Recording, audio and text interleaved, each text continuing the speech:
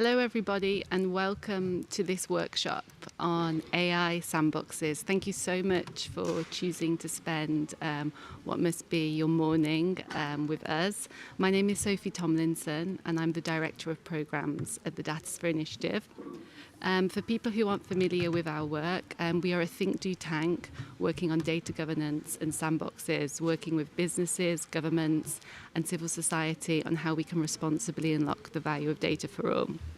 We're here today to talk about how sandboxes and different types of experimental regulatory approaches can help us in using AI, in assessing whether we want to or need to use AI, and also approaching these governance questions that we face as we see AI penetrating different types of sectors. So what I'd like to just share with you before we get started is a QR code to a Mentimeter that we will be running. Please check out the QR code and go to the first question we have for you because we'd love to get your insights. We have a very diverse and an exciting panel today with many different speakers, and as you can see from this list, we have a couple of people online but also in person with us here in Oslo at the IGF. I'm going to introduce them as we go through the session, but as you can see, all their names here.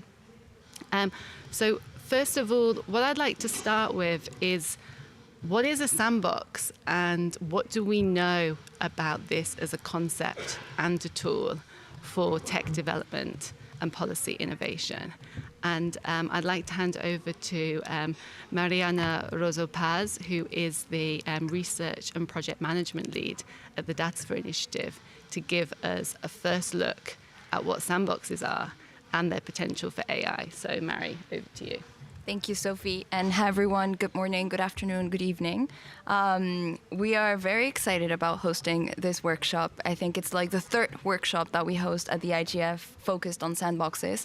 And for those that are here in person, I'd actually like to see a little show of hands of who here played in a sandbox as a kid, or maybe with Legos, with building blocks. Building things. I see laughs and hands going up, even from the technical team, which is exciting. Well, I did too, and I was actually quite obsessed with playing with Legos and building things. And one of the things that we realize when it comes to governing data responsibly and emerging technologies responsibly is that we often forget how we used to play when we were kids. And as we were children and growing up, we were actually quite excited about experimenting and about thinking about building things, building them, and then kind of destroying them and building something new again. And that flexible, agile mindset that maybe we had when we were children is what we're often lacking when it comes to building agile regulations and shaping how we're governing technologies, building technologies, and addressing the complex challenges that we're facing nowadays. So sandboxes, I would actually like for us to go to the Menti. Could we look into the answers of that first question that we had? Thank you. So I'm seeing that people are answering collaboration, solution. That's what comes to mind when you hear sandboxes, which is an exciting response, I must say. And that's actually what sandboxes are all about. It's about flexibility. It's about collaborating. So sandboxes are collaborative spaces, safe spaces for collaboration in which, by nature, different stakeholders come together to craft solutions, experiment with technologies. There are different types of sandboxes, as we will be more than happy to share more of later, but regulatory sandboxes are those in which the different stakeholders, the public, the private sector, and hopefully also civil society, experiment and test technologies against an existing or an in-development regulatory framework. And operational sandboxes are those in which different stakeholders test with the data or with existing technologies. Sandboxes can also be hybrid, and we can go more into that. They were originally created within the finance sector to test financial technologies, and they are now being used across sectors for AI, for health, for transportation, and in many other use cases. And they're a promising methodology in the end that has already been implemented, again, across sectors. And is being pretty effective in driving innovation and ensuring that we are doing things as we were when we were growing up. So I'm seeing very interesting responses, testing, collaboration, solution. And if we go back to the slides that we had, I also wanted to share at the DataSphere Initiative, we have been doing intense and extensive work around sandboxes. And we're sharing here, thank you. We're sharing here our Sandboxes for AI report, which is our latest report focused on the potential of sandboxes for AI. We have a mapping that has identified over 66 sandboxes that now is around 150 focused on different topics and particularly on AI innovation. And here you can also see a map of the distribution of sandboxes across the world, which is a very exciting and interesting methodology that's being implemented not only in developed countries, but also in developing economies and in countries throughout the global south, in Latin America, in different countries in Asia and in Africa. So we're seeing that this is a tool that's proven interesting, successful, and powerful when it comes to testing bold ideas in collaborative and safe spaces. And at the DataSphere Initiative, we also have a methodology on how to do a sandbox that includes not only thinking about how to do them responsibly, but about responsible design, effective communication and engagement, and making sure that it is not only a space where specific startups or private companies have access to resources and testing and iteration, but it's also a space that in the end creates public value and translates into better technologies for our society in general. So that's a bit of a snapshot of what we do, and back to you, Sophie, for our interesting conversation today. Thank you, Mariana. So why sandboxes for AI in particular? This is what we want to talk about now in this first session. And I'd like to welcome Meni, who is the Digital Policy Manager at the International Chamber of Commerce, to share her thoughts on this. So Meni, you're working at ICC with businesses from all around the world across all sectors.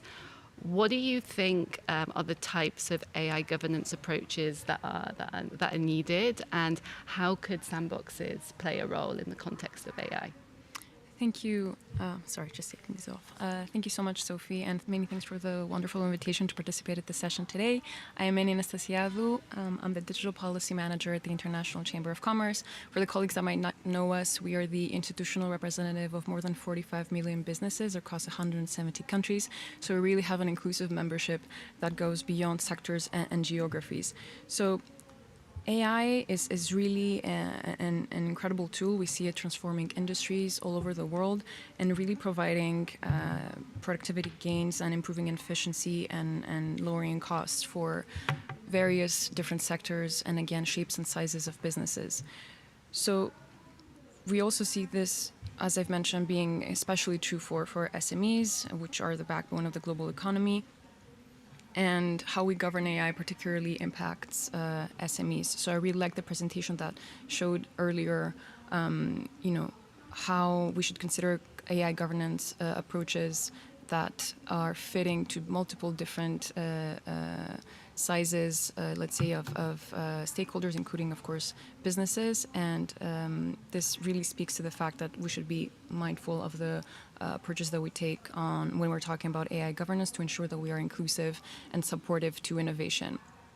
So to that point particularly, ICC has put forward a proposal for an AI governance framework that we call the four-pillar approach. We publicized it through the ICC narrative on artificial intelligence in September of last year. And the thought process that we present around this is that in order to ensure that we sustain the use of AI in a safe way that benefits different sectors, economies around the world, we really need to make sure that AI governance frameworks are harmonized with existing global agreements, that they don't really create a patchwork of regulations, which, as we know, makes it particularly challenging for SMEs to respond to. And this can help reduce barriers and compliance complexities. We should also make sure that AI governance frameworks are flexible and do not hinder investment. and of course that they create at the end of the day favorable commercial conditions that can support entrepreneurship. So back to my point on ICC's 4-pillar narrative or 4-pillar approach to AI governance. So what we want to show is that by adhering to the ideas that I mentioned earlier, all businesses can really harness the power of AI to drive innovation and ensure compliance and build trust. So if we align AI governance with that in mind, we can really ensure that everyone is equipped to harness AI and accelerate their growth.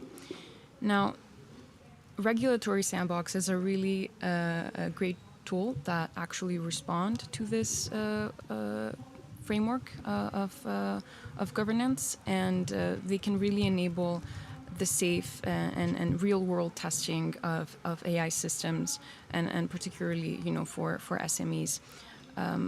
Mariana, you spoke earlier about how sandboxes were first used in fintech, but since then we have seen how their use has spread and to cover other areas and covering an inclusive set of geographies. So I really like the mapping that you've shown us earlier, which really speaks to what an important of a tool AI sandboxes are to the trustworthy and safe AI governance model.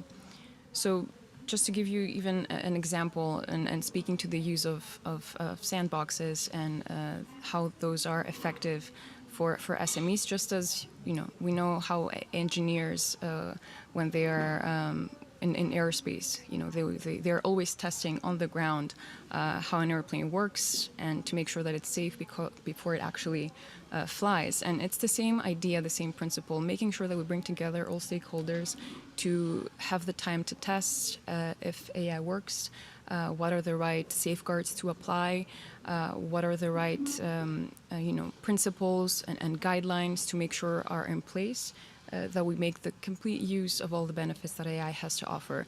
And this can eventually then help all deployers, developers, and users of AI to really take off, and can help eventually also SMEs take off in their use, just as airplanes do. Yeah. So perhaps maybe I can stop here and. Thank you for that analogy. I think it's really helpful. I'd now like to move on to Alex Musso, who's the policy officer at the European AI Office. Alex, your role at the AI Office has a component which is very much focused on sandboxes. Could you share a bit of background on the role of sandboxes in the EU AI Act and why you are thinking of how we can actually use these tools? Yes, of course, I would be happy to, Sophie. And also thank you so much for those considerations, Manny. It's really important, as you say, that we create favorable commercial conditions, and I think it's this balancing act, right, of responsibility, but also like innovation and how we get that right. Because as citizens, we want great products, but also kind of safe products and services, right? So I'm just going to spend 3 minutes to talk about 3 things. The first is a bit of my story, and the second is this balancing act, and the third kind of what are we doing in the European Commission and this implementing act that we are working on. So I have a background as a social data scientist and also with artificial intelligence in public services. So I worked 5 years with AI policy nationally in Norway with the research community, with machine learning, artificial intelligence and robotics. However, I was also kind of involved a lot of the time in this sandbox we had in Norway for privacy, but that had exclusively kind of AI cases, and a lot of exit reports that you can find on the internet if you search for the privacy sandbox in Norway. So being here in Norway and being back, I now work in Brussels, and I've been there for 1 year with my family, working in the European AI office, and it's been quite a journey to start in a new place. And but I have to say it's a really wonderful place to be if you're interested in AI policy and law, and it kind of. It's brought me to think about the whole European region, right? And how do we kind of get this balancing act right? Because I think as a region, we have an approach. We have certain values that we aspire to, and for us, I think we want to be treated in the best way possible as citizens, as co-workers, as part of society.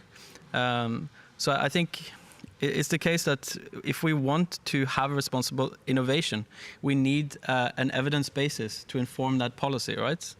So if we don't learn, this regulatory learning, kind of like there are regulators that are building their competence on AI as we speak, and try to see kind of what is the right way, to ensure that we get this innovation that we want, but also in a way that fulfills citizens' needs, And it's not just based on a buzzword or like based on a promise that is unfulfilled, right? So to not waste money and time, we have to make sure that products actually work as intended. And the sandboxes are, I think, a really good mechanism, a good policy mechanism to do this. So what are we doing in the European Commission right now? We are really working together with member states. We have an AI regulatory sandbox subgroup under the AI board. So we work with member states on a very regular basis. We are writing an implementing act for AI regulatory sandboxes. And we are supporting the rollout of the sandboxes across Europe with the coordination and support action EU's AIR. So yeah, so I think in that sense, it's there's a wide range of things that we are doing, but right now it's just sort of like what frameworks are we looking at?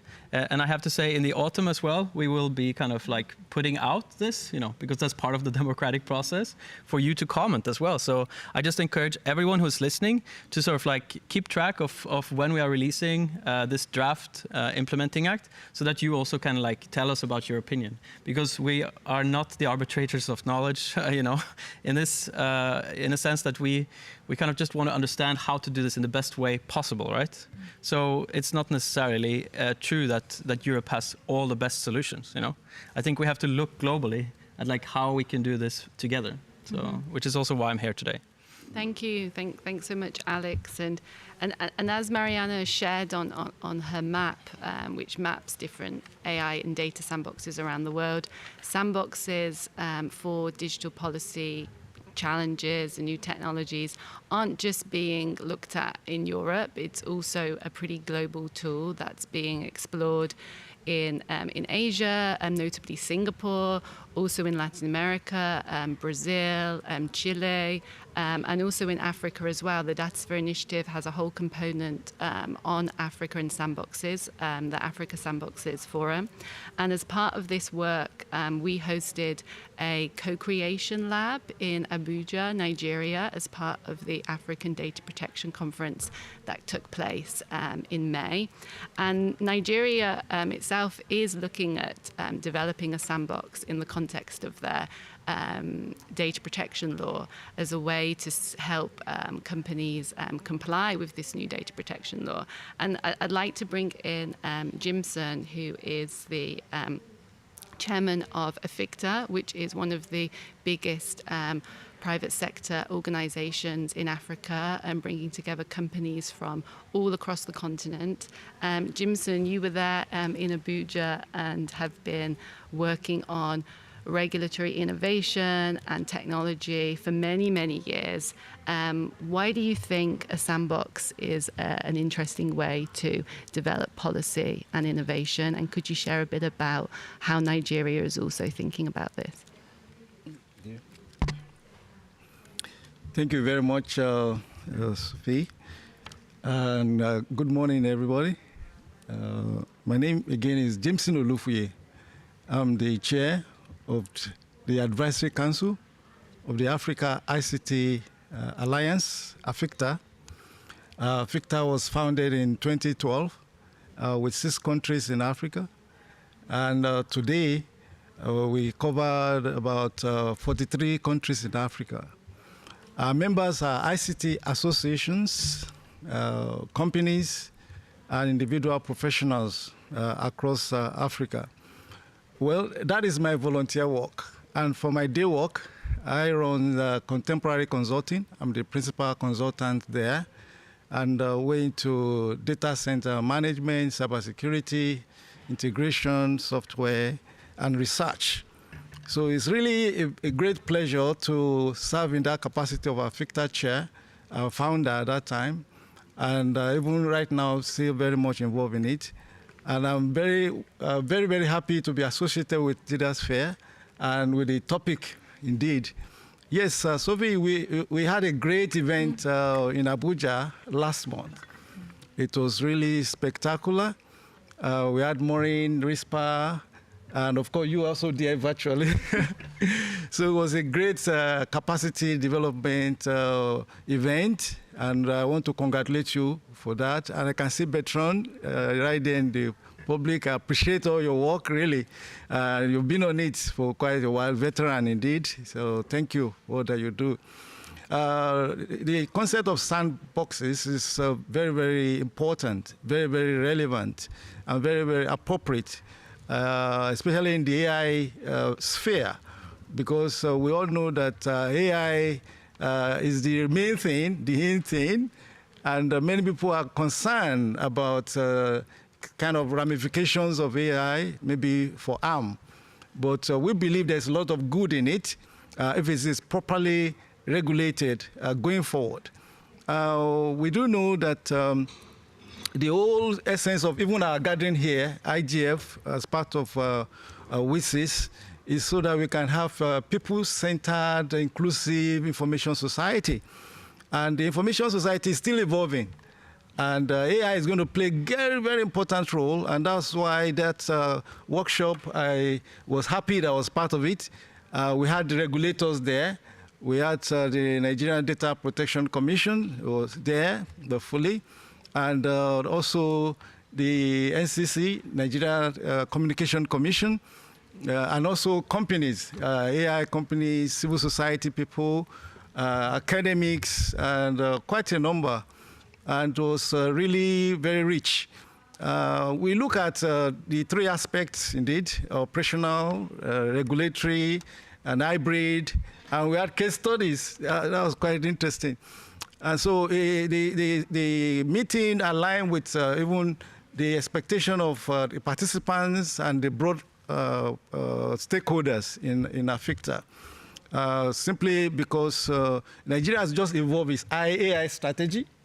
AI strategy was evolved, bringing all stakeholders to work on it. Now we're going to AI law, okay, and we need a regulation. And also, it must start with data governance, basically. And that's why the Nigerian Data Protection Commission took it very seriously.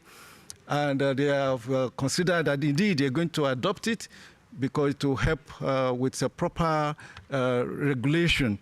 Even some of us that develop application, we learned a lot that we can actually use it to be beneficial in terms of market reach, in terms of the kind of product we need to design, in terms of what customer wants.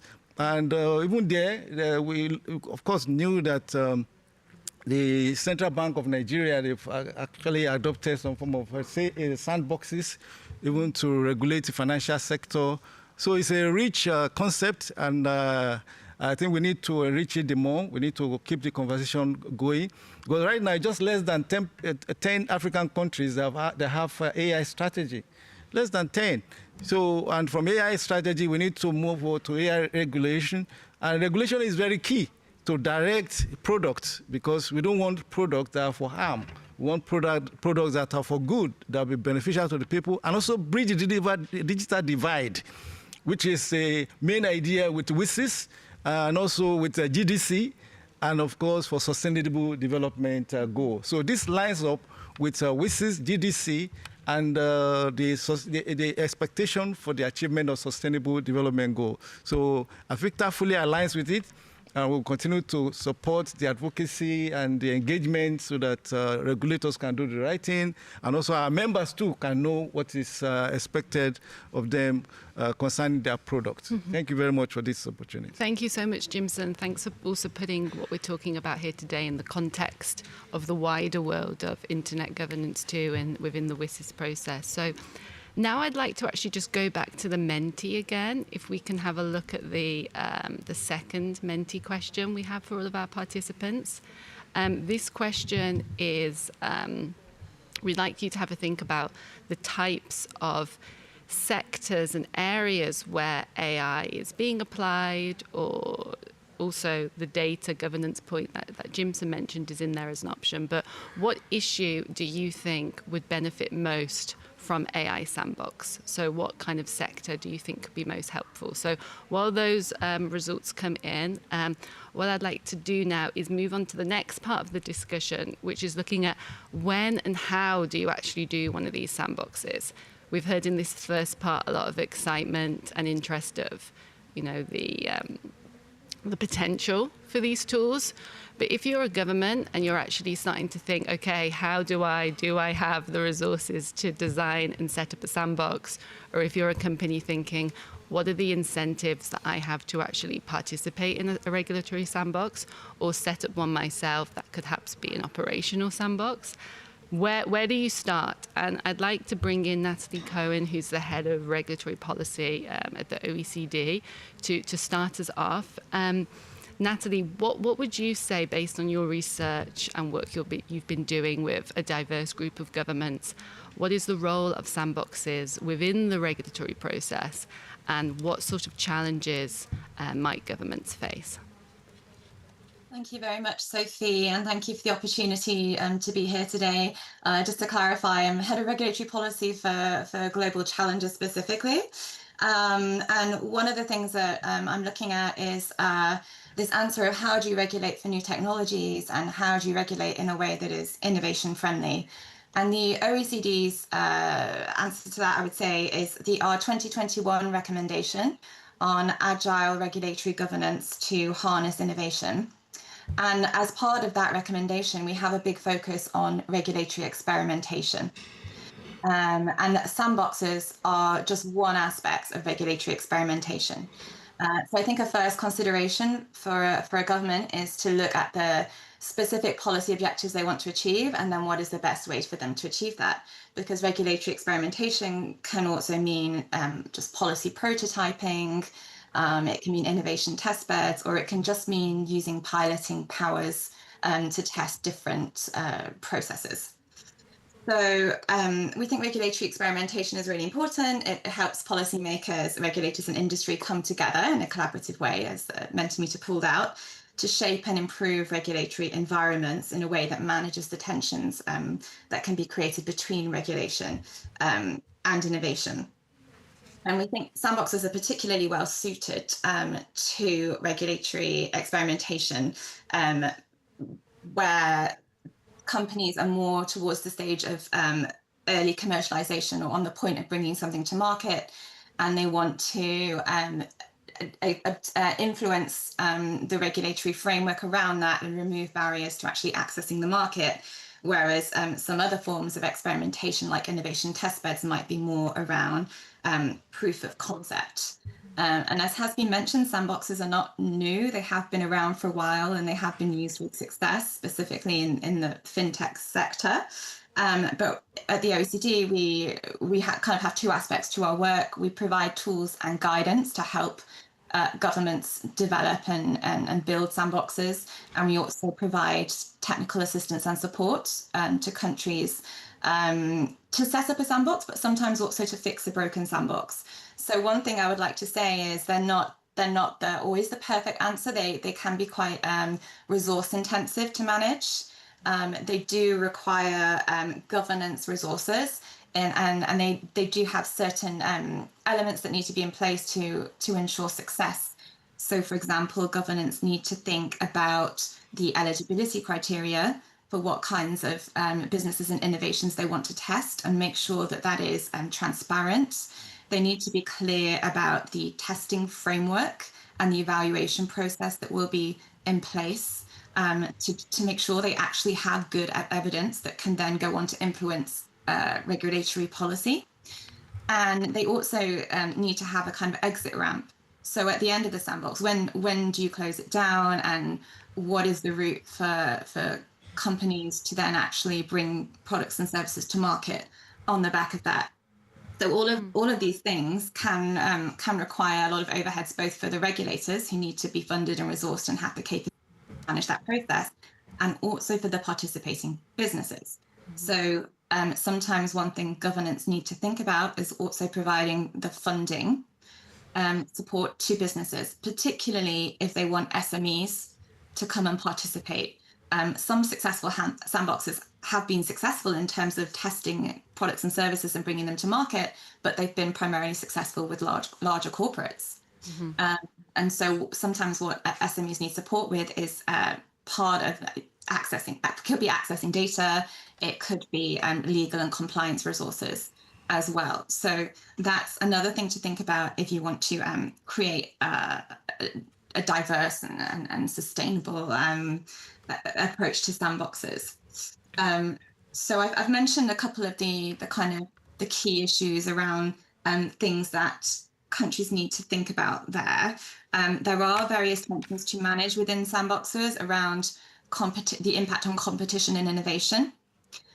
So regulators and policymakers will be keen not to create market distortions, not to kind of overly favor the participants that play in sandboxes, while at the same time there need to be incentives for businesses to participate.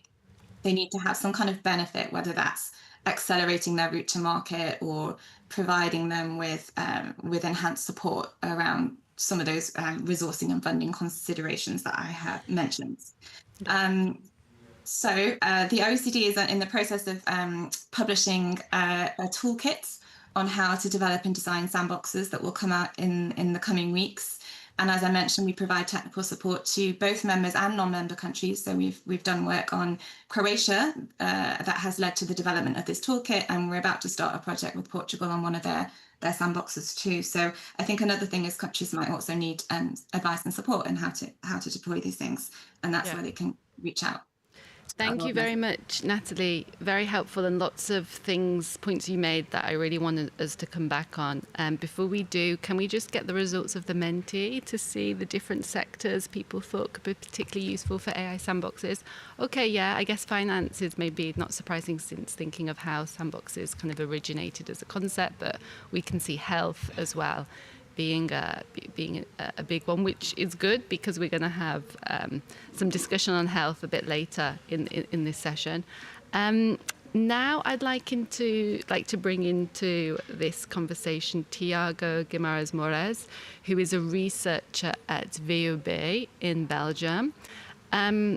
Tiago, you're researching sandboxes around the world, and you also have some experience yourself participating and designing one.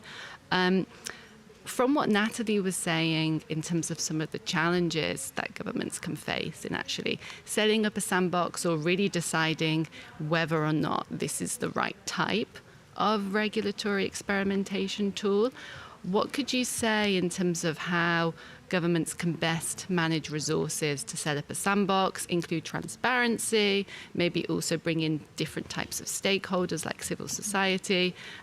Could you share some of your thoughts on this, please? Yeah. Hello, everyone, and thanks, Sophie, for the invitation, the DataSphere invitation. It has been very nice to be engaging with the DataSphere and other colleagues that I see here in several fora, and definitely being the IGF, it's definitely relevant for such a topic. Just before starting, as a very clear disclaimer, I'm speaking today as a researcher, a PhD researcher at VUB, as you mentioned, but some of you might know me as well as a practitioner from the Brazilian Data Protection Authority.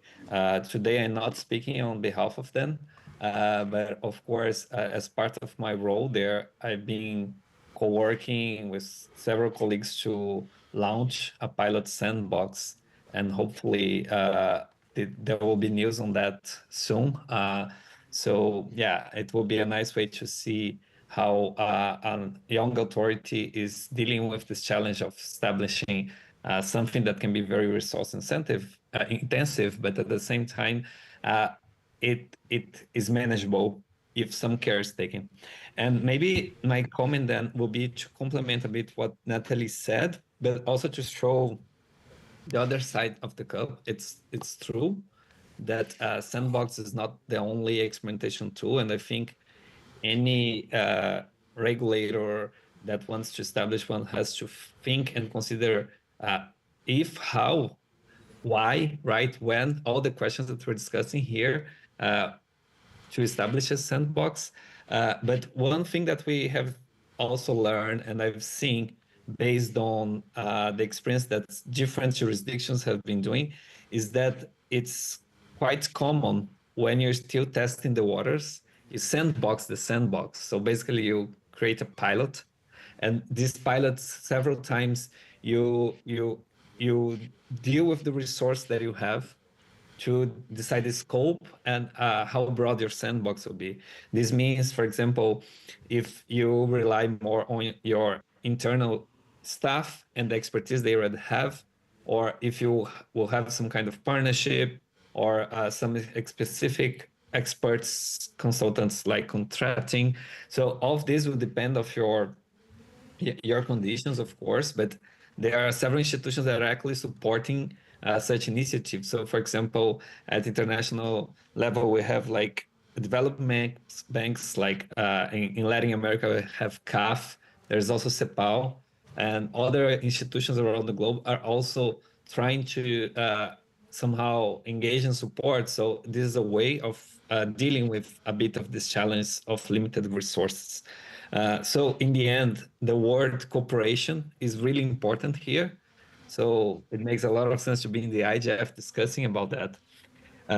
And maybe as this first part of my speech, one other thing that I believe it's very important to consider as you frame who will be your co-partners in this endeavor, and how you're going to establish for how long, because some sandboxes can be quite short. There are even cases of like 3-month sandboxes.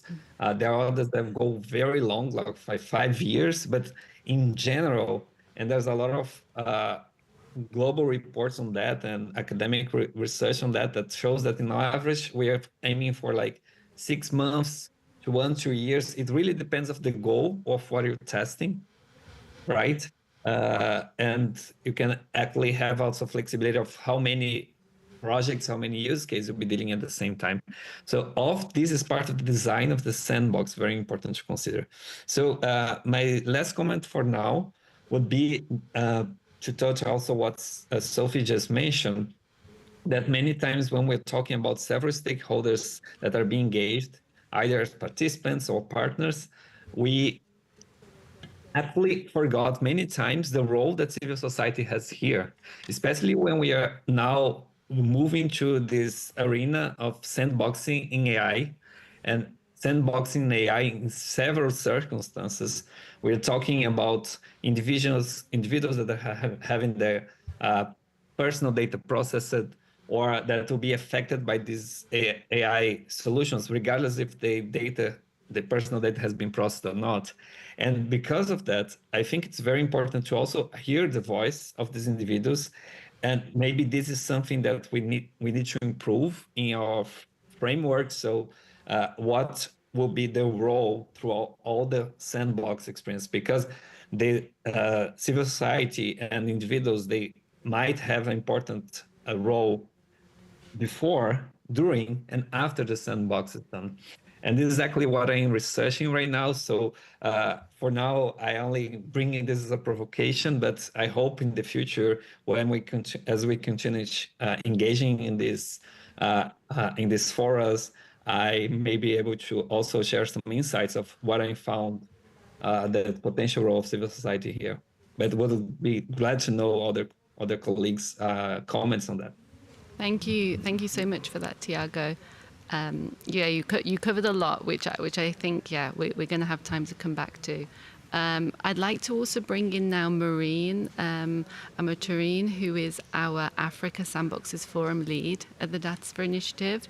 Maureen has been doing a lot of work researching in Africa how sandboxes are being used, interviewing private sector who have been participating in sandboxes, also government setting them up.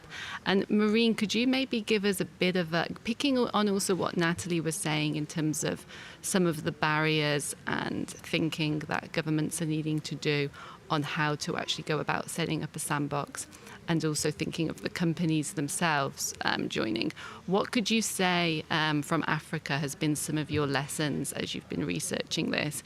And could you also mention a bit about the types of training and support that the Datasphere Initiative is also providing to governments who are planning to set up sandboxes? Sure, happy to, Sophie. Thank you so much. And I'm really glad to be here and to see you all who are participating. So let me start by just sharing a few numbers. So we've looked into sandboxes in Africa, and overall, at least from the last time that we updated the mapping, which was sometime earlier this year, we have about 25 national sandboxes. And of these, 24 are in the finance sector. So, which would mean that authorities and public, or what we call government authorities, are now starting to get into sandboxing. So it's a new space, a space which they have to identify quite a number of the core elements of sandboxes. The beauty is, from the conversations that are happening on the continent, regulators have really embraced the idea of experimentation when it comes to regulating these emerging technologies like AI.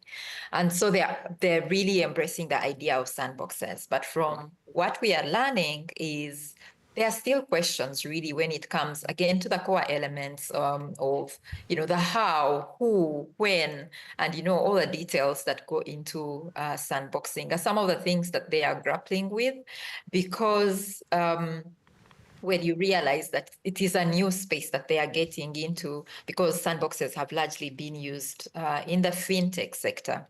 And so part of what we have been doing is, of course, learning from what is available online. Who is sandboxing? Do they have lessons to share with those who are getting into the space of sandboxing? And that we have documented in the report that Mariana shared earlier, the Outlook, Africa Sandboxes Outlook report. But we are also going ahead to engage with stakeholders, and largely, so far it's been largely regulators, but we are also starting to engage with private sector and other types of stakeholders to now start thinking about the core elements of sandboxing.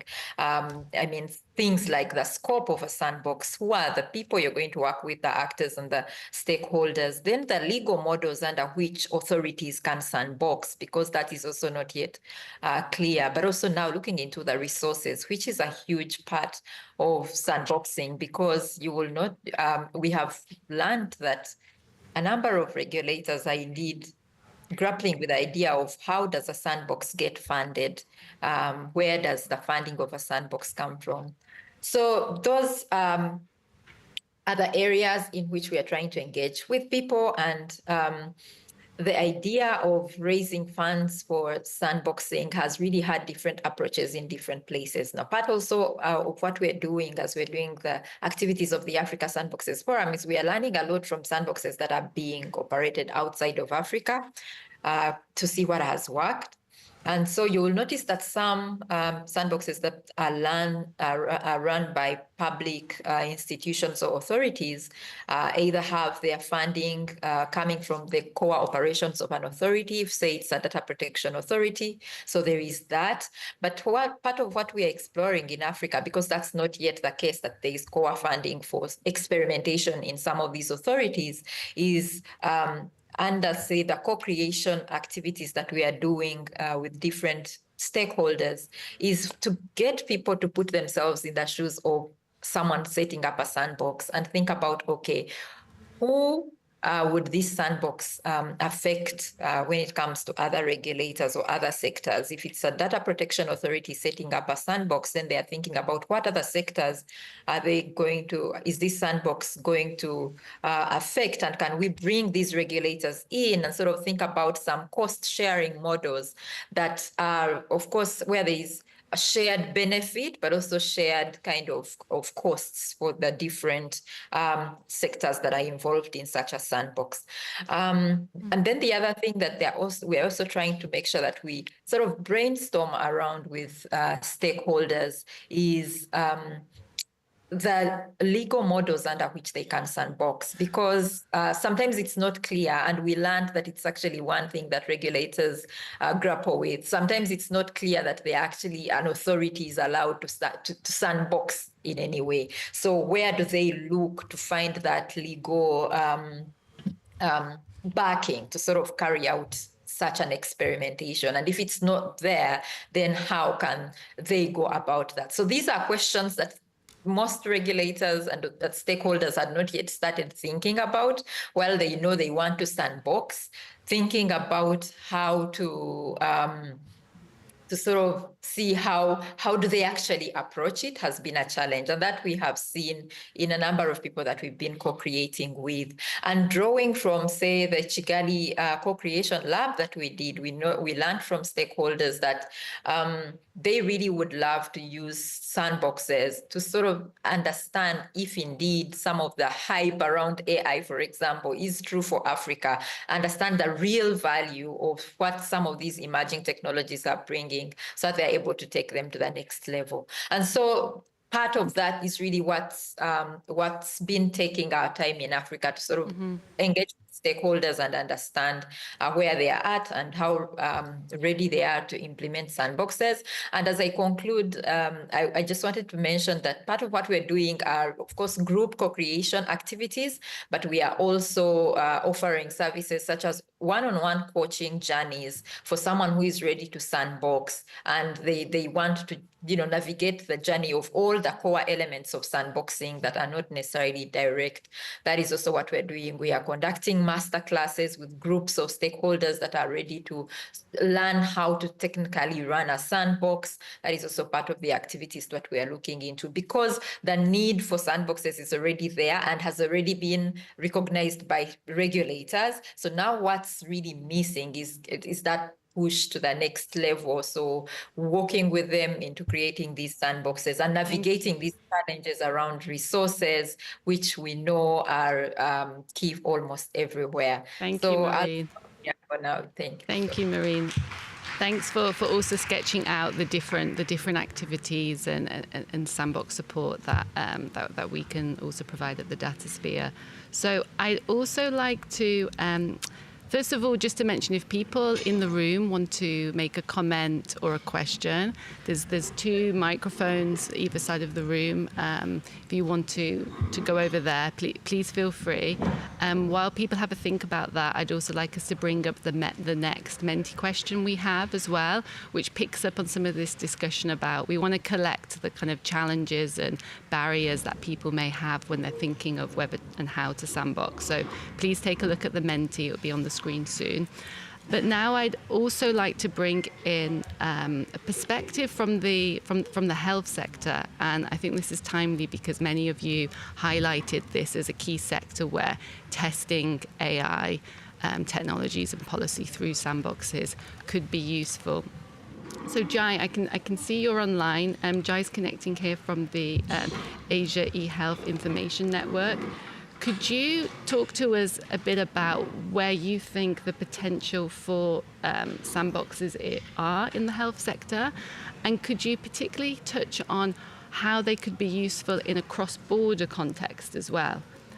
Because I know that you're doing a lot of this in terms of your convergence work at the Asia eHealth Information Network. So over to you, Jai, please. And Jai is the Executive Director at the Asia eHealth Information Network.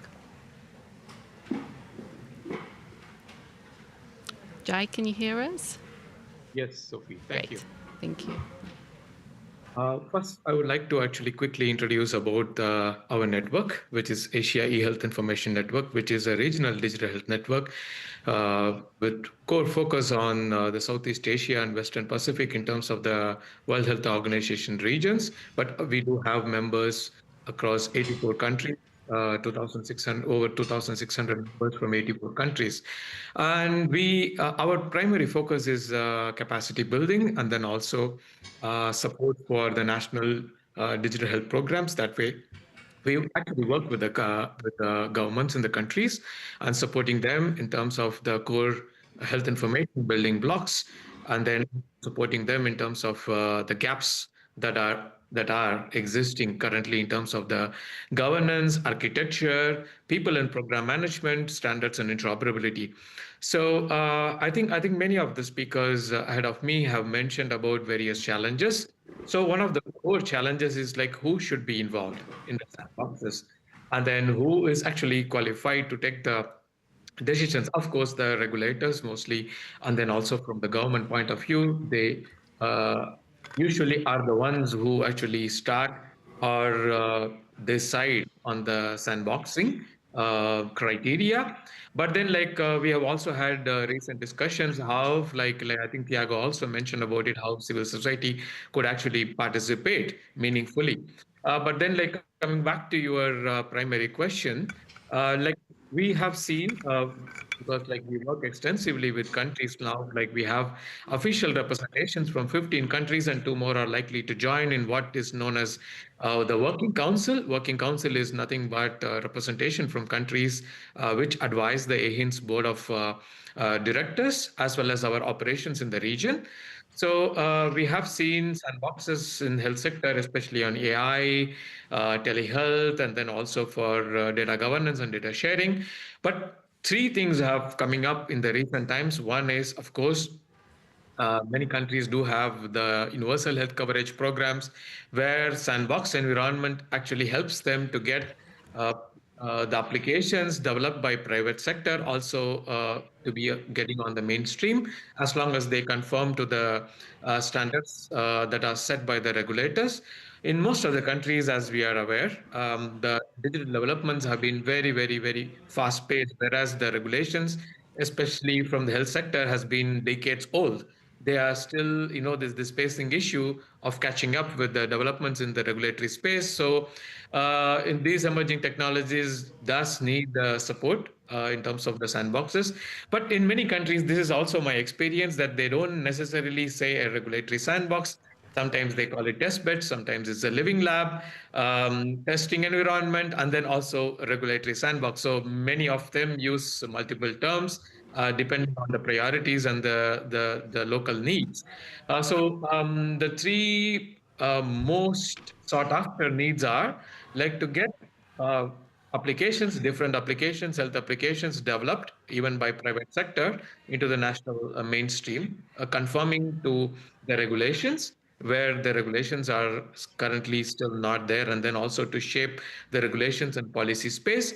And then the second one is on interoperability, because most of the solutions need to be actually interoperable. There are standards, but still there are sandboxes that are set up to make sure that the solutions actually conform to the standards. So interoperability is the second use case. And the third one is about the data. We have occasions where there are countries from which, like for example, medical tourism, as well as like people going for treatments in other countries. So there is a need for information to be shared at the same time in a very responsible way.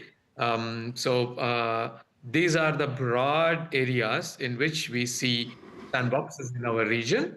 And then, in fact, like we do have a country currently discussing with us their need for sandboxes and then probably support. And they have expressed several challenges also. So in fact, we look forward to work together with DataSphere and other partners, especially those who are willing to support us in terms of the funding and capacity building in this space to work together. I hope I answered your question. If not, please let me know. Thank you, Sophie and colleagues. Thank you so much, Jai. I think that really provides a good kind of snapshot of the different types of considerations people and experts in the health sector, especially in the Asia region, are thinking when it comes to how we can make the most of these different types of technologies for interoperable and cross-border health approaches. We've got also now some of the different points that we've heard from the mentee in terms of the different barriers. I'd also like to just note a question, a very useful question that we've had on the chat from a representative from the Institute for Policy Studies and Media Development in Vietnam. This is a think tank specializing in digital technology policy. Their question is around how do countries design policy packages and govern sandboxes? Should AI and data sandboxes be structured separately or integrated? and what types of legislative or regulatory features have proven most effective in making participation more accessible to businesses and especially SMEs. So as we go now into our final set of interventions from speakers, I can't see that anyone in the room wants to make a comment, so I'll keep going. I'd like to, invite Alex again to share some of his reactions to what he's been hearing throughout the discussion today, the types of barriers that people have looked at when it comes to designing sandboxes, and also linking to the cross-border potential of sandboxes that Jai was talking about. Could you tell us a little bit about how you're also thinking of this in the context of the EU AI Act as well? That could be helpful. Over to you. Yes, of course. It's really great to listen to all these different perspectives, and I think I could start with the last questions. I mean, especially relating to kind of like how to facilitate SMEs and startups. And in the EU AI Act, it is fairly explicit as well that the participation for SMEs and startups should be free. You know, so I think this is kind of like I guess one mechanism, of course. If it's if already a startup and SME or SME have kind of overheads, then it could, of course, be challenging to participate. And I think Thiago's questions about civil society. I think one of the really wonderful things about sandboxes is that, and this is also a conception in the AI Act, that we have these sort of exit reports. So I think like dissemination activities and involving a broad set of stakeholders in kind of thinking about what did we learn, you know? Because this is, I think OECD outlined as well that this can have a cost, you know? So to get value out of the money that is being spent on these sandboxes, I think one should not ignore the importance of dissemination activities. So I mean, in many ways, sandboxes were, created as a measure to try to ensure responsible innovation. And I think just talking about what is the irresponsible innovation or potential for irresponsible innovation, right? So, and in the finance sector, you know, with 2008 and the financial crisis, you know, collateralized debt obligations and yeah, sorry. Yeah. So. There's something wrong with the sound. Yeah, there's I think. an echo. Yeah. So, I'm sure they'll fix it. Okay, things are better. Yeah, there's still an echo. There's an echo.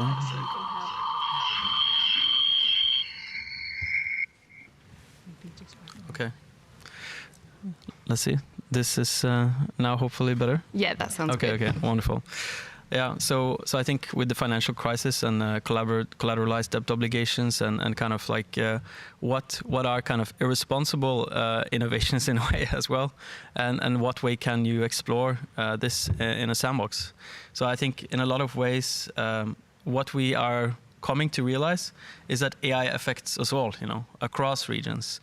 So in a sense, you know, what can we do to really unite across borders, you know, and like this is also why kind of like these sort of joint AI regulatory sandboxes as a policy mechanisms, I think were conceived of in a sense, you know, to see kind of like can there be really kind of extensive collaborations on like transport or health or like other aspects, and could sort of like leading regulatory environments kind of come together to really try to dive into that and figure that out. So this is kind of like part of what we are going to explore, and this is also written into the AI Act itself, but also into the Interoperable Europe Act. There is kind of a mention of cross-border sandboxes. So I think we will see over the coming years this new type of experimentation, you know, and I think like what I can say right now is that we are kind of starting to facilitate that, and we will be working on the rollout of that. So kind of like any type of engagement with this always, I think, will be welcome over the coming years. Yeah. Thank you, Alex. And I can see we have one question from the floor, which is great. Before we go to you, I just want to get Jimson to share some reactions to what Alex has been saying and what we've discussed so far, especially about business incentives when it comes to participating in sandboxes. Jimson, knowing the members of AFICTA, what do you think what kind of questions would they have, and how could you incentivize business to participate in sandboxes? Would it be, as Natalie's saying, there would need to be, perhaps funding for some SMEs? Would there be some incentive if the sandbox was actually going to be kind of cross-border in nature, so actually looking at interoperability between different African countries? Where do you see some of these questions that people have been asking? Yes, thank you very much, Sophie. The discussion has been very fluid and very useful and highly relevant. To really operationalize sandboxes, it requires a lot of stakeholders, a lot of interest, and importantly to the SMEs, it needs some coordination, and that's why AFICTA is there, and we are engaged in terms of creating the necessary awareness, especially in terms of members that want to create products that has countrywide and regional-wide benefits. So in this regard, of course, sandboxes would be necessary, absolutely necessary.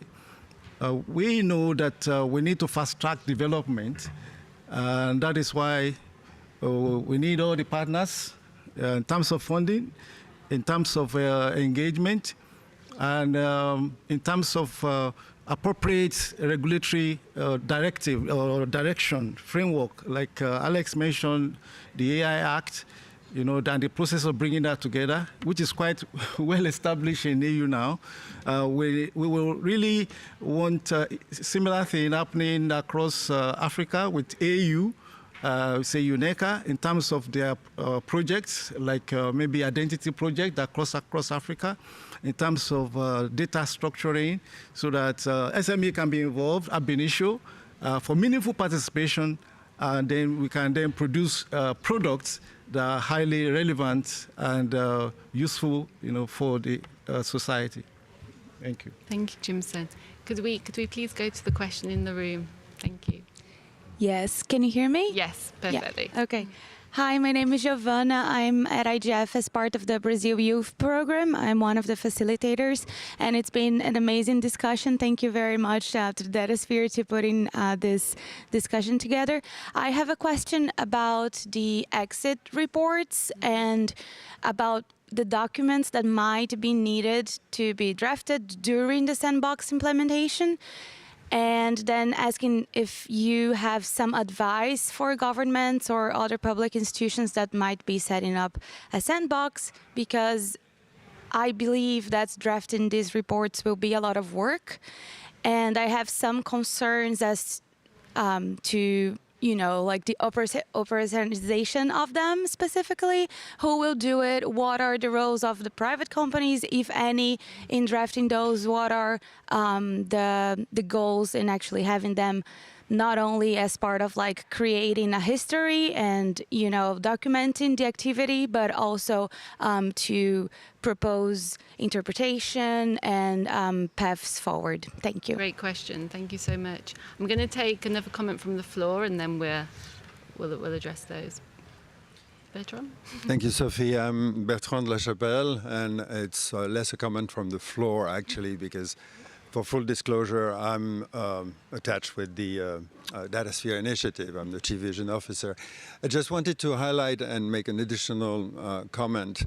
There are keywords that we don't dare to use, but that are very important in this discussion. One is mistrust. And we have to recognize that in the last 20 years, a huge amount of mistrust has grown between public authorities, private actors, and civil society. Sandboxes are one of the tools that brings the capacity of dialogue particularly when the discussions are taking place very early on. And in the mapping that the data sphere has done, we see certain countries that are using sandboxes not only for compliance verification or for pure regulatory aspects, but also to understand better between the different actors what are the parameters of a particular sector. The second word is anxiety. There is a little bit of anxiety about this new tool. The methodology is not completely stabilized, and there is a risk. This is not the way operators are functioning. And there are questions of who is taking the lead in one organization. How is the distribution of responsibilities? And I think the work that the European Commission and the AI Office in particular is doing in trying to shape how those things are going to be handled, the work that we're doing at the Data Sphere through something that we launched, which is a Global Sandboxes Forum, which is a space for exchanging practices around us, is helping in that regard. And I have here something that I'd be happy to distribute regarding the observatory that we have launched that documents all the experiences around the world on sandboxes that we've documented. Thank you. Thank you so much, Bertrand. Jai, I see you have your hand up. We have 7 minutes left. So yeah, if you want to perhaps answer some of the questions that Giovanna put forward, that would be great, or build on anything. Thanks. Thanks, Sophie. I just wanted to quickly add what was shared just now by the speaker from DataSphere. I think most of the times we look at sandboxes as something like, okay, regulators are the ones who own it, and then there is a kind of an entry or like a gatekeeping. But then why not look at the sandboxes in terms of being a co-creative or collaborative space where we actually help the entrepreneurs, because innovation is really required. And then there are funding constraints or resource constraints. I think that's universal, irrespective. So why not we use this space as an environment where there is a bit of a hand-holding and support that comes from, be it regulators or the governments or the academy, like how we can help those innovations that are coming in the space to actually meet the requirements or that meet the expectations in terms of trust, rather than just being gatekeeping. That's my thought. Thank you, Jai. And then Ahin also uses this approach known as convergence methodology, where we bring the various stakeholders within the country as well as those who are in the country, probably with external. Thank you, Jai. Sorry, I just want to pause it because we've got 6 minutes left, and I just would love Tiago to come in to perhaps answer Giovanna's point on the different types of exit reports. I think that's something that I just want to make sure we answer that question, and I think Tiago would have some ideas on that. Tiago, do you want to maybe share your perspective on that, and as an ending comment from you as well? In 1 minute, thanks. If possible. Yes, of course. I know time is 9, so going straight to the point. Actually, I'm finding fascinating how different regulators have been dealing differently with the exit reports. So in some cases, exit reports have been drafted by the companies, and then many times it becomes more internal knowledge for the regulator. But in other contexts, the regulator has decided to take the lead on that. Like I can give as example the experience in the Norwegian EPA, also the ICO. Several times they have been the one drafting the main exit report, and then of course they do some assessment with the participants to be sure that there's nothing there that's being shared that should not be disclosed. But actually, the way these exit reports, these public ones, have been published, they really cover more about the experience itself than about sensitive confidential issues, which is what the idea should be. And we also see that in the AI Office proposal, or in the AI Act proposal. So yeah, I think it really depends of how you're going to deal with the exit report. But there's definitely room for flexibility here as well, how it's going to be published. Thank you, Tiago. And Natalie, I wanted to bring you in as a final kind of wrap-up thought for us, since we're quite short on time. Bertrand mentioned trust, and I think that's something at the IGF this year. There's a lot of, trying to do a lot of trust building and, kind of support international collaboration as much as we can. How do you think sandboxes can help build this trust at a cross-border level? Yeah, I think this issue of trust is key. One thing the OECD does is a driver of trust in government survey. And I think on the proportion of countries that reply to say that they have trust that governments will appropriately regulate for new technologies was only about 41%. So that shows that the trust is definitely low. I think regulatory experimentation builds the evidence base for making regulatory reform in an area where the risks are not fully understood. Regulatory attempts on AI are still early stage. And so a lot is being mentioned about the risks to society, to the environment of AI, as well as the obvious economic and innovation benefits. And so I think it's that collaboration element. It's creating a space where regulators and businesses and civil society and a range of stakeholders can dialogue and actually build the evidence base together in a way that can then inform and influence a regulatory regime. Thank you. Thank you so much, Natalie. And thank you, everybody, for taking the time. I know a 9 a.m. session is sometimes not the easiest one to get to at the IGF, especially after an IGF music night. So thank you all so much for being here. Thank you as well for all the people who joined us online. Your time and expertise and questions shared was really valuable to us as we try to understand more about how people are thinking about regulatory experimentation, particularly sandboxes. And yeah, thank you for joining us and hope to see you all soon.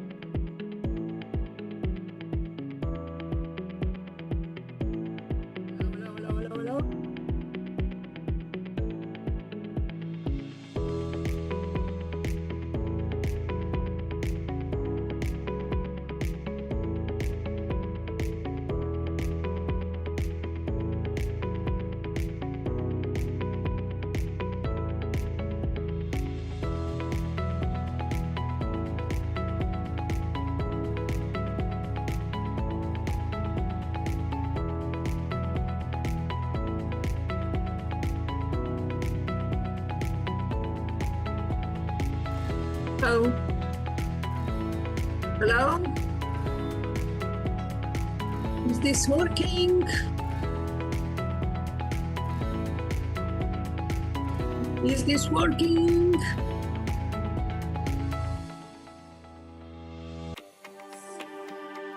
Hello, hello, hello, hello?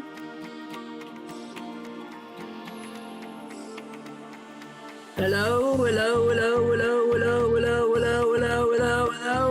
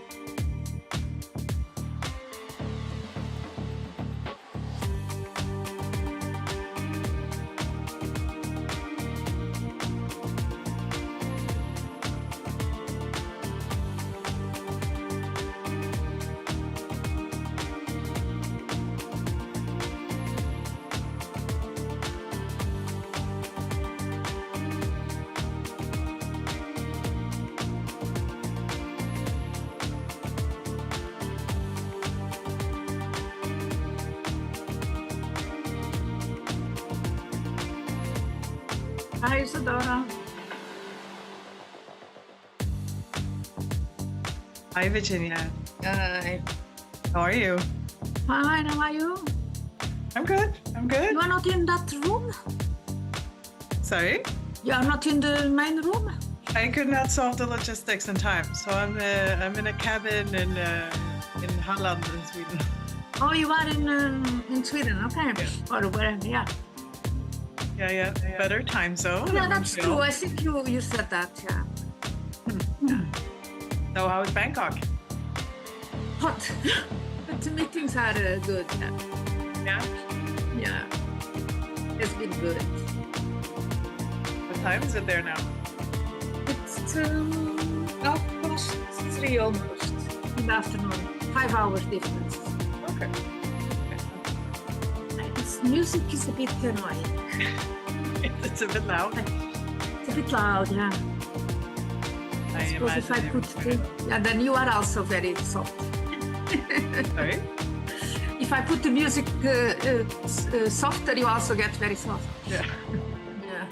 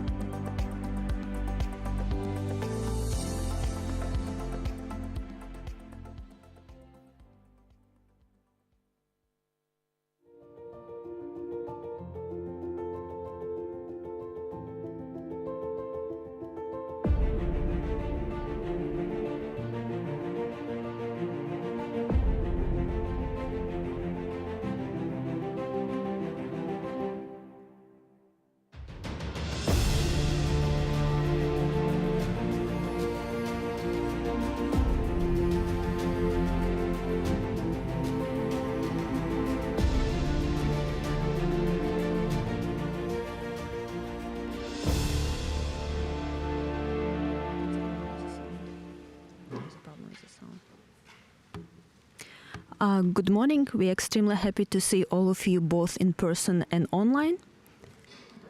My name is Tatiana Titareva. I'm a staff scientist at AI Policy Lab at Umeå University, and I'm going to moderate the session in person.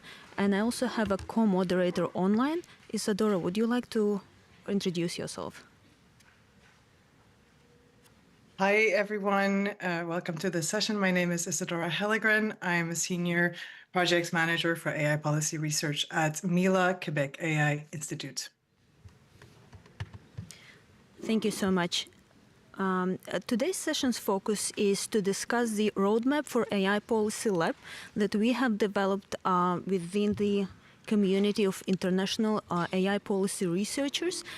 You can see the QR codes both to the roadmap as well as to the community that we are going to launch soon. We would like to achieve the following goals for today's session. Number one, to introduce and discuss the key concepts of the roadmap.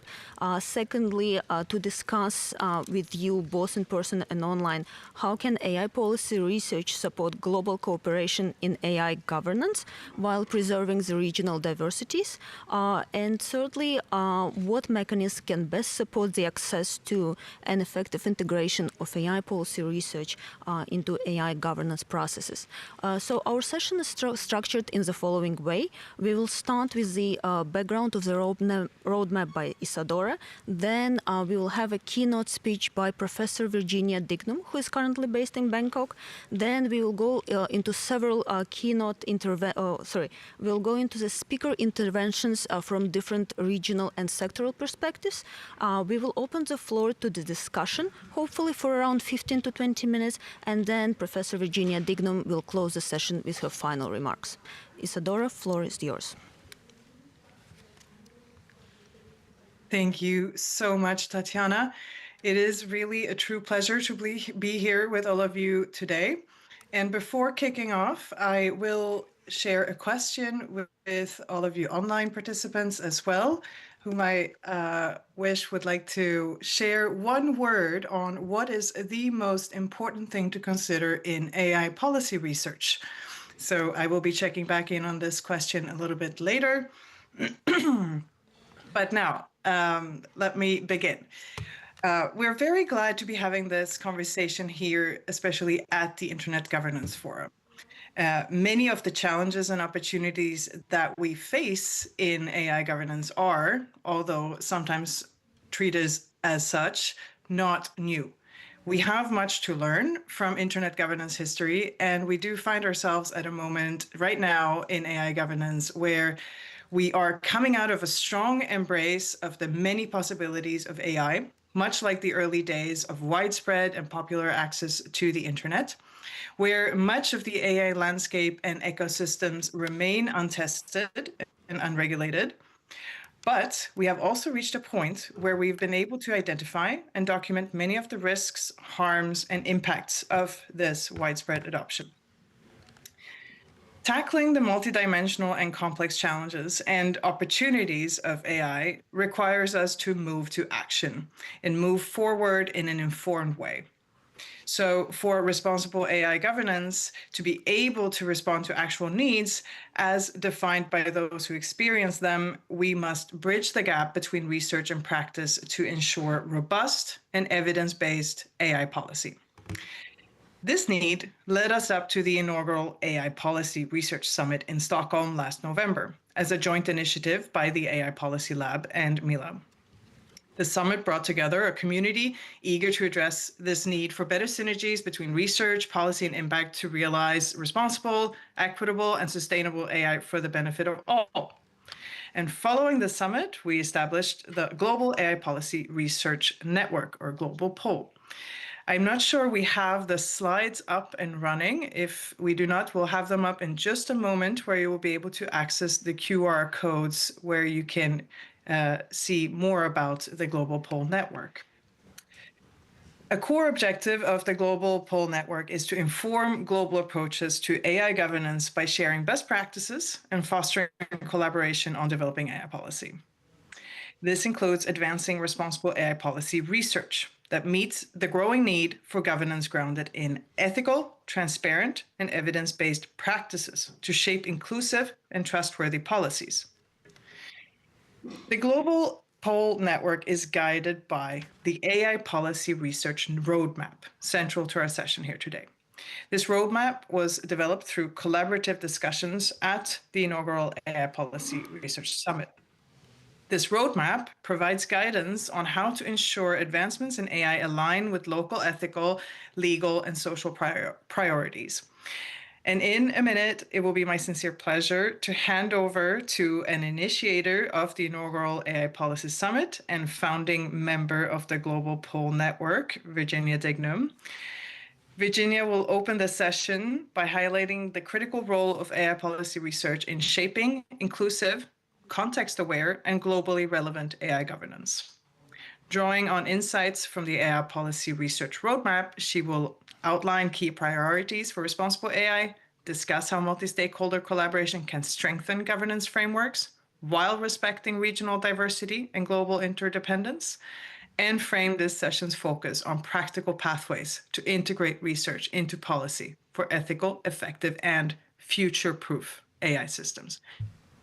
Welcome, Virginia Dignam, Professor of Responsible AI at Umeå University and Director of the AI Policy Lab.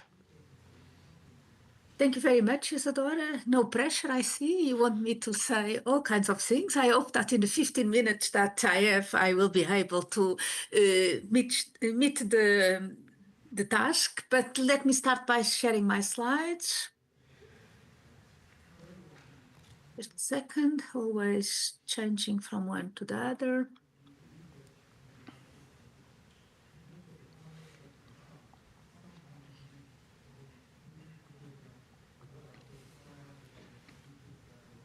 Okay. So the roadmap for AI policy research, and thank you, Isadora, for the short introduction that you made about how we started and where we are now, and also about the community, the network that we are are launching today. I'm trying to give a little bit more of the background on why do we start this, how we see the roadmap being used, and what for can we use this roadmap. Why? First, in order to understand why we have this roadmap for AI policy research, of course, it's important to understand what we mean by AI policy research and why do we need AI policy research. It's no surprise to any of you that AI is shaping societies in a profound and very impactful way, and it's affecting us positively and negatively in many different ways in our rights, our decisions, our behavior, our agency, but also is shaping and modifying global power dynamics. And that is ever more visible since the last few months and how geopolitics are changing. But despite this growing awareness of the change of society, policy responses are very often fragmented, reactive, and also very much dominated by short-term interests. There is no way or no continuity or no globality on addressing policy response to the impact of AI.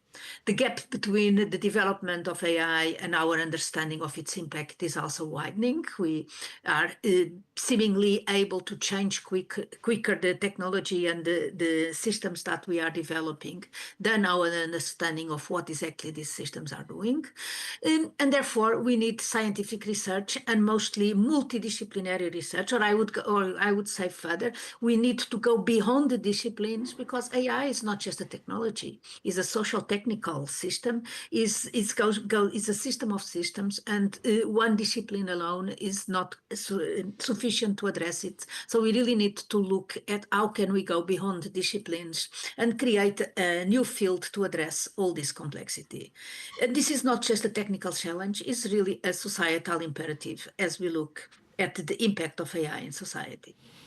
And if we look at that, it's always powerful to use this image by the Mozilla Internet Foundation showing how AI sees the world. And this is an image from 2022. If anything, today, this image is even more skewed than what is showing in the slide.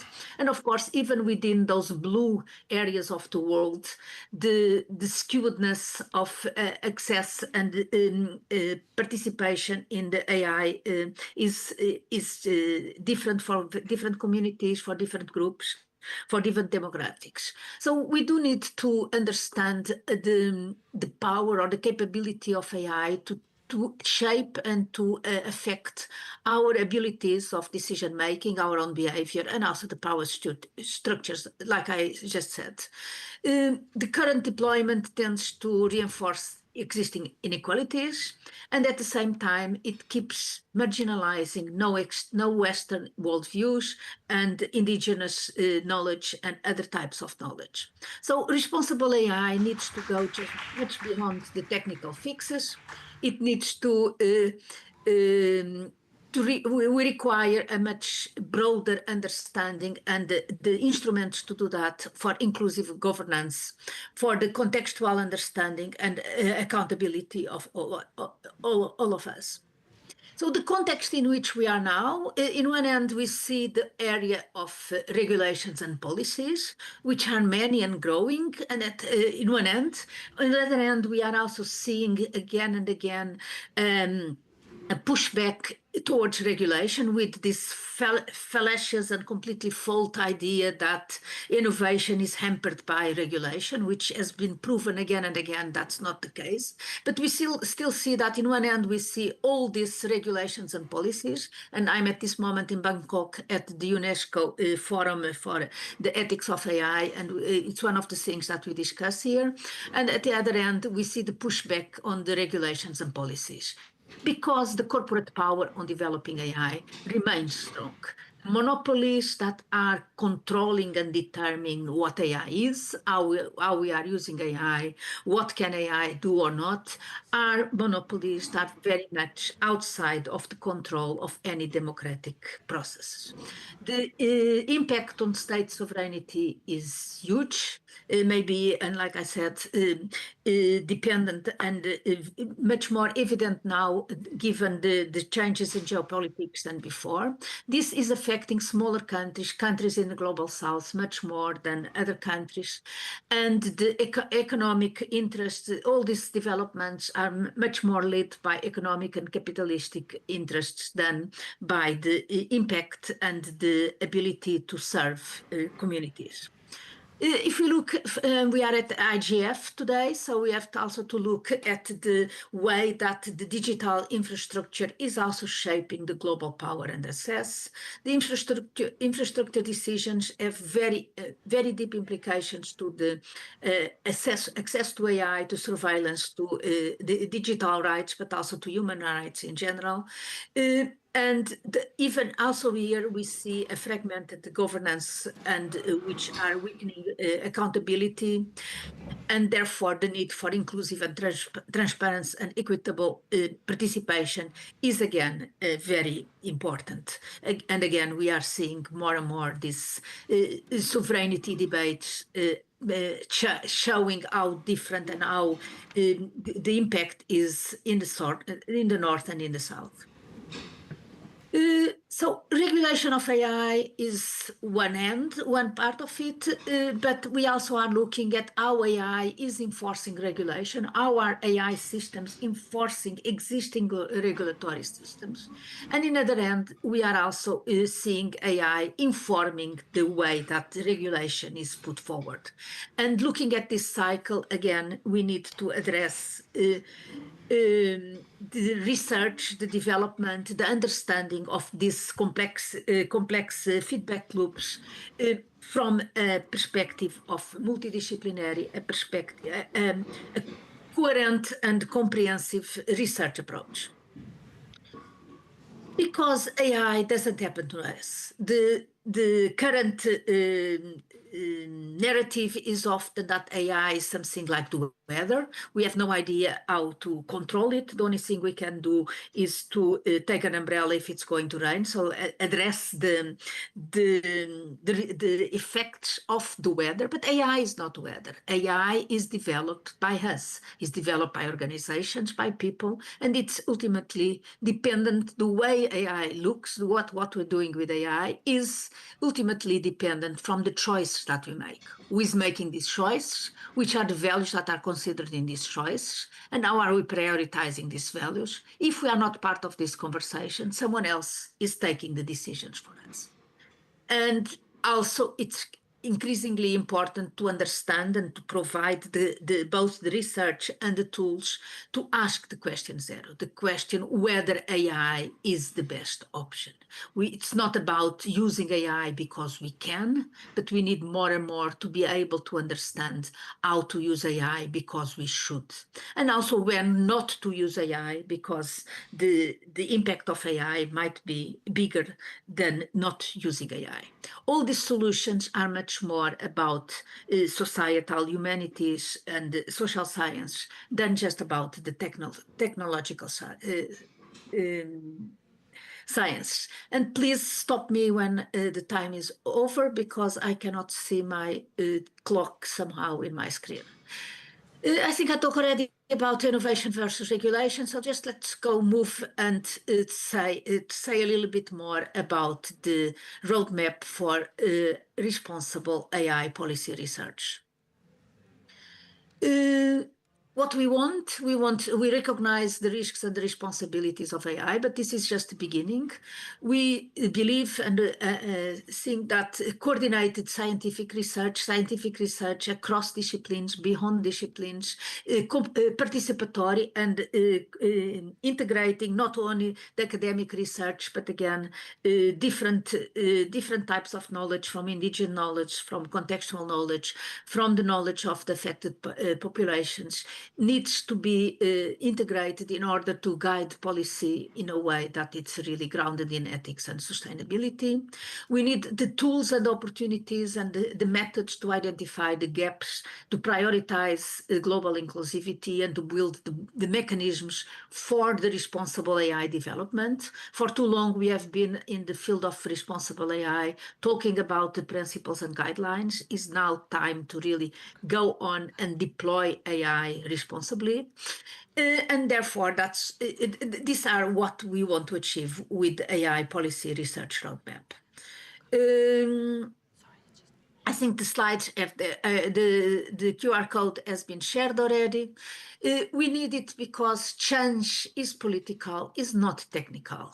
Technology alone is not really going to create the change that we need, the political change that we need, the social change that we need, the way that we are addressing the impact of AI. Digitalization raised many questions which are still unanswered, but we cannot wait for answering the questions about digitalization and then go and answer and address the questions of the next wave, the AI wave. And these feedback loops again and again is the core of the issues why AI policy is especially important. The core principles of our roadmap are the following, and I will quickly go through them. So because we can discuss that later in the Q&A. Human and planetary welfare,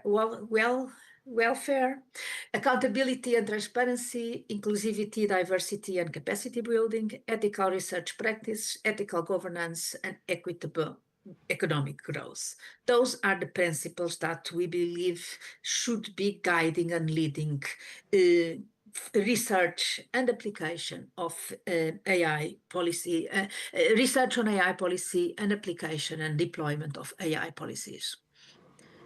Our research priorities are around transboundary governance, about means and tools and possibilities to define and measuring the benefits of AI, and at the same time also be able to define and measure the challenges and the risks of AI, foresight and proactive regulation, looking at codes of conduct, looking how can we embrace and do research based on collaboration, on participation, and not just make that a kind of a side thought or a check in a checklist.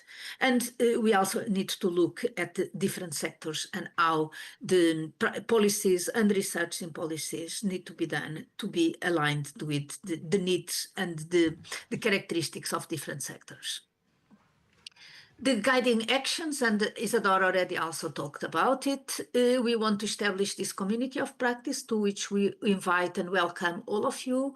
We are working on visiting AI fellowships at the different groups involved in the community. Mila and us at AI Policy Lab already have starting fellowship programs in place. We have this annual AI Policy Summit. Save the date. It will be mid of November in the Netherlands. The call for action, which we are sharing with you today, but we also want to work together on AI policy briefs and supporting the capability for student exchange, staff exchange, and other ways to support capacity building and AI literacy. So the time to act is now. AI is shaping our collective future, and if we don't act today, we need to act today, and we need to act today not only from the perspective of disparate policies, but in a comprehensive and scientifically grounded research on the policies and the implementations that we are making. Thank you so much. Thank you so much, Virginia. We really appreciate several very important points, and we are looking forward to a discussion later on after the intervention part, reflecting on your presentation. And now we will move on to several interventions, and we'll start with the EU perspective by Alex Moldau. Alex, floor is yours. Yes, thank you so much. My name is Alex Moltzau, and I work as a seconded national expert in the European AI Office within the European Commission DG Connect. And for today, I'm not speaking on behalf of the European Commission or representing any kind of official views or perspectives thereof. So first, I wanted to say that I was there in a personal capacity as well as this workshop, and I found it to be really wonderful to see everyone gathered together to kind of like how to collaborate as different research actors and how to engage with policy and trying to build this bridge. My background is in social data science, so in a way with a data science background, but also this social science aspect, but also artificial intelligence in public services. However, I'm working now directly trying to shape policymaking in the European area and in the internal market, and for as someone who is working in the European Commission, as a policymaker, it's really kind of invigorating, I think, to kind of come and to participate in the research community. And 5 years prior to joining the AI office, I worked directly with the research community of Norway nationally with AI, machine learning, and robotics. So maybe I'm biased, you know, but maybe that's a positive bias in a sense that, you know, if we want good policy making, it's really crucial that we have an evidence basis upon which we act, you know, because in many ways we are running after all these targets and we want to hit all these milestones. And I'm working now directly with the AI Act and also writing an implementing act for AI regulatory sandboxes. So I think this kind of way, what way can we work to create good feedback loops? How can we think of ways of involving the scientific community, involving the research community? I'm also really happy to say that it's kind of like a core part of the AI Act itself. And a lot of the processes surrounding this regulatory work with the AI Act. I have 2 points in that regard, and the first one being the scientific panel. So ingrained within the AI Act itself is this governance mechanism that establishes a scientific panel. The implementing act for this has already been accepted, and the call has recently been published with the deadline this autumn. So in a way, we are kind of like actively recruiting experts in sort of GPI systems, AI impacts or related fields, and 80% of course will come from the EU or EFTA, but it's also open to international experts to join this scientific panel. And it's not just kind of a nice galleon, you know, to look at, you know, it's actually has a governance mechanism. So in a way, the scientific panel can also raise qualified alerts about certain systems as kind of general purpose AI models that does not kind of immediately sort of fit those like explicit requirements. So I think this is, of course, quite an important function, but also like an important way that the scientific community can directly engage into the regulatory framework of the AI Act. And the second way, you know, I think is in a process that is called shaping sort of like the code of practice. So this is sort of the code of practice for the general purpose AI models, and you have about 1,000 stakeholders. And many of them are researchers, and most of the chairs have research backgrounds. I mean, it's really incredible to see kind of the reflections in that community. And I think, you know, we also have to think about our regulatory work now in a way, especially because the field of AI requires often kind of deep domain knowledge. So sort of like, how can we not ignore scientists, you know? And I think this is something that are trends, you know, in policymaking that we want to avoid. You know, we have to listen to scientists. We have to listen to researchers. We have to listen to reason, to facts. If we do not do that, then we will be worse off. We will not have as good policymaking process. We will not have as good outcomes, or we won't even know what the outcomes are. So I think, I mean, what outcomes do we want as citizens? What outcomes do we want as communities? And sort of like talking back to Virginia's point, AI is social, you know, it's part of our lives. It's part of kind of our societies. And we really have to work hard to make sure that it works in a way that doesn't create like any or worsen the climate crisis. I think or the Sustainable Development Goals. I think one of the inspiring papers from Virginia as well, and a lot of co-authors like go into this direction of like mapping AI and Sustainable Development Goals. So I think like there is so much to explore, but if we do not listen to researchers, if we do not listen to scientists, we have a big problem, people. So everyone here today, let's make sure that we bake that into everything that we do in our regulatory practice, everything we do to shape a better environment for responsible AI.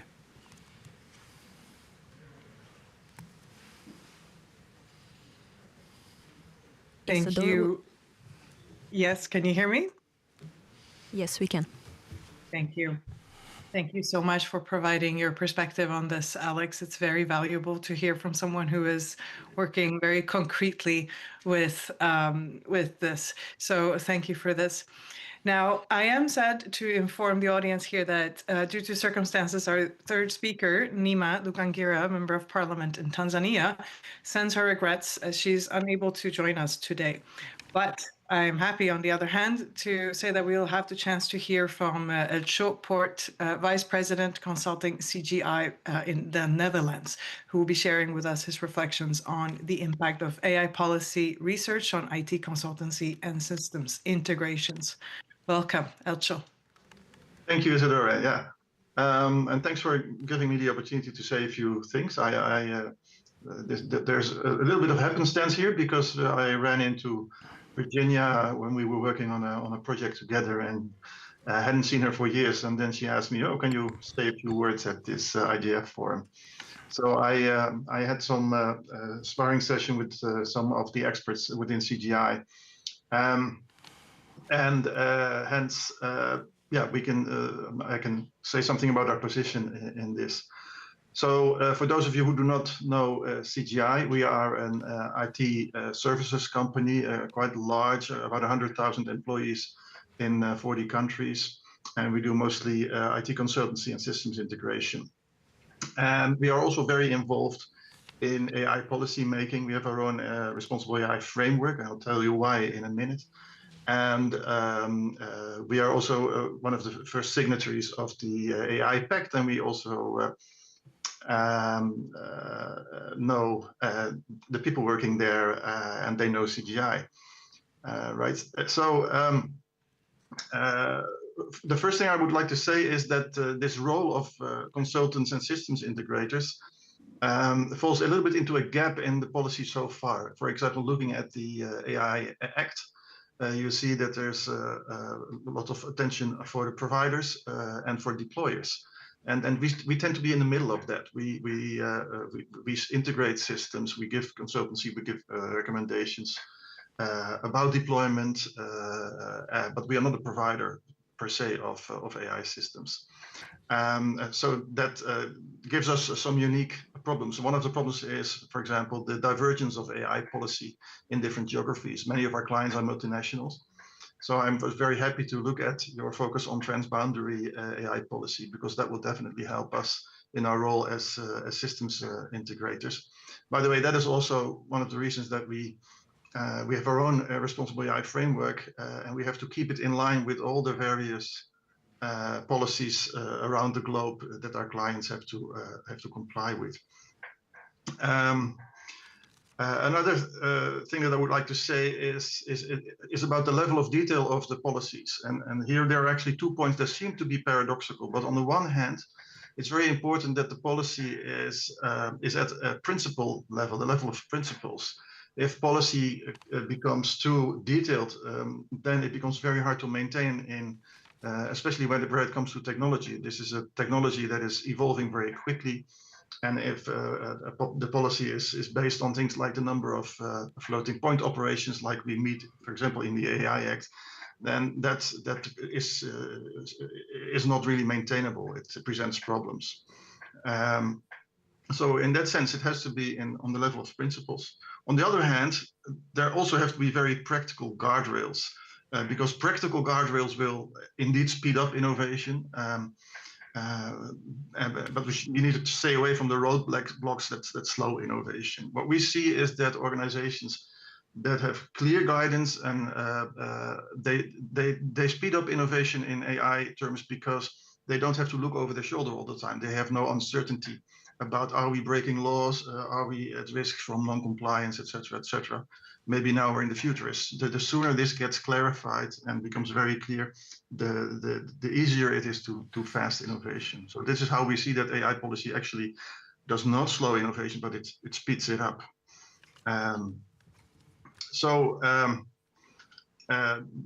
Those are the most important points that I would like to make.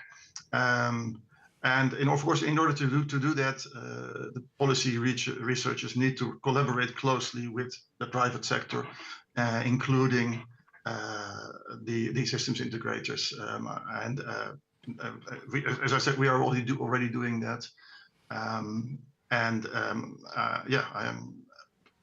This is also the first time that I heard from the network. So I will definitely make sure that we join that.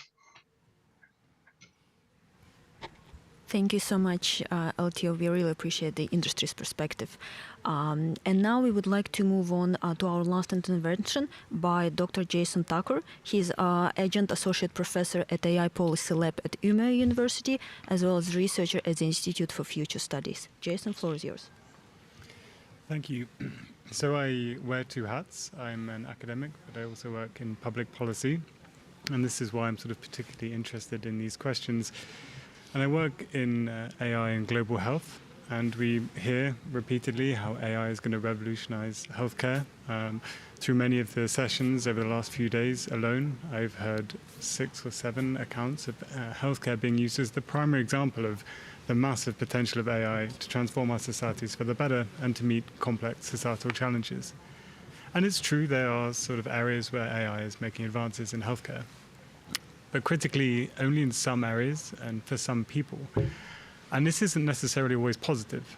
And we shouldn't take for granted that these advancements will continue or that the benefits of this will be equally distributed globally. And I think one of the factors that's limiting the potential of AI in healthcare and also weakening global health itself is the lack of international governance on AI. And I won't talk so much about the reasons for this. Virginia's touched upon these, the sort of shifting global political economy of healthcare as a result of AI and the concentrations of power in the hands of non-traditional health actors and new relationships we have between people and new healthcare providers, and the impact this is having on the norms and the roles of traditional healthcare actors like clinicians. And these relationships are quite opaque, and there's also growing concerns about security and the environmental cost of relying on AI to fix healthcare systems, as well as increasing evidence that this actually worsens health inequalities in some situations. It creates new health concerns and new problems, and it can cause more harm than good. But I find one of the things that worries me the most is this idea that if we throw resources at AI, we can fix the healthcare system. So we're diverting resources away from chronically underfunded public healthcare systems into healthcare in the hope that a magic pill will be created to fix the healthcare system. If it works, that's fantastic, but this is incredibly risky. And I think we can take these risks, but we have to be very strategic in how we do this. So this fragmented approach to AI governance, I think, is bad for our health, it's bad for business, it's bad for innovation. And we need a coordinated multi-stakeholder framework of governance to support the responsible use of AI in healthcare. And my argument here is based on historical precedent. The foundations, the greatest innovations we've had in healthcare and global health have been based on regulation to incorporate and the incorporation of new technologies. So some examples. Modern medicine is built on regulation. 100 years ago, a group of international experts met in Brussels to sign a treaty which regulated the potent medicines. So before then, when you went to the pharmacy, you had no idea what you're getting. You could sell anything and anyone could sell it. But now when we go to the pharmacy, we feel confident when we buy paracetamol that it doesn't really matter where we buy it from, it's going to be safe and it's going to be efficient and effective. Also, global health is reliant on international cooperation. I think we only have to think about the COVID pandemic and where there was cooperation and the benefits of this, and when there wasn't cooperation and the devastating consequences of this. We don't really have these choices. Health doesn't exist within national borders.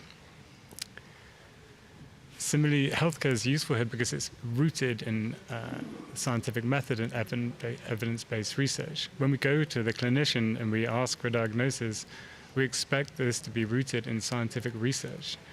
And similarly, so we can use this as a way to sort of cut through the hype of AI and demand sort of greater clarity in these systems.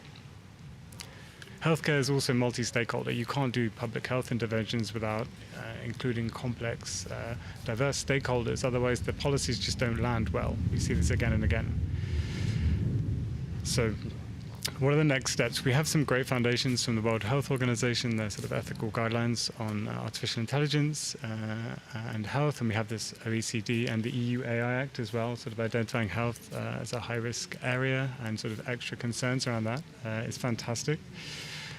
But what we're really lacking is evidence-based research to inform this policy. And some of this exists and it's siloed within academia, and some of it just doesn't exist and is desperately needed.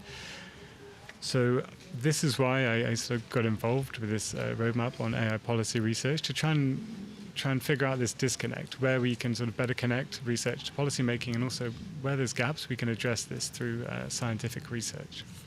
Thank you. Thank you so much. And now, after several interventions, we are moving to the exciting discussion part, and we are opening the floor for both in-person and online participants.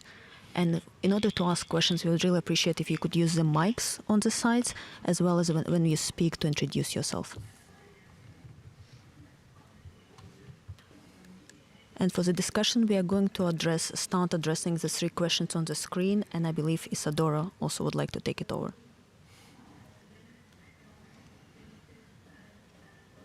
Thank you so much, Tanya.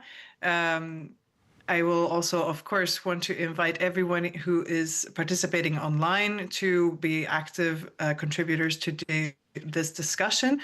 I also shared the discussion questions in the chat for you to have a look at and refer to. We want to go over in the last remaining 25 minutes or so before we move into closing remarks, the following 3 topics. How can AI policy research support global cooperation in AI governance while respecting regional diversity? What mechanisms can best support the access to and effective integration of AI policy research into AI governance processes? We've heard some examples here from our previous speakers, but we would love to also hear your thoughts on these or other potential mechanisms as well that you might want to bring up. And what are the most pressing areas in sustainability and digital rights protection where AI policy should be targeted? Where are we not looking and where would we need to redirect or provide more attention? These are our questions, and we will open up the floor to all of you.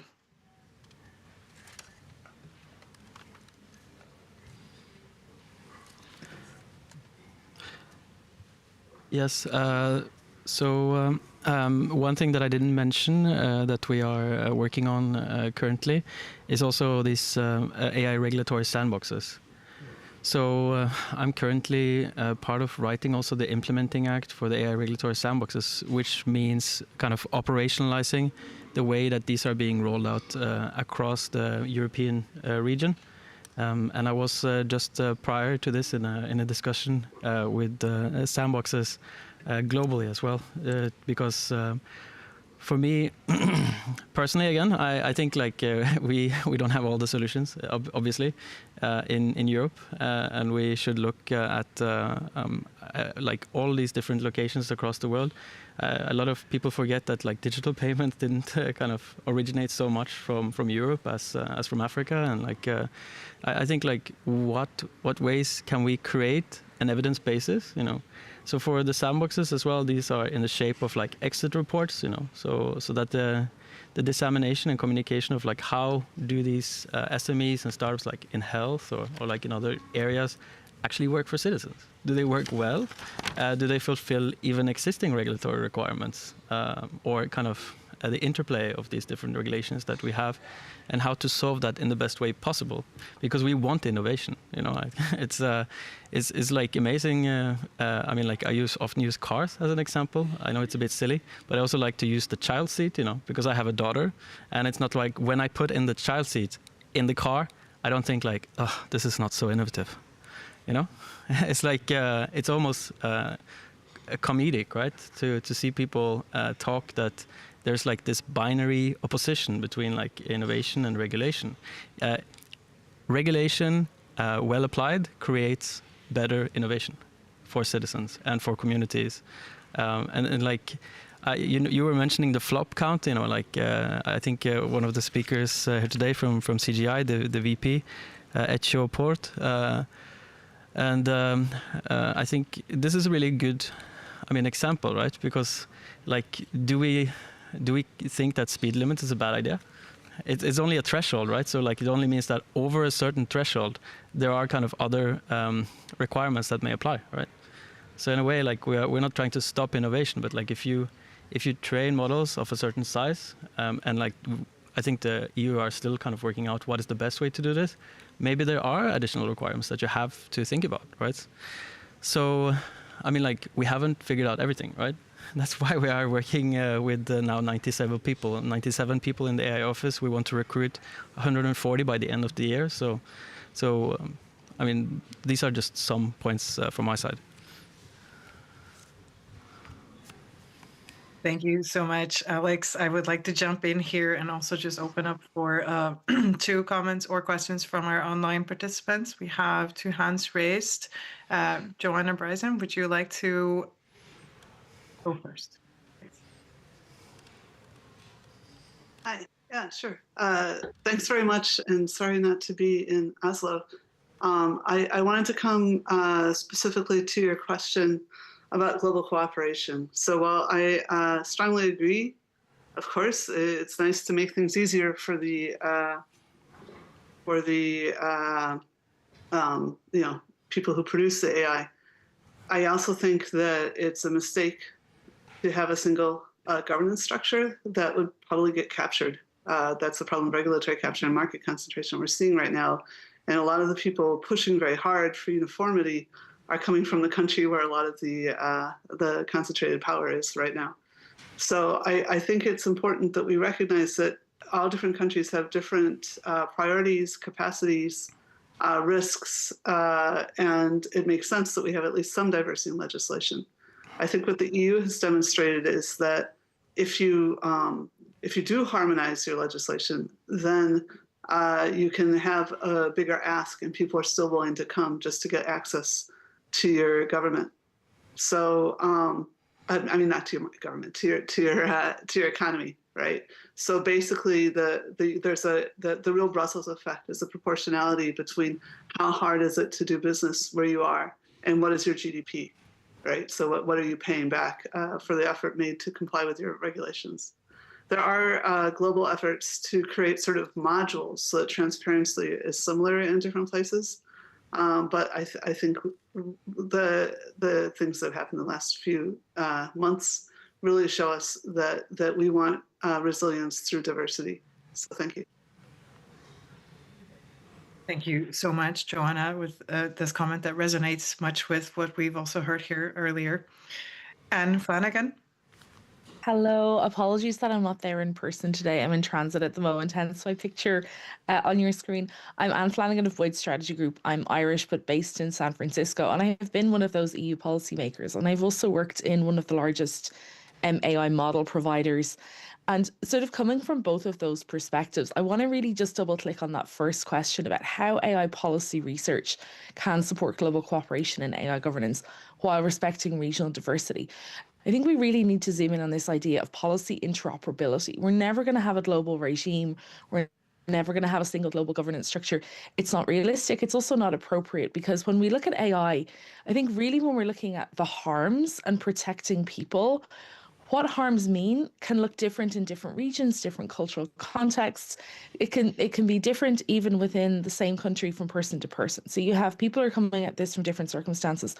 One of the biggest challenges for me when I was in the Irish government looking at digital policy, I used to work on telecoms, infrastructure, data policy, et cetera, and early AI policy. And one of the biggest challenges is that when you're looking at something like this, where there is a step change and you're affecting multiple sectors, the evidence is thin as to what the impact of these technologies actually is. And by that, I mean that it's really, really difficult to legislate or regulate something that hasn't happened yet, right? We know as human beings, we know from other policy areas that there may be dangers that are imminent, but it's very, very challenging when there is a lack of evidence base. That pulls you very quickly into ex ante rather than ex post regulation. That is a tricky space to be in. If you look at what the OECD guidelines say around better regulation, we really should have an evidence base when we're looking at what happens. But where does that leave us? I think the role of policy researchers is so incredibly crucial here. Alex mentioned the sandbox initiatives early on. Having those environments where you can test, trial, and find out what the harms are and how they actually play out, particularly, for example, for GPI systems, is really, really something where the scientific and research community can help policymakers to make better decisions. The private sector, of course, has a role to play here as well. And I think encouraging the private sector to engage in partnerships with the policy research community is always a really, really healthy thing. They will be less willing to come forward to help governments. It's very encouraging to see the EU set up that scientific research panel, and I think they probably will come forward in that respect. But this really is a case that it requires a multi-stakeholder effort to, one, surface different potential policy harms, two, test and unearth that evidence, and then three, really, really bring forward diverse perspectives around potential harms around AI. Much appreciated, and important comments there as well for reflection here. I would like to turn it back to the room. We've had a couple of questions. There are more comments in the chat, but I'm happy to come back to them as I cannot see who might want to be speaking in the room. So over to you, Tanya. We do not really have speakers at the mic, so we can continue with online. Oh, I'm sorry, Jason. Thank you. I also think I agree with the comments made about a global governance approach not being appropriate in this case. and the role of sort of complexity in pushing forward these agendas. But I think one of the other areas we need to think about, especially in, say, healthcare, for example, the public health authorities are huge players, and they can drive markets. They can demand standards that force the private sector and public-private partnerships to meet. So I think we also need to be creative in how we sort of align our values. And this, I think, speaks a little bit to the conversations we had earlier of sort of principles and then operationalization, and how we sort of ensure that, say, we can meet the Hippocratic Oath and provide good public health care, but also sort of constantly regulate and maintain this.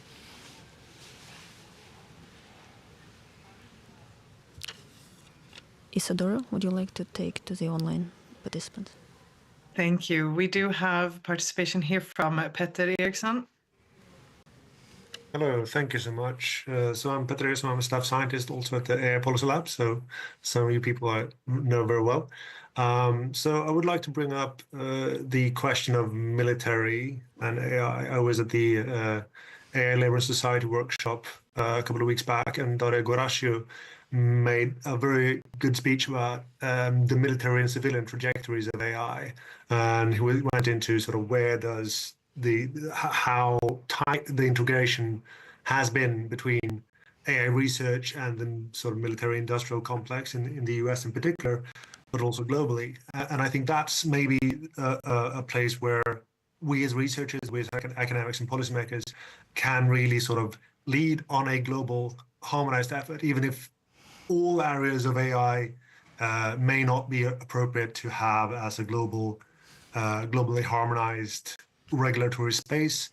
I think that something we can take inspiration, for example, from the work of academics back in like the 50s and so on and 60s on nuclear proliferation, for example, and consider areas where it is not appropriate to apply AI technologies, and sort of gather a global perspective on that and make for a global push on limiting those potential very actual harms of AI technology.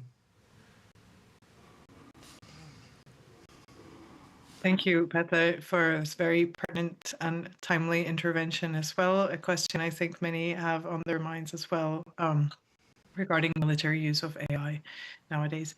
Thank you for this, Petter. I think we have another question here from Knut, so we will go to that one before going back to the questions and see where we should be addressing more. Knut.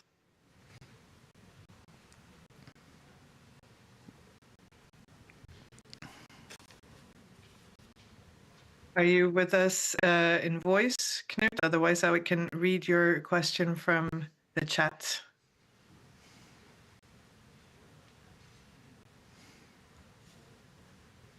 Okay, I can read it out loud. There, question from Knut. The Norwegian Tax Administration. How can scientific research contribute to policies that help the public sector better hit the mark in safeguarding privacy when using AI? Our experience today is that we swing from one extreme to the other, either neglecting privacy or being overly cautious, which hinders our ability to be sufficiently innovative in the use of AI. Do we have any responders to this question? Alex would like to address.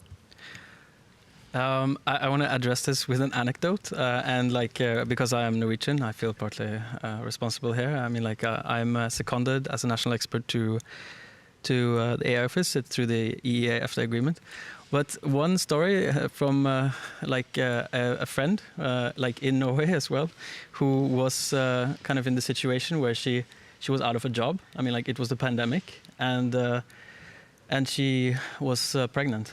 And then she was going to switch over from from pregnancy pay and then back to unemployment pay, and that didn't go automatically. And then because of some slowness in the system at the time, I think there was a 3-month wait until getting back on, and you have a mortgage running and you have things happening, right?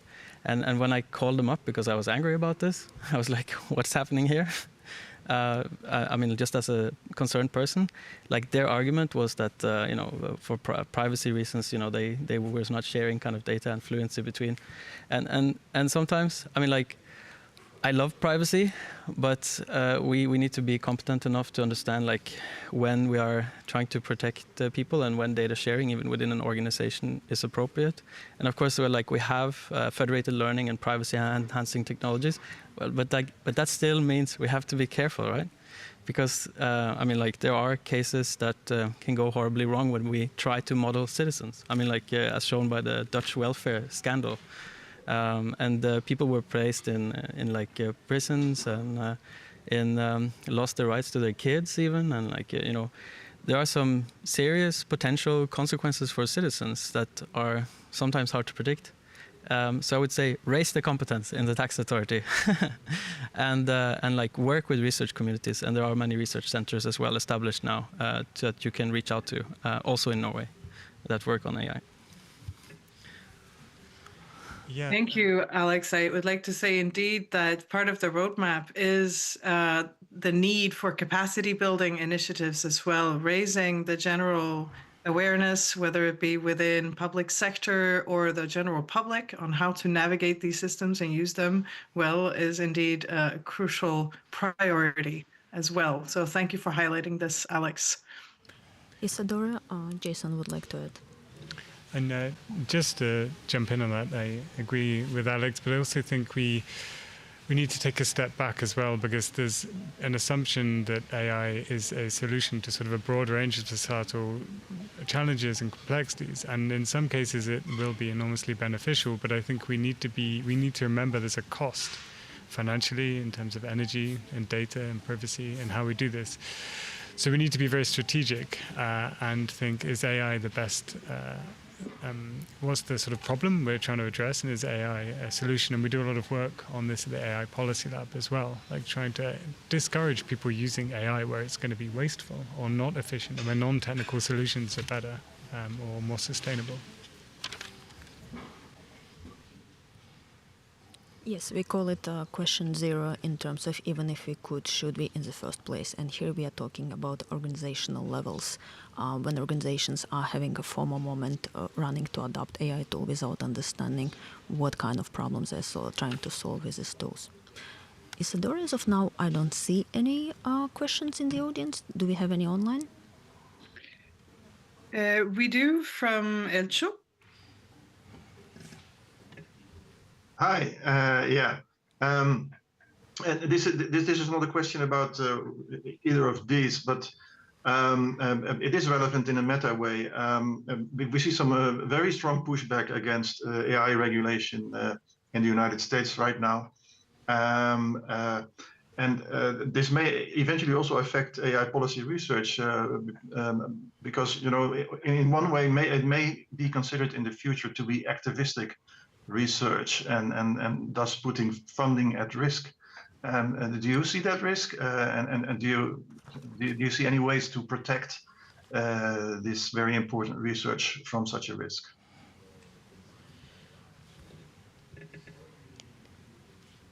Maybe I can take this one.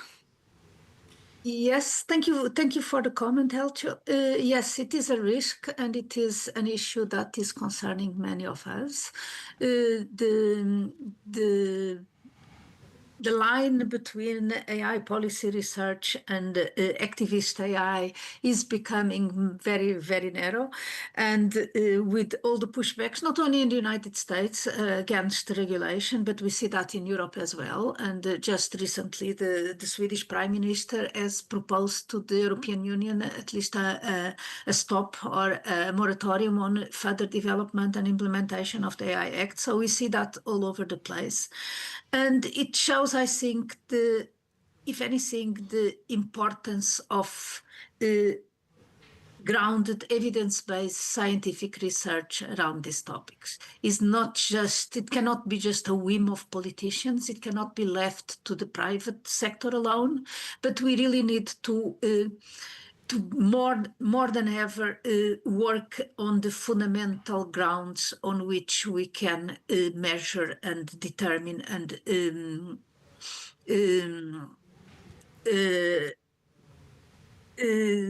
understand the impact of AI. And several of my colleagues have talked about the question zero, which is one of the main issues. It's not about should we use AI or can we use AI, using AI because we can, but also because we should. But this understanding why we should use AI is not a technical question, it's a fundamental societal and political question, and depends the way that we ask the question, the answers that come. So we really need to look at that also from, again, a multidisciplinary and interdisciplinary perspective, because it's not just letting the technologists or the politicians answer the question of whether should AI be used or not.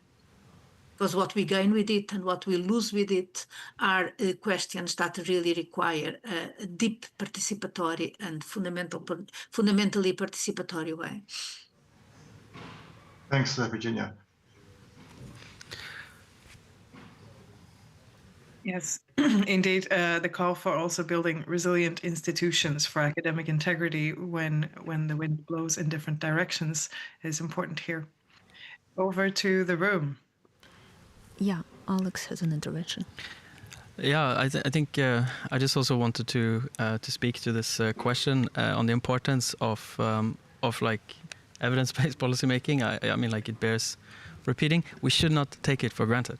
I mean, like, look around the world and look around the politics and look around the statements that are being made.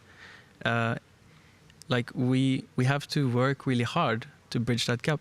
I mean, that is why this initiative is so timely. That is why this initiative is so important, because we need people to work on this actively. Like an AI policy roadmap is what has been created, and now it has also kind of fairly clear actions to follow up on it. And this is a global concern, and I mean, it's something that we can contribute to. There are actions that we can take to improve this, and like people that are listening in on this and people in the room, I mean, think about this and like do something about it when you get back to wherever you are working. I mean, like, and you could be working in the government, you could be working in a private company. Like, this is something that you can do something with, you know? Like, it's in your hands, and like, it's something that you really can take responsibility for. So I would just encourage that, you know, not take it for granted.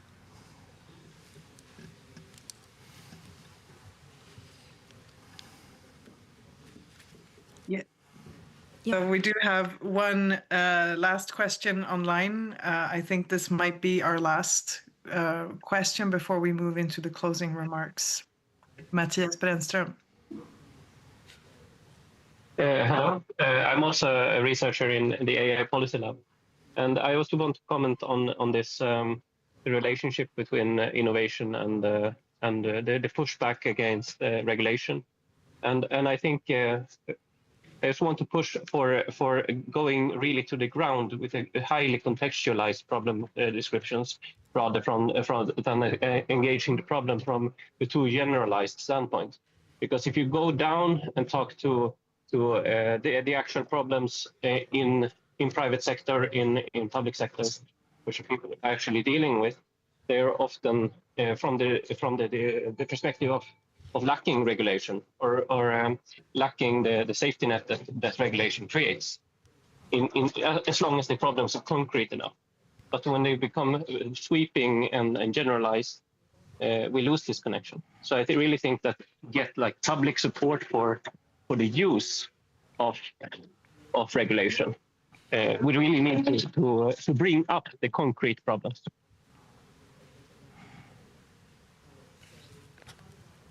Matthias, thank you so much for bringing us to the ground and reminding about different stakeholders and their positionality. Isadora, I think we could move. We are left 5 minutes. Thank you so much for the moderation of online participation. And Virginia, would you like to take over for the concluding remarks? Sure, thank you for that. Thank you all for your participation, the ones who contribute, but also the ones who have been listening. Thank you so much to everybody. It's a pity, again, I cannot be there in person to discuss it further with you guys, but I have been given the task to try to come up with some type of key takeaways from what we have discussed. And I think that it's clear that one of the issues that is in the mind of many of us is around the governance, is around this eternal discussion between policy and innovation, regulation and innovation. And I think that there is exactly where, like I said just before, where we need much more effort into evidence-based, into scientific research, because that's where we can really show the benefits of regulation, comparing different ways of regulation, because we tend to think about regulation as being set in stone, whereas in the other side, when we think about technology, we see a dynamic and adaptable way of building it. We need to also use the tools we have for technological innovation to support us on regulatory and organizational innovation, and looking at regulations, looking at organizational and societal transformation from the perspective of understanding and comparing and evaluating the capabilities and the weaknesses and powers of different types of regulation. So that is where research is important. I think that we looked also at the issues of interoperability and the danger of governance capture. So it is not, I think, the aim at all for research to come up with the one and only governance model, but is actually to understand and to deal with and provide the means for interoperability between regulatory and governatory models. Again, there is an issue for governance. And I think that we all, in the different types of interactions, have considered the importance of participation and of inclusivity, inclusion of different groups, inclusion of different demographics, different communities, but also the inclusion of many different disciplines. And if I look back at the words that Isadora asked us to share, those are typically not the topics or the words that we associate with technology, but are fundamentally societal issues like inequality, equity, humanity, inclusion, environment, and so on. And I think that's there where we need to ground going forward on AI policy research. Thank you. Thank you so much. We really appreciate in-person participants. And Isadora, would you like to finalize?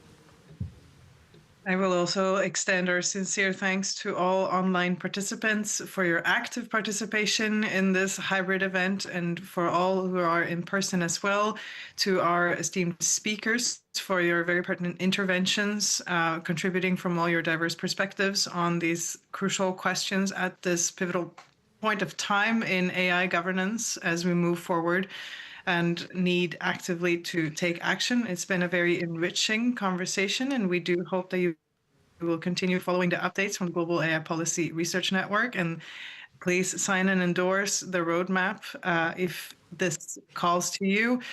We do hope to see further adoption and adaptation of these principles in networks as we move forward. And also, of course, thanks to the IGF for allowing us to host this session. And we hope to engage more with all of you through various channels as we move forward in this active pursuit to bridge policy, practice, and research. Thank you, everyone. And thank you, Tanya.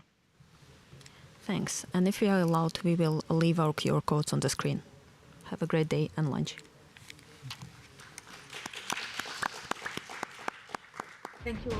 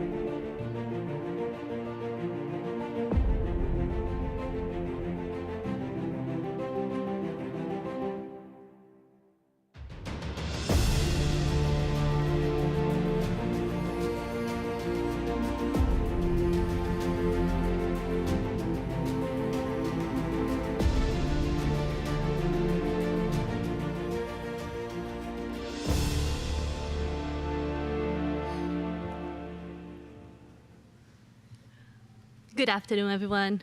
A warm welcome to our workshop, Platform Governance and Duty of Care, which is co-organized by INSPER, a higher education institution in Brazil, and the University of Sussex in the United Kingdom.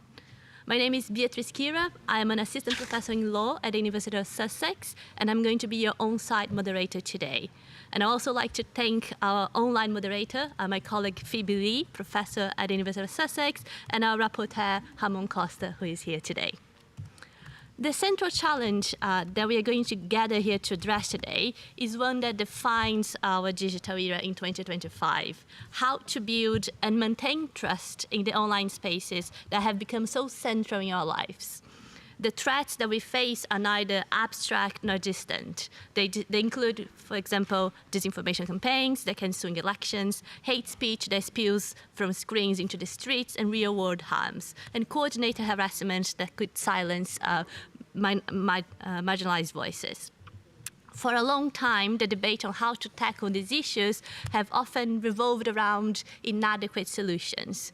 But with time, the conversation has matured, and we have now decisively moved away from relying solely on self-regulation by platforms into a more regulatory model.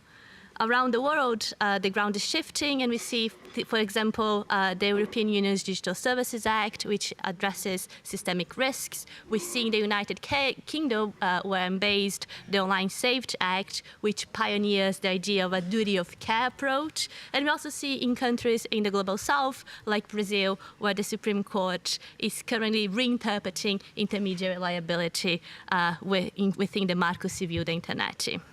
And what we are seeing emerge here is not only kind of a new approach to regulation, but kind of different approaches altogether, different strategies. And duty of care, which is the topic of our workshop today, is one of them.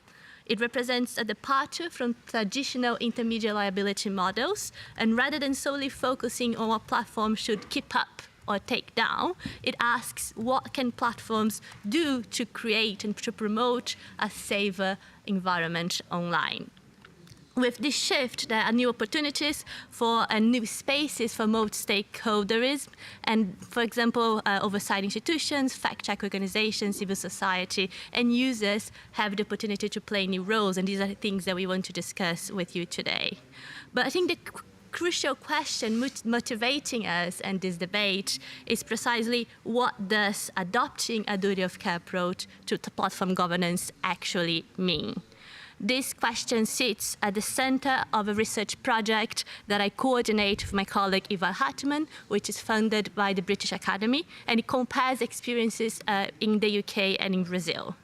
Last year, we hosted a multi-stakeholder workshop in Brazil to explore this question, and the insights that kind of were discussed led to a publication of a report early this year, where you can find the main findings that we published. It is freely available, and I really encourage you to read and to download. And building on that discussion and building on the findings from this report, one of the key issues that we learned is the importance of learning from different jurisdictions, so not only Brazil and the UK, but how are other jurisdictions and other actors also considering in terms of duty of care approaches to platform governance.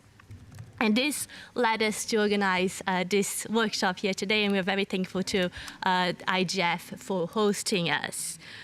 Today, we have 5 speakers that bring to the discussion something very valuable, which are real experiences from different continents, different countries, different regulatory environments, to tell us a little bit more about what it means for a duty of care approach to being embedded in platform governance and platform regulation. So we have representatives with kind of more public sector experience, internet governance bodies, journalism, and academia.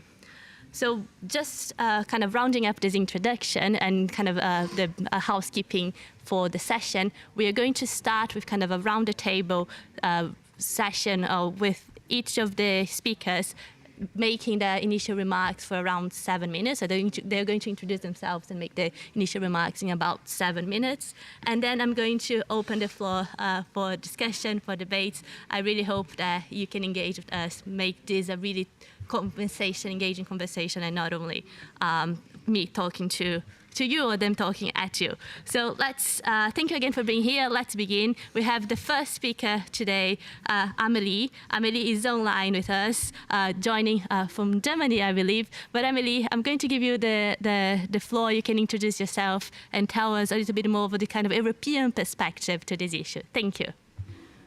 Thank you. Thank you for having me. Do you hear me well? Yes. Okay, good. Yes, I'm joining from Germany online today, unfortunately. My name is Emilie Held. I work at the German Federal Chancery, but I'm here today in my personal capacity and as an affiliated researcher with the Leibniz Institute for Media Research in Hamburg. And I'm happy to talk a little bit about the situation in Germany and in Europe, just briefly, and then we can go into details later on. So what the German situation is that we already have a general duty of care between contractual partners. That's something that is in the BGB, our civil code here in Germany, and it's something that has been used in the past to actually test terms and conditions of online platforms, to be, or specifically also to see to what extent platforms can be bound by freedom of expression. So in the framework of a horizontal effect of freedom of expression. So that's like the starting point that we had. Then, as you're probably or maybe aware, there was the e-commerce directive here in Europe. That's the predecessor law of the DSA. And Germany then adopted in 2017 a law called the Network Enforcement Act, the NetzDG, which also which obliged platforms to implement a system of notification for users so they could actually flag content as being illegal. Later on, or now that we have the DSA, this obviously replaced the NetzDG. And in the DSA, we have much more duties, quite specific duties for platforms to act against illegal content. One thing that I would like to highlight today, what I think would be interesting for the discussion, is the role of trusted flaggers under the DSA. Trusted flaggers are in Article 22 DSA. It's as you're maybe aware of, an instrument that has been used by platforms in the past. So we could assume it's sort of a best practice of online platforms that has then been integrated into the Digital Services Act.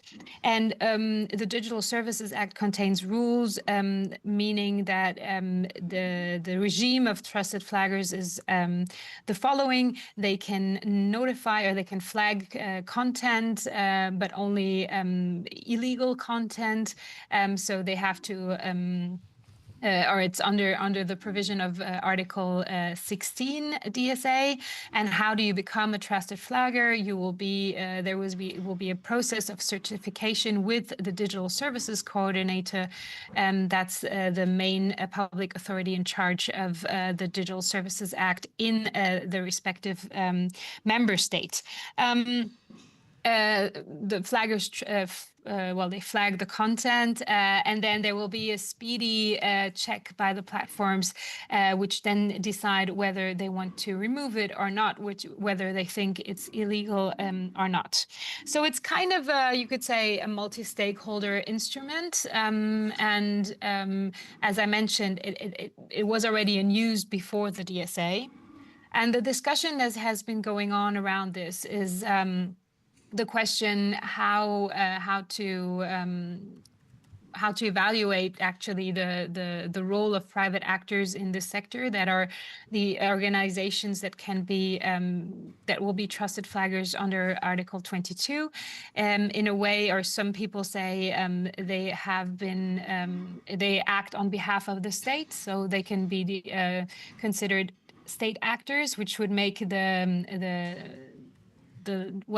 which will change their legal status in a way that they would be bound by other rules and will be closer to state action, and that's relevant for anything that goes against freedom of expression or against user content. There's also the question how to deal with organizations that are mainly focused on a private interest, such as intellectual property, that's often in a context that's commercially used. So this is the big discussion. Obviously, it helps when it comes to hate speech because the removal will be more speedy, and that's something that has been advocated for a long time. So I'm happy to dive a bit deeper into this use case later on, but what I wanted to highlight here is, to sum it up, is sort of the hybrid governance that we have here between a law like the Digital Services Act that's not only about platforms being compliant and the state in charge of reviewing their compliance, but also private actors such as NGOs also that can be funded by the state taking an active role in the implementation of the DSA, and it makes the whole context more difficult, and it needs to be assessed carefully how to jungle with these new instruments, and it's quite complicated to untangle the legal relationships between all these actors. So that's quite specific. I'm happy to also talk about the DSA more generally, but I thought this could be interesting for our discussion. But this is Thank wonderful. you. Yeah, thank you so much, Amelie. And it was a really good opening in terms of highlighting not only kind of what's the model or the kind of the groundings of duty of care domestically, but also kind of the supranational model of the GSA. And I think we are going to continue in some form of this kind of national and supranational perspective, but now bringing in the perspective from South and Southeast Asia. So we have Janjira, who's going to tell us a little bit more about that. So yes, the floor is yours. You hear me, yeah? Yes. Okay. Thanks so much for having me. And so my name is Janjira. I'm a political scientist working at the university in Thailand, Chulalongkorn University, and the German Institute for Global and Area Studies based in Hamburg. And so over the past years, I've been doing research, collecting data on legal tools used to tackle disinformation problems in South and Southeast Asia. And at the same time, in Thailand, we also survey experts' views on the impact of disinformation on electoral integrity, social cohesion, and information integrity. And so before we jump right into the conversation about platforms' duty of care, I just want to begin by sharing some preliminary findings from our survey from the project in Thailand. So the surveys actually explores experts' views, as I said, and we launched the surveys in 4 Southeast Asian countries: Indonesia, Malaysia, Thailand, and the Philippines. And what is so interesting is that the majority of respondents, around over 65%, expressed distrust in government regulatory frameworks. And I'm not really surprised, to be honest. Low trust in government's genuine commitment to protecting citizens from online harms underpins public skepticism towards state-led regulation of platforms. And I think that's why we kind of want to move forward to multi-stakeholder approach. And so I find the results quite telling, underscoring how political context shapes platform governance and, the debate on platform governance.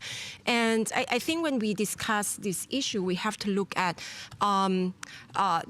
various forms of threats that online users and citizens face. So it's not only disinformation in Southeast Asia, but we also have trends in autocratization. And so the issue in the region isn't whether governments can legislate, but whether they can enforce these laws in ways that uphold the rule of law and due process, right? And so public mistrust is further reinforced by the increasing misuse of such laws, and there are plenty of laws in the region to suppress freedom of expression, as seen in a host number of countries, including Thailand, where I'm from, Cambodia, and especially the Philippines under the Duterte administration.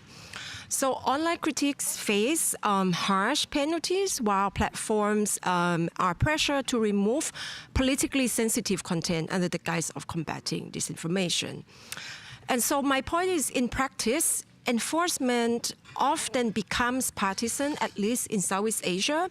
And in the context where today's opposition might be tomorrow's government, these laws can be quite conveniently weaponized. My point is, while legal and regulatory tools are important, they are not a silver bullet. And I don't know if this point would be considered contradictory to a lot of folks at the IGF, but my research shows that public preference leans toward not only a multi-stakeholder approach, but also greater synchronization across initiatives to improve the integrity of online information. And I like to call this approach as a pluralist approach, which is slightly divergent from a multi-stakeholder approach, not completely new.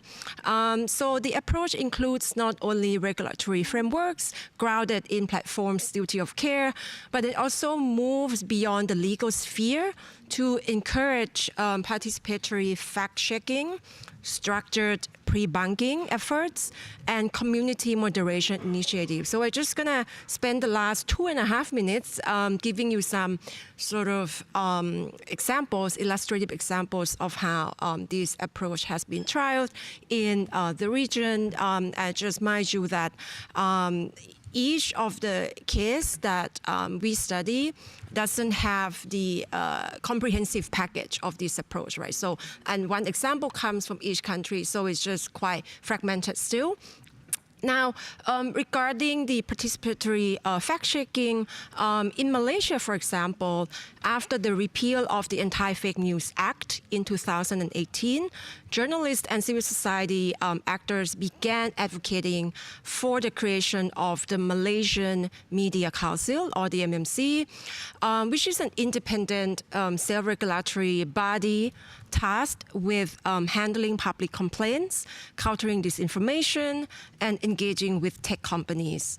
And in Myanmar, Thailand, and the Philippines, for example, civil society organizations have collaborated with platforms and parliamentary committees to flag accounts. I think actually an approach very similar to what the previous speakers suggested. So these CSOs have collaborated with platforms and parliamentary committees to flag accounts suspected of coordinating disinformation campaigns. So the idea is not only to flag and target false content, and I highlight content, but also to address a deeper political economic root of online influence operations and to disrupt their financial incentives. Last but not least, the pluralist approach helps ensure the regulatory frameworks are anchored in initiatives driven by broad-based segments of society. And this idea of a coalitional, a pluralist approach to platform governance is so important because at the end of the day, it's about creating democratic legitimacy for such frameworks for society to adopt, accept, and pursue the goal of combating disinformation together. So I'll stop here. Thank you so much, Indira. And it was really interesting to hear that kind of how the relationship of trust between users and the government and users and platforms is not uniform across different settings, different jurisdictions, and how that informs also the kind of the governance arrangements, as you mentioned. So if we contrast with what Amelie was telling us about kind of a more regulatory-driven effort, we heard from Indira now a more kind of civil society-driven, but similar in a way, kind of trusted flagger, participatory fact-checking initiative. Thank you so much. Wonderful. So we are going to move on to kind of a around the globe efforts and overview. We have now, to my right, Bia Barbosa from Brazil, who is going to introduce herself and talk a little bit about kind of the perspective from Brazil. And there's a lot going on, so it's a challenging position to be. In 7 minutes. Yes. Yeah, thank you, Bia. Thank you so much, Beatriz, and Professor Rivar as well for the invitation for the Brazilian Internet Steering Committee to be here. I know that our member from the Brazilian Internet Steering Committee also helped to organize this activity, so thank you so much for everybody being here. I'm a journalist, and I'm speaking on behalf of a civil society where I belong to that's called Communication Rights and Democracy, which member of a huge coalition, Rights in the Network coalition in Brazil that gathers more than 50 civil society organizations that struggles for different rights online, and a civil society representative of the Brazilian Internet Steering Committee. So I'll try to begin by summarizing a little bit the current state of discussions on duty of care in Brazil, focusing mainly on two different perspectives on the table, and then present the contributions that we have at the Brazilian Internet Steering Committee, the CGI.br. The idea of duty of care began being discussed in Brazil based on the proposal by the government, inspired by the debates in UK, which included this concept in the bill on transparency, freedom and responsibility on the internet. At that time, in 2023, the government's proposal was to establish a duty of care for social media in relation to the circulation of illegal and harmful content that could promote hate speech, racism, violation of children's rights, and attacks to the democratic rule of law. It's important to remember that this happened shortly after an attempt of coup d'etat that our country suffered after the far right lost the elections at the end of 2022. As in the British Online Safety Act, social media would not be responsible for individual content, but rather for their responses to the general circulation of such content. At the same time, the bill spoke of the duty of companies to mitigate the systemic risks generated by their services. The presence of these two different concepts in different articles of the text, in my opinion, raised concerns that the proposed duty of care would result in practice in a change of the civil liability regime of platforms, presupposing a duty of immediately remove such content in an automated manner. This position has been enforced by different government actors, including in the context of the trial currently taking place in the Brazilian Supreme Court. There are two cases under joint discussion. Today we should hear the opinion of the last justice on that. There are 11 justices. And the cases analyze the liability regime for intermediary that has been in place since 2014 under the Brazilian Civil Rights Framework, Marco Civil da Internet in Brazil, which in his Article 19 states that application providers, all of them, and I will go a little bit further on that, can only be held liable for damage caused by third-party content if they disobey a court order to remove it. The Brazilian Supreme Court already has a majority of votes to change this regime, so 8 votes for now out of 11 justices have been cast in this direction, and the content of duty of care has been cited many times, mentioned many times by the justice. What is still unclear by the votes is whether the court will completely change the liability regime and consider social media as publishers, equivalent to the media outlets, for example, responsible for everything that is published, or whether it would only apply to content, illegal, harmful, we don't know, that must be proactively removed. As this is a case that deals precisely with civil liability, that is, liability for individual content and not just systemic risks, there is a reinforcement of this interpretation that the concept of duty of care is related to civil liability. And it is also unclear how the Supreme Court will ensure the implementation of its decision. Consider that under Brazil law, civil liability must be determined by the courts, and also consider that Brazil does not have a regulatory authority or body to deal with this topic. That is why a significant part of civil society, including organizations that are part of the Rights on the Network Coalition, which I belong, has raised important concerns about the idea of duty of care, especially in light of abuses already committed by platforms that have unduly silenced the voices and struggles of minority groups in Brazil. In a context where they may become legally responsible for this content, there is no doubt that abuses will multiply. And if we are to have, as we hope, a slightly healthier environment in terms of the removal of illegal content, we will also have an environment in which critical voices, journalists, and human rights activists and defenders will become even more victims of a private censorship. That is why this part of civil society strongly advocates that Brazil move forward with regulation through the parliament, which can prioritize the regulation of process, algorithms, and content moderation mechanisms rather than individual content, in a perspective closer to the concept of addressing the systemic risks of this service.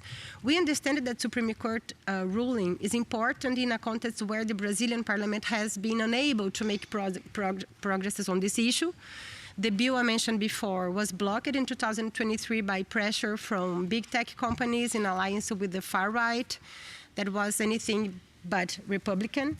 And however, depending on how the court concludes this trial, we may have a situation where this decision is not implemented, or even worse, a worrying impact on all application providers. This is why the Brazilian Internet Steering Committee, which defends the constitutionality of the Article 19, precisely because it's applied to all providers, has prepared a technical note proposing a typology for application providers to assist the Supreme Court. This typology is based on the level of intervention of companies in distribution of third-party content and emphasize the need to modulate the accountability of agents according to their functionalities, proposing appropriate and proportional liability. According to CGI's technical note, the analysis of Article 19 should observe the following distinction. Application providers whose functionality does not interfere with the circulation of third-party content. Those that operate in the internet as a simple means of transport or storage, such as website hosting or email providers. A second typology would go for applications providers whose functionality has low interference with the circulation of third-party content, such as websites specializing in editing articles and entries. And application providers whose functionality has a high interference on the circulation of third-party content, potentially constituting a risky activity. So this interference includes profiling, mass dissemination, algorithm recommendation, micro-segmentation, strategies to continue engagement, paid content, targeted advertising, among others. So we believe that Supreme Court's decision should apply to these providers, which are far from being neutral intermediaries. Finally, reinforcing the potential for multi-stakeholder construction of balanced and democratic regulatory proposals, I'd like to share that looking at the task assigned to the Brazilian Parliament, the Brazilian Internet Steering Committee has also launched a public consultation on principles for the regulation of social media. 3 of these principles relate somehow to the idea of duty of care: the protection of freedom of expression, privacy, and human rights online, the protection of information integrity, and prevention and harm and accountability. In this sense, and I'm finishing, I promise, in this sense, CGI proposed for debate the idea that social media should make their best effort to prevent and guard against potential harm arising from their activities, especially those arising from the circulation of content, understanding that they are responsible for the harm arising from systemic risks inherent to the services provided, and should repair or mitigate them. Damage resulting from systemic risk is understood to be caused by network environment resulting from its policies of transparency, moderation, recommendation, and content boosting. So thank you very much once again, and I'll be happy to go further during the debate. Thank you so much, Via. And I think it's interesting to see how the kind of, in theory, the same concept of duty of care has been mobilized differently, not only across jurisdictions, but even within the same jurisdictions by different kind of stakeholders. So the Supreme Court understanding and interpreting this from one perspective and more kind of linked to the idea of intermediary liability, whereas the efforts that we see or have seen in the past in terms of legislative efforts being more kind of the systemic approach, in a way more similar to the UK and the EU. And I think kind of in this tune and kind of how parliaments have been trying to kind of embed the idea of duty of care in legislation, we are now joined online by Yvonne Chua, who is going to bring us a perspective from the Philippines. So Yvonne, thank you so much for being with us here today. I imagine it's quite late for you. So yes, please go ahead and introduce yourself, and you have the floor for your remarks. Thank you. From Manila. Don't worry, it's still evening, early evening in the Philippines. I'm Yvonne and I teach journalism at the University of the Philippines. You know, I'm really glad we're having this conversation because in the Philippines, we've been stuck for some time. For years, our lawmakers have been proposing to fight disinformation and online harm by focusing on punishing the users, primarily tightening libel laws, ramping up cyber libel, and proposing stiffer penalties. But we've seen where the existing laws have led us, citizens and journalists sued and even silenced. And the platforms that enable virality, amplification, virtually untouched. That's why a report by a House or Congressional Tri-Committee released a few weeks ago feels like a turning point. For the first time, it explicitly recognizes that platforms have a duty of care and that duty can and should be regulated.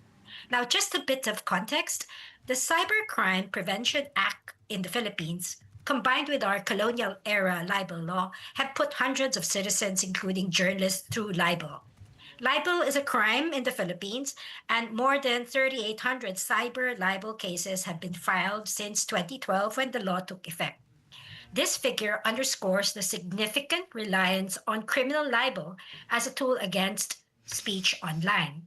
And it doesn't stop there. We have the anti-terrorism law of 2020, for example, widening the state's surveillance powers and introducing dangerously vague speech restrictions. So while we jail users, no Philippine law holds platforms accountable. That brings us to the House or Congressional Tri-Committee on Public Order, Information and Communications Technology and Public Information. After months of hearing with government agencies, academia, the private sector, fact-checkers, data scientists, and even influencers, the committee recently concluded, and let me quote, "Our putative toolkit is grossly inadequate and ill-equipped to counter well-funded disinformation ecosystems." The committee proposed something new, at least in the Philippines. Its 11 recommendations address three major themes: platform regulation and accountability, governance of oversight and ethics, and literacy and enforcement. In the interest of time, I'll focus on those that are highly relevant to today's conversation. First, the committee proposed a review and amendment of the Cybercrime Prevention Act of 2012 to explicitly define social media platforms, prescribe penalties for their participation in content-related offenses, and incorporate provisions on disclosure of data, parameters for auto-blocking of content, and preservation and retention of data. In the case of access to platform data, this is really intended to address the problem when platforms keep refusing to accommodate requests for data by citing American laws or US privacy laws in particular. Closely related to this is another committee recommendation to enact or pass a new law that would establish a comprehensive legal framework against false or harmful online content. It seeks to authorize government agencies to issue takedown, rectification, and block access orders. Now, that's the problem. While both recommendations emphasize intermediary obligations, the proposed provisions on content blocking or takedown could easily lead to overreach without clear limits. In the Philippines, a similar takedown clause in the cybercrime prevention law was already struck down by our Supreme Court several years ago for bypassing judicial review. We don't want to have Singapore's POFMA in the Philippines. As worrisome is the franchise proposal. The Tri-Committee recommended that foreign platforms maintain an in-country office that can be held legally liable. No problem with that. It makes sense to clarify jurisdiction and ease enforcement. But the committee also recommended that platforms secure a congressional or legislative franchise, just like traditional broadcasters or certain public utilities, in order to operate in the country. This is deeply problematic. We've seen this before when ABS-CBN, once our country's largest radio and television network, lost its congressional franchise in 2020 because the allies of then President Duterte refused to renew its franchise. It wasn't about media standards. It was political retaliation. So franchising platforms risk turning speech regulation into a partisan weapon, and any accountability bill that includes a franchise requirement must guarantee ironclad due process and protection from political pressure, or better yet, just shelve the whole idea. I just want to point out that can platforms actually meet these obligations? The answer is, of course, yes. They've already shown us that they have the capacity. They've responded to crises, elections, and coordinated harm in the Philippines and elsewhere. When regulatory expectations are clear, just as they are in the EU, the UK, and several other countries, platforms adjust. They set up task forces, they take down harmful content, illegal content, and they would even tweak their algorithms. So where do we go from here in the Philippines? At noon of June 30, a new set of lawmakers will assume office. So the Tri-Committee's work right now will be archived, but its findings certainly leave us a path. We can continue to criminalize users and chase trolls, or we can follow the path that it has pointed us to and finally hold platforms to account. Duty of care is not a silver bullet, but it shifts burden upstream where the harm begins. We've seen it work in other regions, in other countries. We've seen it can work here during elections and emergencies, but we need to build in safeguards. We need to make sure our laws protect free expression and human rights, even as we build a healthier, more trustworthy information space. Thank you.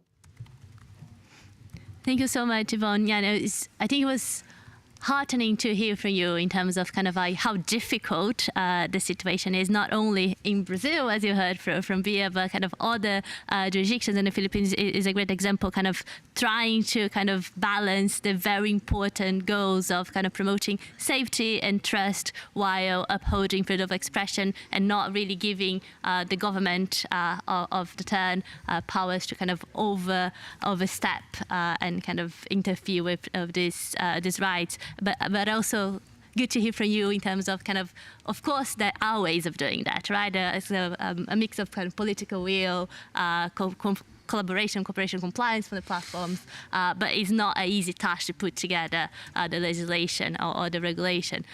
Thank you very much for that. And with this, we're moving to our final speaker for today, my colleague Eva Hartmann, who is going to bring a little bit more kind of the summary of the challenges that we heard today as we prepared the floor for questions. So just kind of let you know that after Eva, I'm going to open the floor for questions, so you can start thinking about the questions you're going to ask our speakers, and you can kind of pick up the different points and ask them to kind of unpack something. Yes, so think of your questions while we hear Eva's presentation. Eva, the floor is yours.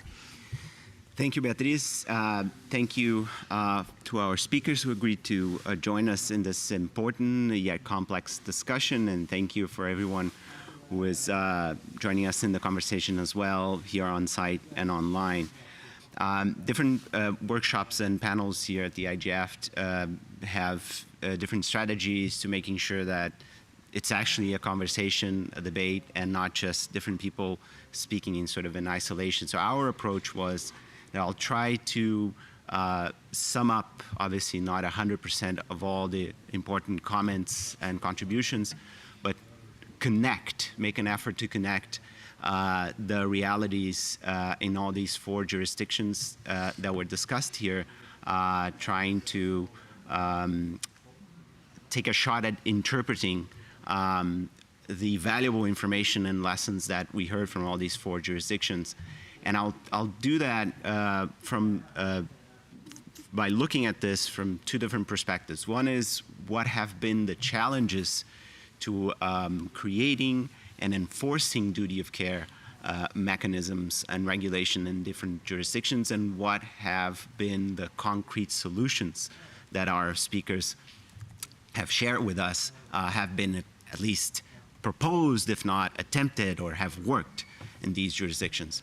One thing that I think unites, if not maybe the European Union and the jurisdiction that Amélie so kindly talked to us about, but certainly unites Thailand, Philippines, and Brazil, is that there is a perception by civil society and many stakeholders that there's a delay by Congress to offer, to provide, to actually create a framework that will address these more pressing issues that maybe everyone knows about, how problematic disinformation is for at least 10 years, but the more current versions of this and how it operates, money trail, that sort of thing, that regulators in these countries have not been quick enough to adapt. And that certainly has been the case in Brazil, as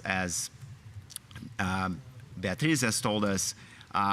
Basically, the main challenge is that because of the delay by Congress, as soon as the Brazilian Supreme Court steps up and strikes down the current rule for intermediary liability for platforms and offers in its place an unclear description of a duty of care supposed framework, that this will create a fear on platforms and therefore on its users that instead of the old regime, which was not strict liability, was based on a trigger of there should be a court rule in order for a platform to be responsible for illegal content. In the first case, that court comes in, strikes down that rule, and then what's left, because of a void of Congress legislation, that what's left is an unclear framework, and that probably might lead in many cases to strict liability. The solution that is presented to this version of duty of care, which is obviously unwanted, I think, for everyone here, would be, as Beatriz has told us, a new bill that civil society is backing almost entirely, in its entirety, that would clearly separate types of providers and intermediaries based on their roles. So it should make clear, which is something that it seems the Supreme Court creating its framework will not do, separate cloud storage hosts from social media platforms to advertisers, a typology that would make predictable and safe for each company to understand what the law requires and then decide their course of action. Again, in the Philippines and in Thailand, it seems that civil society does not find the current frameworks as useful as they needed to be to ensure safe and protective online content moderation. It seems as Janjira brought to our attention, a survey of 4 different Southeast Asian countries has shown that a majority of people distrusts government regulatory frameworks. So merely creating a new law such as the DSA in the European Union is clearly not enough. So she tells us of a pluralist approach, one that would ensure representation from all segments in society, creating roles, multi-stakeholder roles, embedded in this regulatory framework, because at the end of the day, it is about creating democratic legitimacy for content moderation, if I understood Janjira correctly. So she tells us about citizen fact-checking, independent self-regulatory body tasked with engaging platforms and handling complaints. So there is an intermediary to the intermediaries and the government and the users. And to my understanding, it seems we have similar concerns also in the Philippines, as Yvonne has told us. She tells us it seems legislators have been stuck for many years. Overall, platforms are virtually untouched in either their failure to remove problematic content or when they do, when they over-censor. And she brings to us news of this important report by a congressional authority that is basically identifying one of the biggest problems with a version of duty of care framework or government framework, which is the excessive or, let's say, undue use of government oversight in such a framework, to actually, whereby government, as in the past in the Philippines, she tells us has happened, would actually retaliate against digital platforms by forcing them to remove content that's actually not illegal. So the solution then, the concrete solution, would be to guarantee in the law due process, to also guarantee access to platform data, to do a full review of cybercrime law, to avoid interpretations of libel laws that would mean legal content gets removed, even though it's legal, just under the guise of alleged defamation. And lastly, that would prevent against content blocking that is an overreach by platforms. So in summary, I think there are, of course, not identical challenges, but challenges in these four jurisdictions that are very similar in their roots, because as we know, the problematic business model is a worldwide business model of algorithmic recommendation and advertising. And the solutions are not exactly the same. And so the DSA to the challenge, as Emily has brought to us, to the challenge of the question of, if you have a duty of care framework and you hope that civil society does fact-checking as well and identifies hate speech as well, well, then how do you figure out who becomes a flagger or a trusted flagger? How do you evaluate the role of private actors who take on this important task? Are they a state authority now, or can they, for the purposes of the law, be considered a state representative? Because that would mean state action that restricts freedom of speech, and so this has immense consequences. And so the solution there has been in the DSA, and obviously we don't have many, many years of enforcement yet, but we have some time of enforcement. And just to finalize, and I think this is an important place to end, because this is where it's perhaps most advanced in terms of how far the implementation is going. Government certification for these flaggers, such that there are rules on the DSA, obviously, as Emily has told us, that establish what needs to happen, what are the rules for someone or a private entity to become a trusted flagger, so that we can avoid abuse whenever very specific commercial private interests are involved. Once again, lastly, just thank you to our four speakers, and I apologize for any misinterpretation that I might have made here. Thank you so much, Ivan.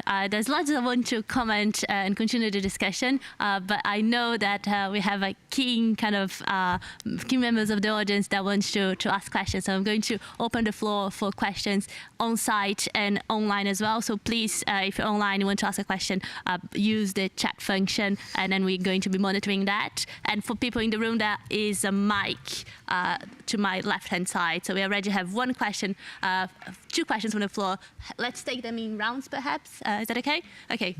Can you please start with your name and your organization, and let's try to kind of make the most of this with kind of more quick questions with a question mark at the end. Thank you. Thanks. I'm David Sullivan from the Digital Trust and Safety Partnership.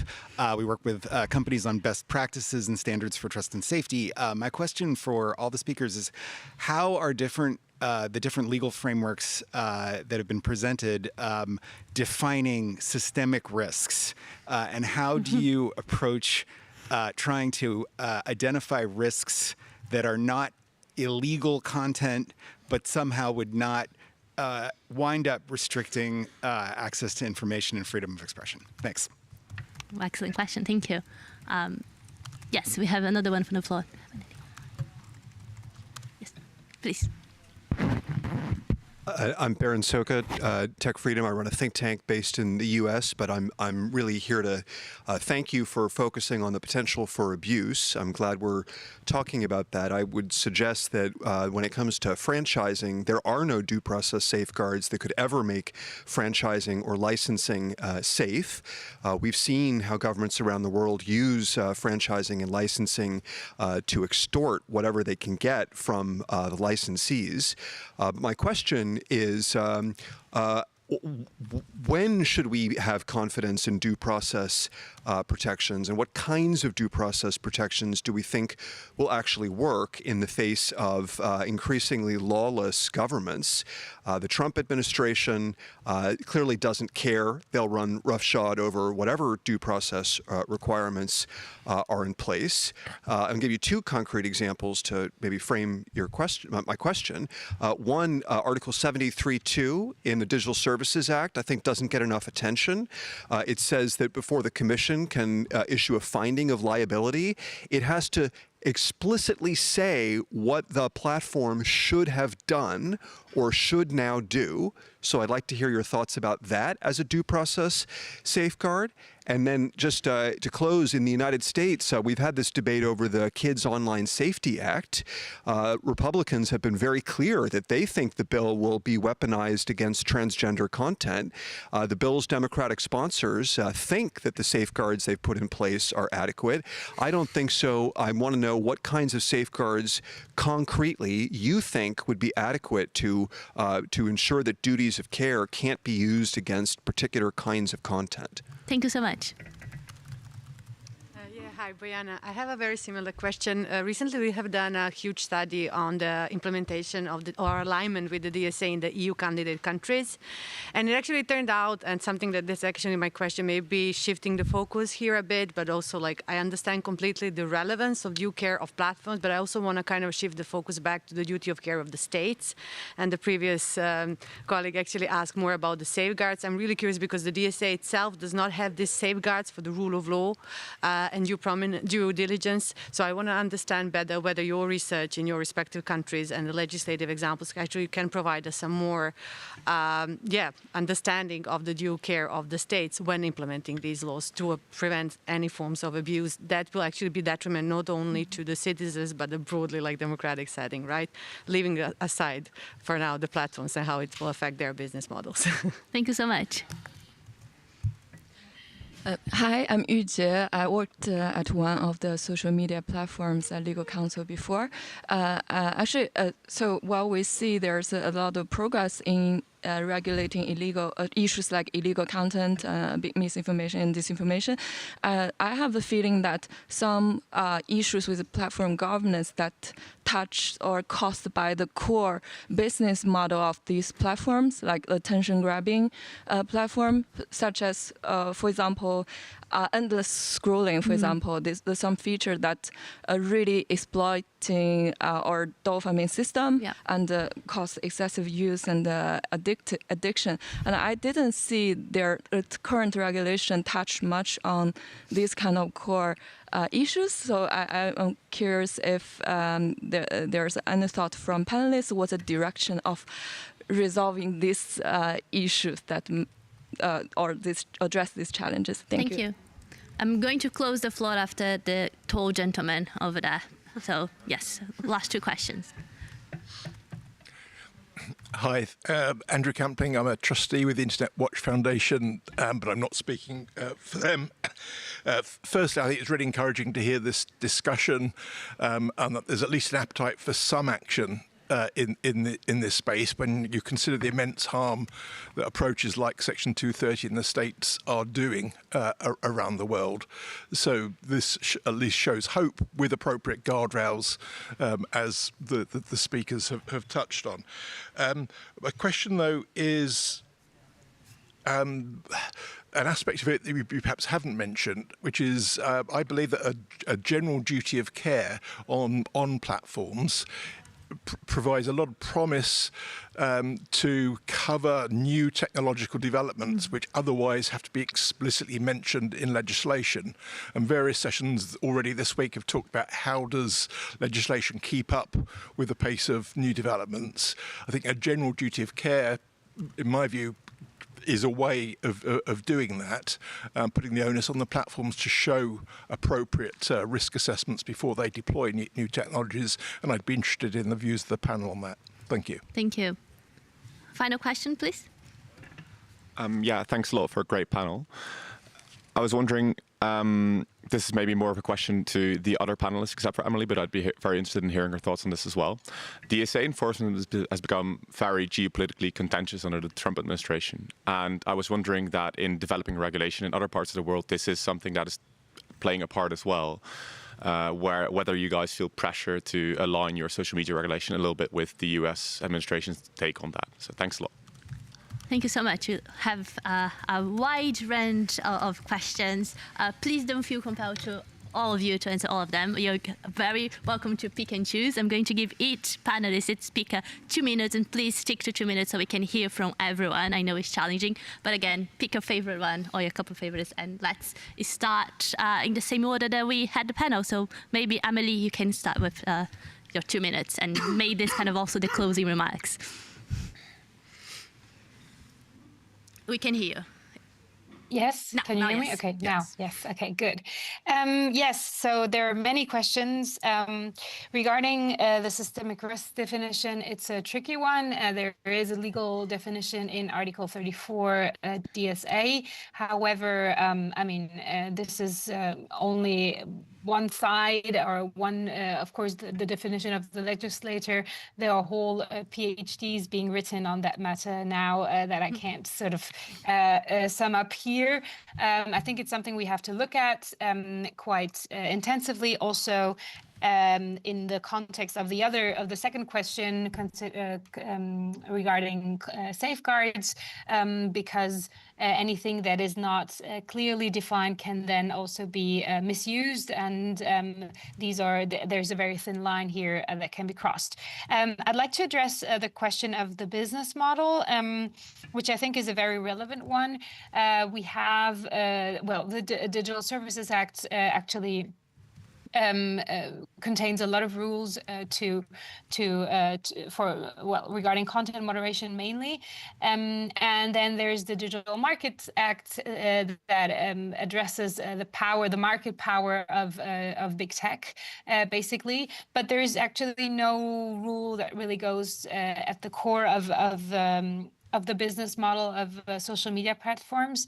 That's why there's a discussion at the European Parliament right now on a Digital Fairness Act, or an act that would actually look closer at addictive design of online platforms or of apps, but that's very much under discussion, and it's difficult, and that bridges or goes to the last question in the actual context where Europe is. There's a lot of legislation coming out of Europe and of the EU, and we are thriving to not only be the regulators but also to develop tech ourselves, and so a lot of people are asking for less regulation. So I'm not sure we'll see much more regulation in that space over the next month. We have to start implementing what we have right now first. Thank you so much, Amelie, and thank you for sticking to a couple of minutes. Janjira, the floor is yours. All right. So so many great questions. I just speak broadly because of the 2 minute limit. Now, I think the two issues here I want to address. One is risks, right? In Southeast Asia and specifically the ASEAN, I mean, the sort of collective efforts to curb disinformation is very limited, unlike the EU. So far, there are limited frameworks to govern platforms together. Individually, in each country, there are different definitions of what pose risk in online space, in platforms. And that can get tricky because these notions can be very vague. In non-political issues like public health, child pornography, gambling, violent graphics, these can be clearly identified and agreed on across different countries. But when it comes to political issues, each country comes up with its own identification or definition of what constitutes risk. And this again varies across political contexts. In Thailand, and I think we would go to the Philippines as well, Cambodia, Vietnam, the notion of anti-state, the notion of defamation of political elites are part of risk in online system, and therefore it leads to abuse by state actors to impose laws supposed to curb disinformation. So I think the definition when it comes to a collective identification of what constitutes risk still fragmented in the region, and I think it leaves room for politicization. Oh, that's it. Okay. That's it. Okay. I mean, hold that thought because we can kind of follow up during lunch maybe if you want to join us. Cool. Yes. Bia, please. Yeah, I'm not going further on the lack of the problem of the lack of definition, because I think it's everywhere, and not only regarding duty of care, but regarding risk assessment, systemic risks and everything. So this is one of a pretty important step of regulation that has to be debated and has to consider each situation and the context of each country. Regarding the due process, the provision that we had regarding due process in the Brazilian bill on transparency and responsibility of internet had to do with the right to information about moderation of each one content, the right to appeal to that moderation. I think it's at least something that we have to guarantee in any regulation that deals with social media platforms. And there are risks, but clearly I think that the situation now is not working. We have pretty much evidence on the negative impact. It's enormous. So of course each country needs to consider its own reality, including the strength or the weakness of its democratic institutions to propose determined specific things. But one way that I think that could help regulators to not abuse their power is to make this a multi-stakeholder process. Brazil has models of deliberative councils that establish rules for the implementations of law or public policies. That's why we, as a civil society perspective in Brazil, not the Brazilian Internet Steering Committee in general, because we have not arrived at that point. We understand that any Brazilian authority that takes on this task must necessarily have a multi-stakeholder body to ensure the protection of freedom of expression and the quality of the implementation of the law independently of the governments in power. Wonderful. Thank you so much. I think to close us, Yvonne, you have the floor to answer questions and final remarks in a couple of minutes. Thank you. Yeah, this is so difficult. But I know, I'm sorry. Right now, we don't really have a definition. We really don't have a definition of systemic risk. And I wouldn't be surprised if our lawmakers would be looking to the EU's Digital Services Act for inspiration. But, they really have to, because our lawmakers are really so bad at defining things, including fake news, which is broadly and crudely defined. And it was a revelation during the congressional hearings that, academics, fact checkers, and everyone had to take time out just to explain to them the difference between misinformation, disinformation, and malinformation. It took like hours just to get the terminology right. As far as due process is concerned, things get so messed up in the Philippines, especially with the implementation of laws. And that's why we're very grateful that we have a strong, independent judiciary that we can rely on whenever things get rough. About the general duty of care for platforms, the provision. This is really something that the TRI committee is trying to work towards, because the recommendations cover not only existing problems but also AI and emerging technologies. So perhaps a well-crafted legal framework would be able to address that. Thank you. Thank you so much, and thank you. Just wanted to see if Eva wants some comments in 1 minute. I have less than others, but yes, just take the moment to thank everyone for participating. I do want to take on the questions about general duty of care, specific duties from the gentleman from IWF, but we can do it offline. For the time being, we can please join me in thanking our panelists, our speakers, and members of the audience for your engagement. We do hope to continue this conversation around duty of care and platform governance. I mean, I'm speaking on my behalf and perhaps Iva's as we continue to work in our research projects. But I think, and I'm please correct me if I'm wrong, all the panelists are also going to be looking at issues around platform governance and regulation and duty of care. So reach out to us if you want to continue this conversation in your other spaces. And thank you, IGF, for having us. Have a really good afternoon and see you next time. Phoebe, Emily, and can you stay for 1 minute so we can take a photo? Yeah, stay online. We can have a photo of the panel. Thank you.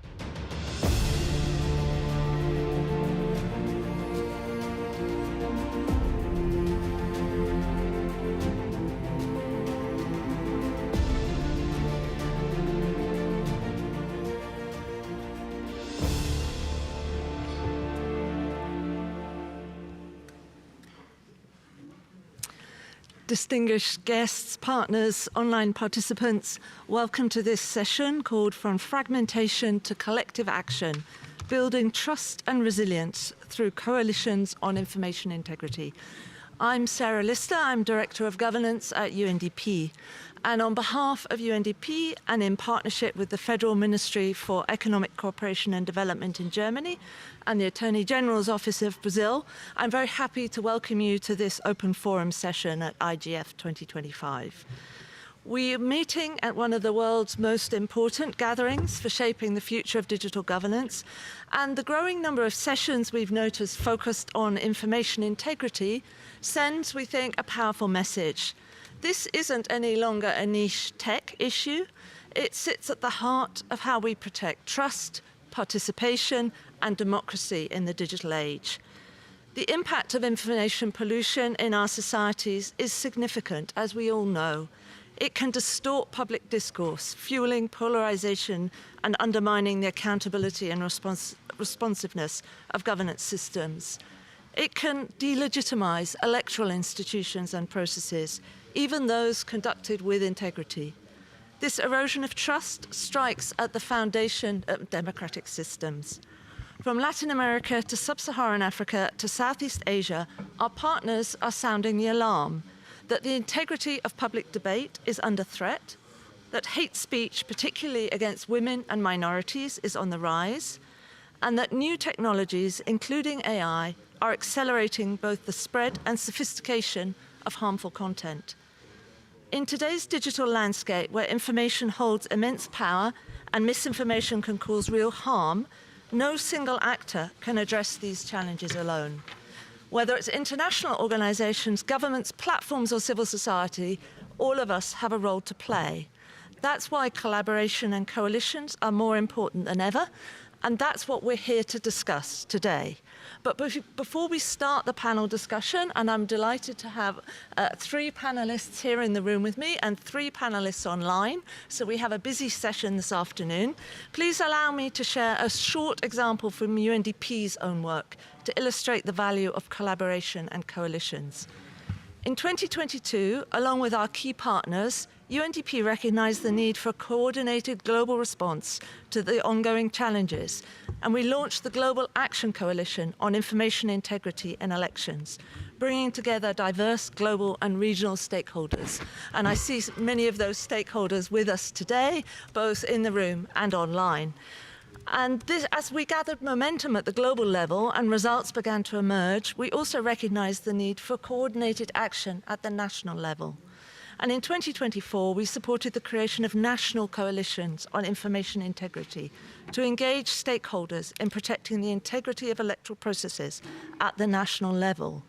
These provide structured mechanisms for multi-stakeholder collaboration, bridging gaps between civil society, media, EMBs, government, institutions, platforms, and other stakeholders to foster collaboration and resilience against information pollution. And these coalitions are showing real results. In countries where UNDP supports this work, we've seen how they coordinate rapid response, help foster stronger collaboration, improve coordination around elections, and support more consistent, informed responses to information challenges. So I'm happy to share that with continued support from the government of Germany, we will build on these insights to support a new set of national coalitions with the aim of promoting the integrity of the information ecosystem, not just around elections, but more broadly. So today's session brings together a diverse and experienced group of voices to reflect on this urgent challenge around digital governance, how to build those effective coalitions and multi-stakeholder partnerships to protect information integrity. So we feel privileged to have with us today in person, here next to me, Dr. Rafael Ramos Monteiro de Souza, National Prosecutor of the Union for the Defense of Democracy at the Office of the Attorney General of Brazil. Online, we have Constanze Nehe, Head of Directorate Development Policy Issues at the German Federal Ministry for Economic Cooperation and Development. Also here, we have Gisela Lomax, Senior UN Advisor, Information Integrity on Digital Platforms, UNHCR. We have Bojana Kostivca, media and platform regulation expert at the Global Forum for Media Development. Online, we have Ayman Mana, Executive Director of the Samir Kasia Foundation. And online, we also have Francesca Scapola, the Election Integrity Public Policy Lead from TikTok. So you will see that we have representatives from across government, from civil society, from the platforms, from the UN system. And together we'll explore what it takes to move from fragmentation to collective action. And we do invite you, the audience, here in the room and online to participate and ask questions and challenge what you hear. So just before we dive into the discussion, let me just take a moment to tell you what to expect. It's designed as a roundtable style, interactive, as much as is possible with headphones and online and offline. I'll do my best to support a dynamic exchange. So we've asked all our panelists to make short interventions, and then we hope to have a chance to open up for open dialogue. There is one microphone here in the room and the opportunity online as well. So in order to support that hybrid participation, we've arranged the lineup to alternate between in-person and online speakers to try and keep the flow going. So I've asked each of the speakers to make an initial 3-minute opening reflection to focus on their experience with multi-stakeholder cooperation, coalition building, and platform engagement around information integrity. So we'll start here on my left with Dr. Raphael. Could you perhaps, thinking of information integrity, give us some thoughts on what you see as the most pressing risks, and where do you find signs of progress or hope? Okay. Good afternoon, Sarah, dear colleagues, everyone here in the audience, and also online. Well, first of all, thank you for the invitation. It's an honor to join the discussion here at the IGF, learn from different perspectives, and have the opportunity to share some thoughts from the Brazilian experience. Regarding pressing risk, as you know, many studies indicate that the rapid development of the emerging technologies, particularly generative AI, will impact the entire cycle of this information. From the stage from creation, segmentation, to the massive distribution, we are facing a time when the process is becoming cheaper, easier, and faster. Such mechanisms enable more convincing, realistic, and personalized content, as the fake stage shows. Well, in a global and local context marked by extreme polarization, low accountability, low digital literacy, this scenario supercharges a perfect storm that reinforces the threats not only to democracy and elections, as the recent Romanian, Argentinian case remember us, but also to vulnerable groups, often targeted by hate speech, online, and gender violence, fraud, and scams. But on the other hand, we are seeing some progress in light of the regulatory response and safeguard information integrity at the national, regional, and international level as well. The most significant is based on the core idea that behaviors that are illegal online must also be legal. Offline is also illegal online. In this sense, from a multi-holder set of tasks, the private sectors plays a central role in ensuring a safe, secure, and reliable environment. To design the line of the DSA framework, many jurisdictions are advancing holding tech companies who are accountable and transparent, imposing obligations, and while also demanding the respect of human rights. As the Brazilian Supreme Court is about to conclude this week, in some cases also holding platforms liable for third-party illegal and harmful content, including damage from ads and boosted posts. This remarkable shift emphasizes consumer rights, child protections, and other existing provisions over the company's immunity. At the same time, in our case, it's essential to note that these developments occur alongside a strong commitment to freedom of expression, opinion, press, opposition, humor, which are preserved as protected discourse and pillars of a vibrant public sphere.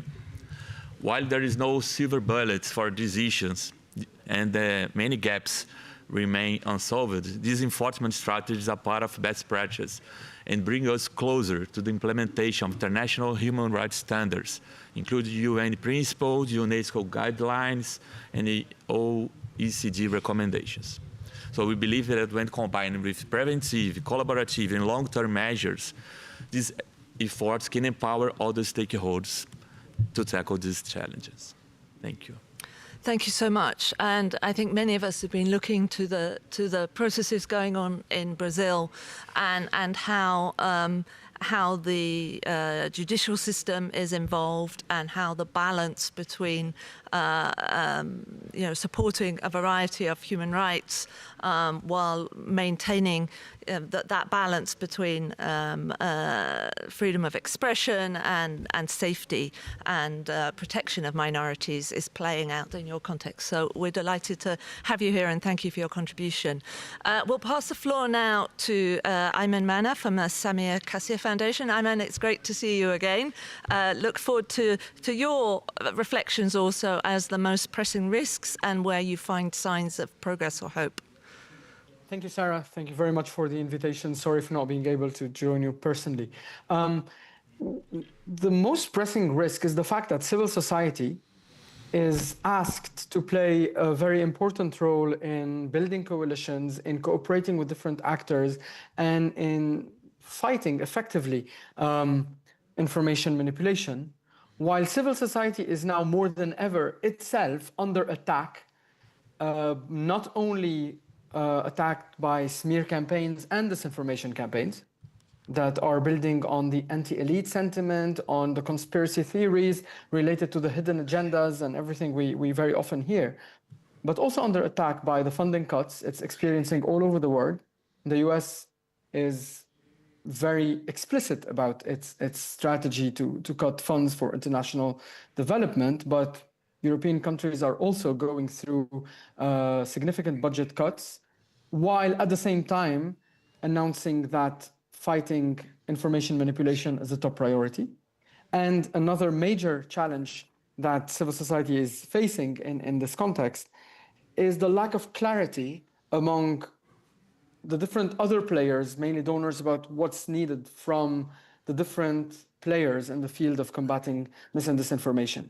Because in the context of funding cuts, and if I am a decision maker when it comes to funding programs in Brussels, in Paris, in the US, in London, is my priority to help sustain London, Paris, Copenhagen, Berlin-based organizations that work globally, or my objective is to actually fight against mis and disinformation where it's taking place on the ground?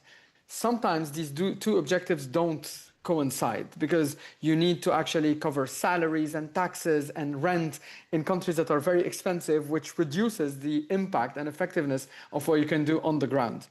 Sometimes also, and I do have maybe in another iteration of our discussion, I can read very explicitly without necessarily mentioning the donor, a formal written answer by one of the major donors on a program related to information manipulation and information integrity, telling us that our urge is to give the impression we are doing something more than necessarily the full effectiveness of the project. So these are some of the challenges: funding cuts, smear campaigns and disinformation campaigns against civil society, lack of clarity about the objectives of the donors, why we're being asked to actually act in the most effective way to save democracy, to save human rights, and to save trust in societies. Otherwise, the whole fabric of the society will collapse.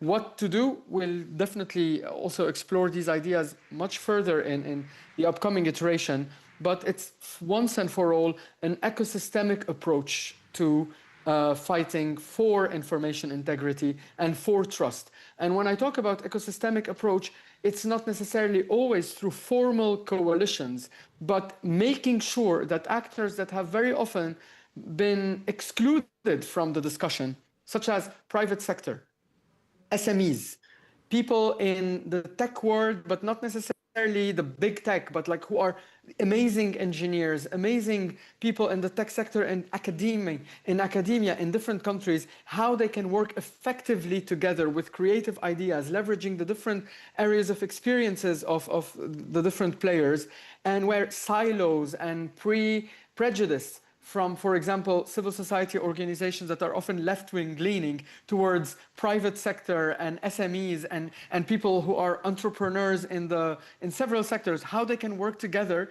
like bridging these gaps is today not only essential to win the fight for information integrity, but definitely to win the fight for trust and cohesive societies in countries where everything risks collapse. And I come from a country that has experienced war a few months ago, from a region that went through a war situation just last week. Information and lack of trust in information was a fundamental weapon used by all belligerents. So imagine if this continues, our entire society is at risk. Thank you. Ayman, thank you very much for laying out those challenges that civil society is facing, from the geopolitical to the institutional, and a whole spectrum, and then sort of honing in on indeed that topic that we're here to discuss in more depth, that ecosystemic approach and how we can build coalitions for collective action. We're turning now again to the room, to Gisela. What do you see as the most pressing risks, and where do you find signs of progress or hope? Well, thank you very much, Sarah, and thank you for inviting me to take part in this important event. And I echo your words at the beginning that the amount that we've seen information integrity on this IGF programme really is very encouraging, and I would say that in the first instance, although the challenges are huge.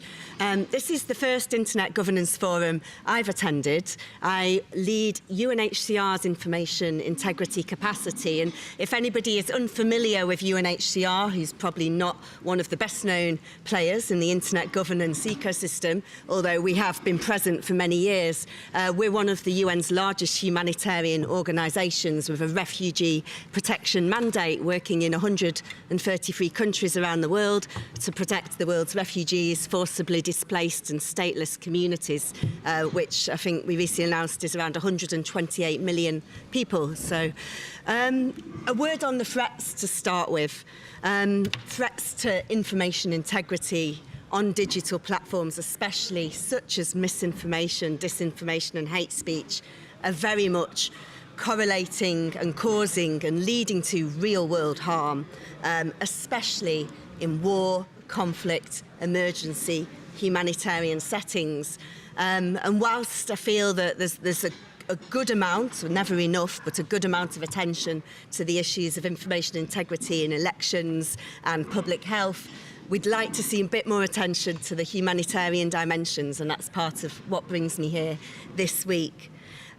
So we see harm towards refugees, hate speech, inciting violence, people exploiting online spaces, spreading misinformation to deceive refugees with false promises of safety or employment, leading them into dangerous situations, and also influencing public narratives to become even more hostile and polarised, framing refugees as security, economic or cultural threats, and in turn influencing public policy. And of course, new and emerging tech is transforming that, but I won't get too much into that, perhaps in the questions.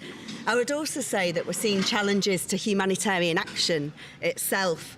A survey we ran of UNHCR staff across some 85 countries found that 20% of our colleagues have directly and personally been targeted with mis and disinformation in the capacity of their role. So we're seeing miscoordinated false narratives, misinformation, which is practically preventing or hampering the delivery of often life-saving aid, restricting access, eroding trust in humanitarian actors, undermining our credibility and impartiality as well. But there are opportunities to strengthen digital protection, which is how we frame this work, protecting refugees in the digital sphere and the real world, and the correlation between. Improving access to reliable and life-saving information. That's very much part of our work and our partners, to provide trustworthy, credible information. And that's hampered by misinformation in social media themes and algorithms that don't promote. They may be less exciting and emotive, but frankly, critical information. upholding freedom of expression. True freedom of expression is freedom of expression for everybody, including refugees, and of course the ability to receive information as well as to impart ideas, foster social cohesion, and to build digital resilience and trust. I'll give some examples in the second part, but one thing I would say from our model at UNHCR, which is a combination of field-based pilot projects, practical work on the ground, and then a small headquarters capacity, is that this can only be done, of course, in partnership. And we heard about funding cuts. The humanitarian sector has been dramatically affected by funding cuts, and as we have less, we have, of course, to be smarter, more efficient, to work collaboratively. There's a lot of skill sets that perhaps do not have a natural home in humanitarian organisations, digital analysis and so on.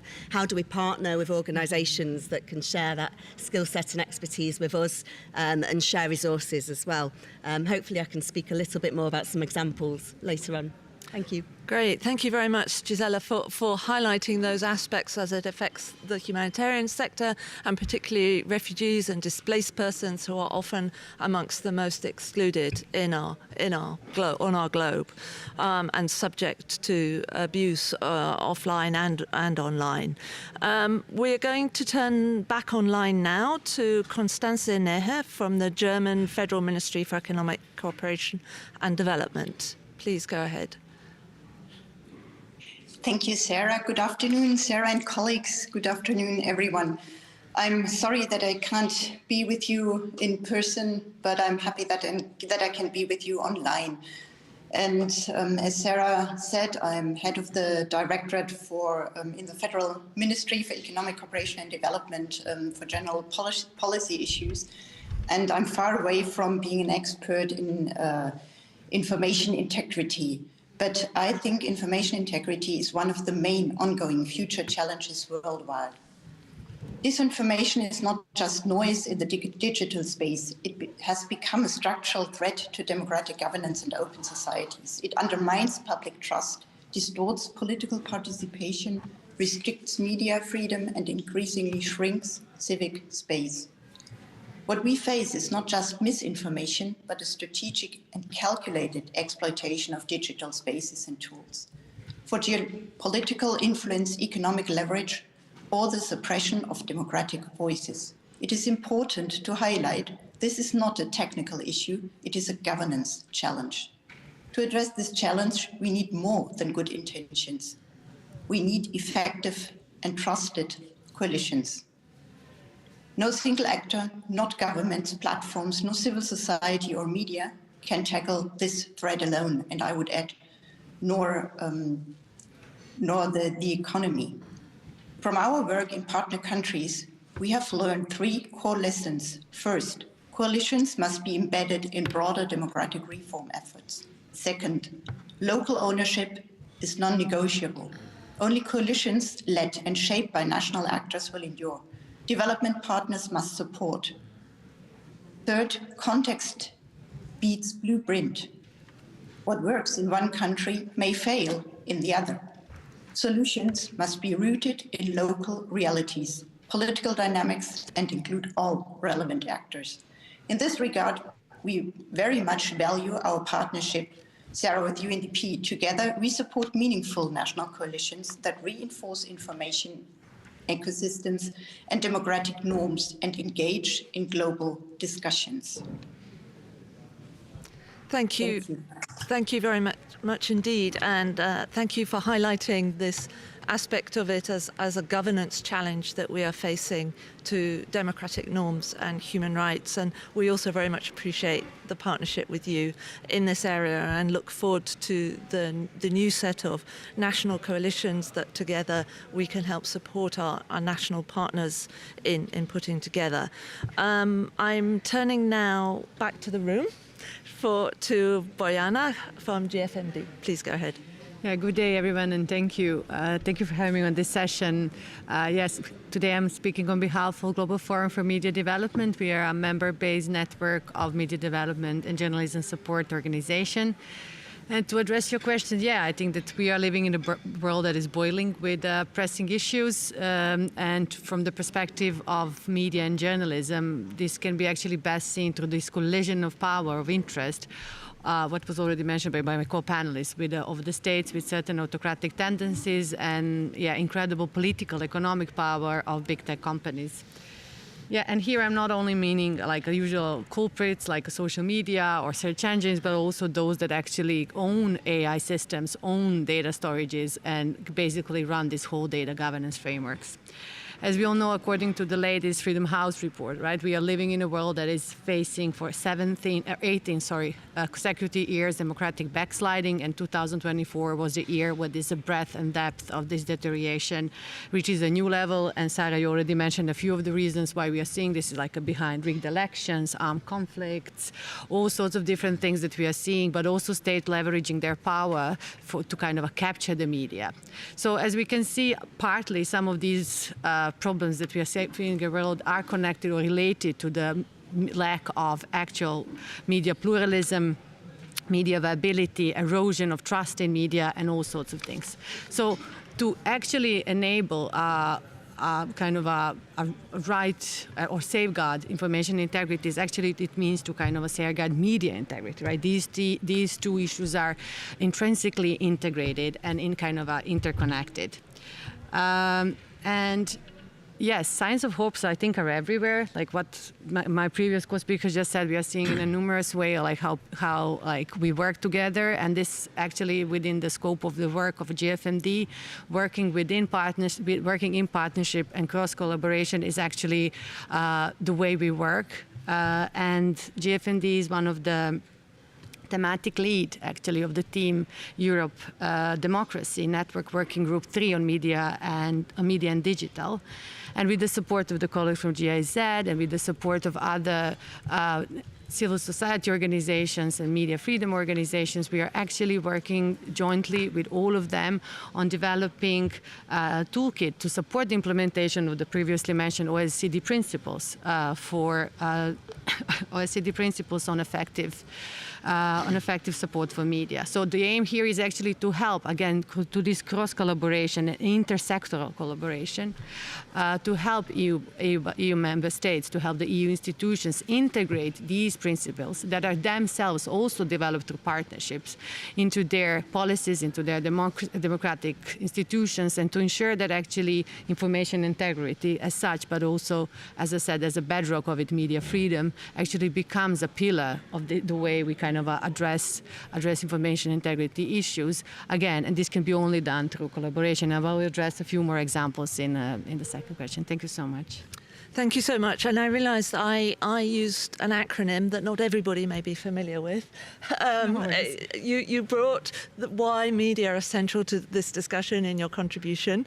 But GFMD is the Global Forum for Media Development. Do you just want to say one word of what that is for those who are not familiar with it? Yeah, for sure. Yeah, as I said, like we are, we are a member. We are a network of 200 members that are working on issues related to safeguarding media viability in particular, and trying to kind of address different funding problems, trying to kind of change the narrative on the ways the funding are being governed and run, and actually make sure that this is done through collaboration and kind of a raising up from this bottom-up approach. But I will actually explain a bit more about the way we work in my second. Great, and thank you so much for bringing that voice to our conversation this afternoon. And last of this round, but very much not least, we have Francesca Scapola from TikTok. Please go ahead. Good afternoon, everyone, and thank you very much for the opportunity to join such incredible panelists today and share a little bit more about like the challenges that we see as a platform in terms of like information integrity, but also the role that the increasingly important roles that platforms like TikTok play when it comes to safeguarding information integrity through multi-stakeholder collaboration. I would say that we saw on our side that platforms have become the TikTok and similar platforms, has shifted from passive observers to active partners when it comes to protecting information integrity. So on our side, we have expanded a lot our collaboration with different partners, those being fact checkers, independent fact checkers, but civil society organizations, and also governments and governments in trying to really tackle misinformation and disinformations. When it comes to the biggest challenges that we see on our side, I would say that these are mis and disinformation, but also covering influence operation. We have established strong rules against actors that are trying to manipulate information on our platform when ahead of elections, but also ahead of other key civil moments.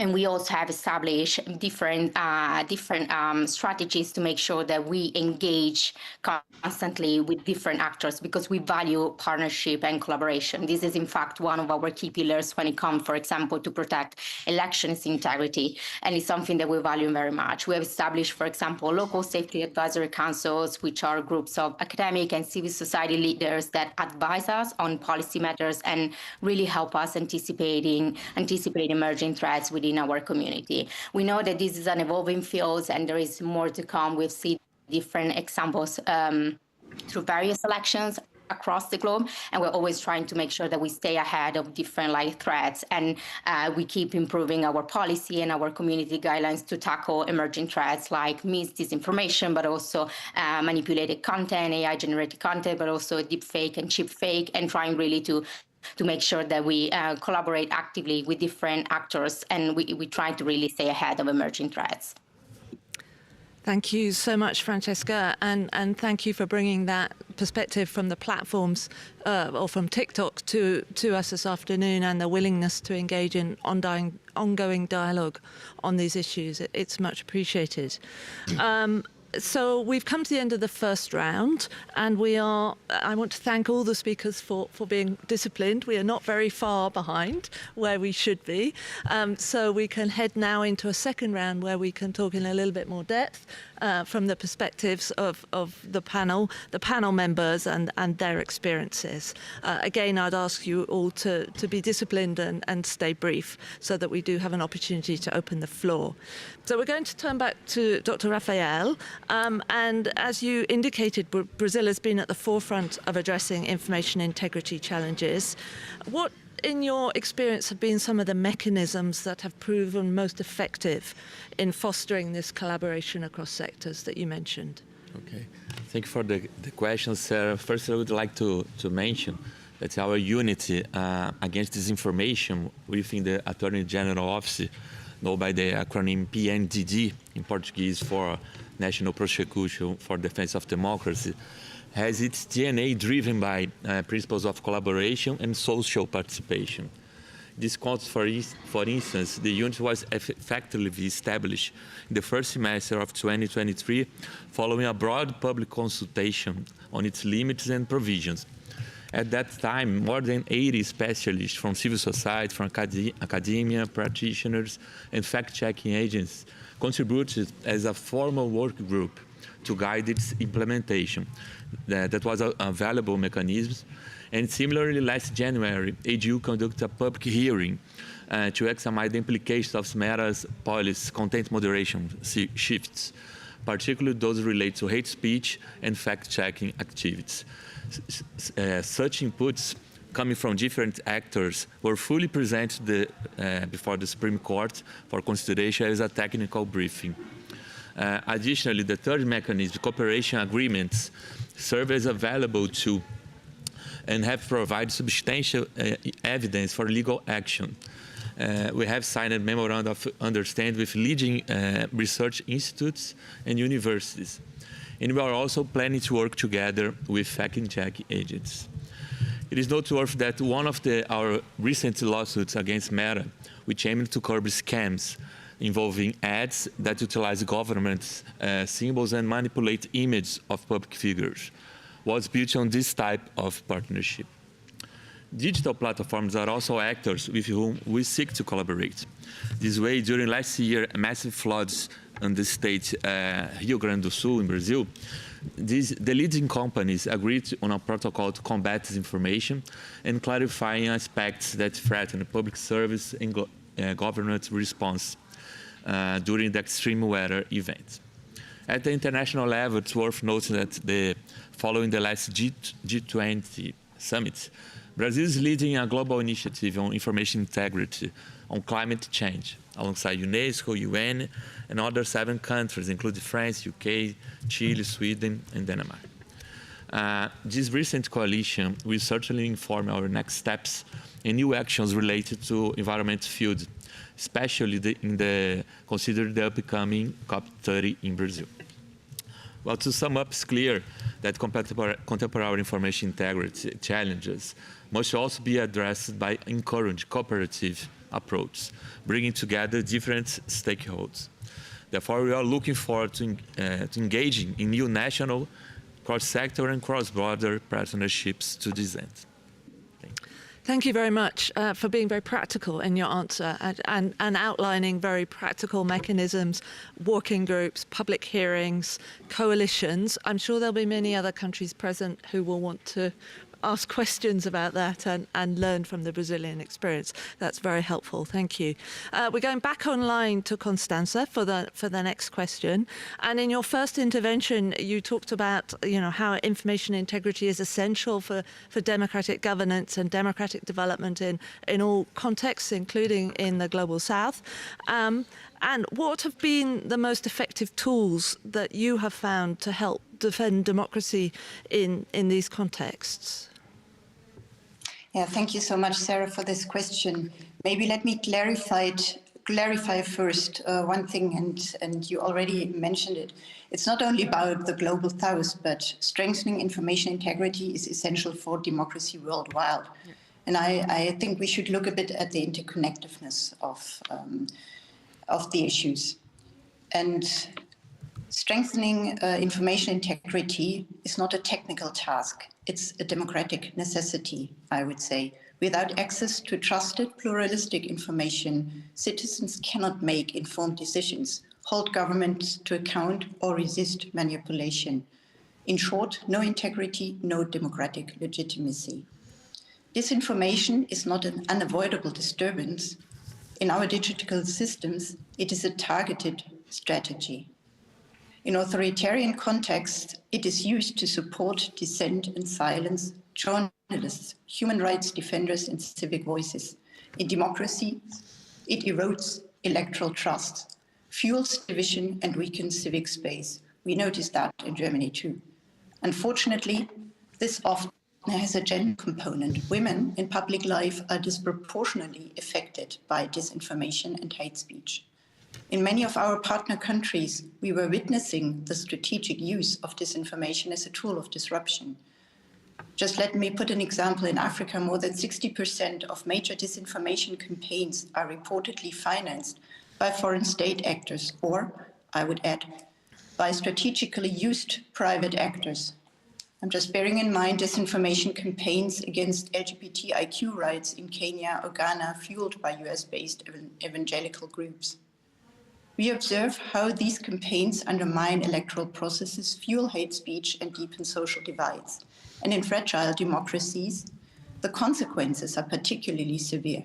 It affects political stability, public safety, and social cohesion. If we want to defend democracy, it needs more than open elections. It needs open information environments. So strengthening information integrity is one effective way to protect civic space, counter democratic backsliding, and enable democratic innovation. And partnerships, when rooted in trust, ownership, and a clear purpose, are key to delivering that. From our work in partnerships, 4 strategic approaches stand out, I think. First, advanced media and information literacy at all levels, not just for users, but for policymakers, I would include myself, civil society, educators, and influencers. Understanding how narratives are shaped is essential to respond constructively. Second, support smart regulation with safeguards. Regulation is needed, but must be designed to protect democratic values and freedom of expression. The aim is accountability, not censorship. Third, strengthen public interest media. Independent journalism remains one of the strongest means against disinformation. It requires stable financing, legal protection, and public trust. And fourth, invest in meaningful coalitions. We heard a lot about how you work in effective coalitions, how you work jointly. Just to put an example, in West Africa, we support multi-stakeholder observatories that connect governments, media, regulators, and civil society. And these platforms build evidence, strengthen institutional capacity, and promote coordinated responses to online harms. And maybe, as it was mentioned earlier, we support the Team Europe Democracy Initiative. We have shared approaches and peer exchange around digital democracy, media freedom, and protect of human rights. It's about the working group 3 my colleague mentioned earlier. And we also work on the topic with our strong, you might know them, and German government-financed DW Academy. Especially after the shutdown of USAID and the consequent withdrawal of funds, DW Academy definitely is a crucial actor in international media development who really seeks to work in coalition and to work jointly. So thank you. Thank you very much, Constanza, and for highlighting again that, that transnational element, as well as the fact that these issues affect all contexts and dynamics in one stage or on the international stage can then be played out in a variety of different contexts. And another, thank Germany again for decades of support to this field of public interest media, including through the Deutsche Welle Academy and many other initiatives. So I'm turning now to Bojana, who I'm sure is delighted that Constanza has set the stage for what I imagine she may wish to say. Thanks. Yes, I truly am, and thank you so much, Constanza, for kind of raising up this here. So at GFMD, we believe that a future of sustainable funding, support for independent media, must be rooted in local agency, as Constanza also said, and systemic transformation, right? So our work is fundamentally about shifting both narrative and power. So moving away from these top-down models and instead enabling these grassroots leadership, shaping information ecosystems that affect their communities most, like keeping it local. So there are two principles, going back to your question before, Sarah, there are two principles that emerge in the work. It's like a bottom-up empowerment. So we want to see more of this local responses to regional solidarity to kind of lift them all up. So the way we start by listening to a very participatory approach.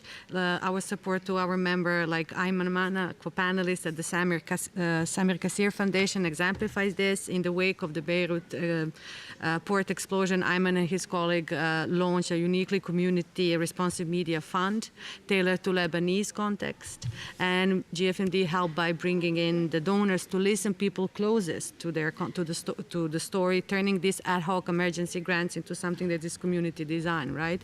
And governed pooled fund. Also, with Ayman and other Ukrainian colleagues recently, we articulated an event organized with Sarah's UNDP colleagues, right? Where we build the trust and information integrity and try to strengthen these community ties and long-term localized investment. That is really important if we are to see this bridging between all different actors and their different interests, but also all different human rights that we are also trying to address here in this way. Second kind of a principle of multi-stakeholder and partnerships and collaboration is building alternatives and innovating beyond traditional funding and governance by shifting power. Means going, as I said, beyond existing the donor, funders, and coordinations. We believe actually that bottom-up coordination with the new collective-owned infrastructure. So that independent media are not just funded, but they can also set the agenda, own the tools, and drive their own long-term sustainability. And the GFMD, with other partners, we are working on the Journalism Cloud Alliance, is one such initiative. It's an open cooperative platform that rethinks the cloud infrastructure that is the digital backbone of independent journalism. So by prioritizing interoperability, shared ownership, public interest governance, we are moving away from these dependencies that exist on big tech companies that I mentioned and extractive tools, and giving journalists and media public good in their own hands and not the other way around. So in doing so, we are actually challenging this assumption that underpin these traditional donor-driven models. So rather than replicating hierarchies, we are embedding equity in co-creation and sustainability in the very tools and infrastructure that media use every day. So it's an alternative way of thinking of it. Thank you very much indeed for highlighting those elements of how actually many actors are coming together to try to shift these power dynamics as we see power getting concentrated across the world in certain actors and in certain ways that also feeds in often to geopolitical interests, that actually there are alternatives to that, and that many here in Lillestrøm are actually talking, that's what we're talking about this week. So thank you so much for bringing that perspective. So now we're going back online, back to Francesca from TikTok. So from TikTok's standpoint, how do you see the role of tech platforms evolving within multi-stakeholder coalitions on information integrity? Do you have any specific examples where your collaboration with coalitions has led to measurable improvements in electoral integrity or information resilience? Yes, and thank you for your questions. I mentioned this briefly before, but I would say that in recent years, TikToks, and I could also extend this to platforms in general, have shifted from being passive observers to really active partners when it comes to protecting information integrity through collections, but also through like general partnership. We all see that tackling misinformation and disinformation really requires a coordinated actions and bringing together platforms, government, civil society organization, and independent fact checkers to try to pursue a common mission. On our side at TikTok, we have reinforced our moderation efforts through partnerships with over 20 global fact-checking bodies. And together we work with them to identify and also swiftly remove misleading content, including AI-generated one, whether false claims about election dates or attempts at voter suppression. And these are just examples. But this extends beyond election integrity efforts and to everything that is considered harmful misinformation on our platform. And alongside this, we also launched targeted media literacy campaigns, working closely with civil society organizations. And we also roll out in-app election center app across not only Europe, but worldwide. And these apps are really important because they deliver reliable information and try to equip users with tools to critically assess content. But I would say that this is just like part of like the work that we're doing when it comes to collaborating with different partners and coalitions on election integrity, because a cornerstone of our strategy is our continuous engagement with what I mentioned before, that is our local safety advisory councils, which is a group, again, of academic and civil society leaders who advise us on policy matters and really help us anticipate emerging threats within our community. But just to give you a few examples of how this cooperative approach was pan out and is like our work around the 2024 European Parliament elections. So in partnership with electoral commissions, but also civil society groups and fact-checking networks, we launched in-app election center in all the 27 EU member states. And these apps really offer verified guidance on voting procedures and also media literacy campaigns. And those was supported by thousands of moderators fluent in local languages, really enabling swift and accurate response to specific risk to those to the elections.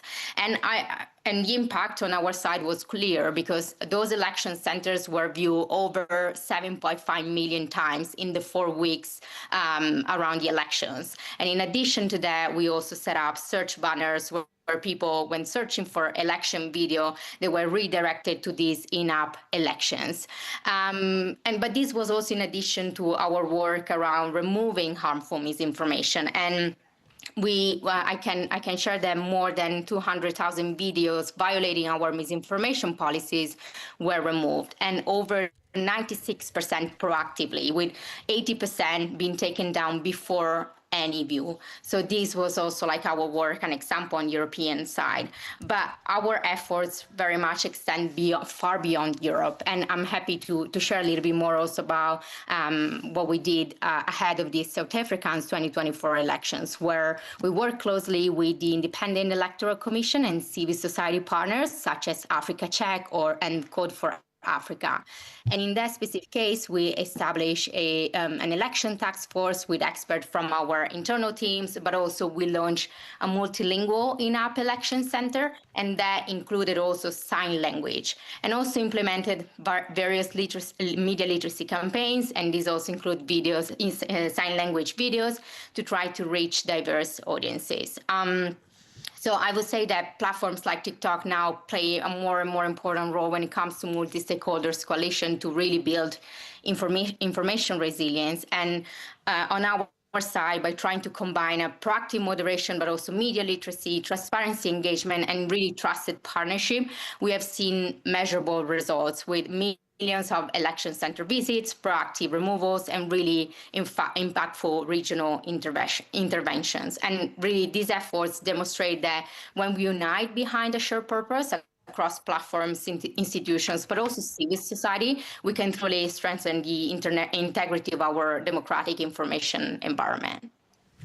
Thanks so much, Francesca, and for bringing those specific examples as well that show how this multi-stakeholder approach, where the platforms are also engaged, along with civil society and electoral, in the case of elections, electoral bodies as well, can really affect the information environment and the information ecosystem around elections.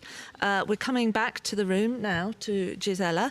You spoke in your first intervention about, the humanitarian context where much of your work is done. In crisis-affected settings, as you noted, disinformation can deepen risks and undermine trust. How do you think the UN and humanitarian actors can take a stronger role in working with platforms and other actors to protect information integrity, especially where communities are hardest to reach? Well, thanks very much, Sarah. I think maybe to start with, certainly the UN system is very much seized with the issue. And I think, as Raphael, I think you mentioned either the Global Digital Compact or the Global Principles and Information Integrity. These are obviously two key instruments, and we're very pleased that refugees were specifically mentioned in the Global Digital Compact and the section Information Integrity. In the humanitarian sector, as I've really emphasised, this is a grave concern, but frankly we do have massive challenges. I think everyone's probably aware of the financial issues, the funding issues we're facing, and so I will be frank that we're looking for more support to continue to ramp up this work in a collective way. But perhaps I could give just some examples of how we're working. I think, as Constanza said, emphasising the importance of local context, and I also heard another speaker talk about grassroots upwards. I think that was you. Local is core to our response, and simultaneously we're talking about a small number of global social media digital platforms operating largely in the same way regardless of context, yet the response has to be contextually specific. And so we're looking at coalitions and partnerships that are local, playing into regional, including regional governance bodies, playing into global, including engaging with these global platforms. I would say, I think that taking a local to global advocacy point, that people who use social media in less common languages, in non-commercial markets for these companies, war zones where they are not selling advertising, are disproportionately at risk. For various ways. And on this, we do have a need, and we're trying to do this at UNHCR, to collect examples and case studies that we can then bring to fora like this and bring to the platforms in a strategic and aligned way. But in terms of partnerships, I'll give a couple of examples. I mentioned local, and I'll also say community first. And so working with affected communities, with refugees themselves.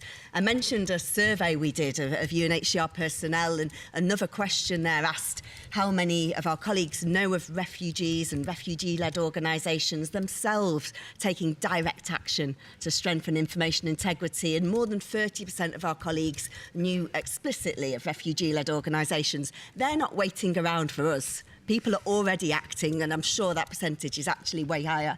And so how can we better support communities themselves in refugee camps, in humanitarian contexts? And I see that very strongly as part of our role.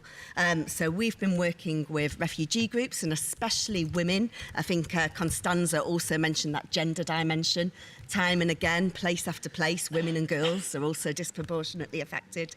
I mentioned in my earlier intervention the point about skill sets. For us, we've really had some promising partnerships with digital rights organisations, such as the Association for Progressive Communications, if I might give a flag to one of our partners. Academia as well.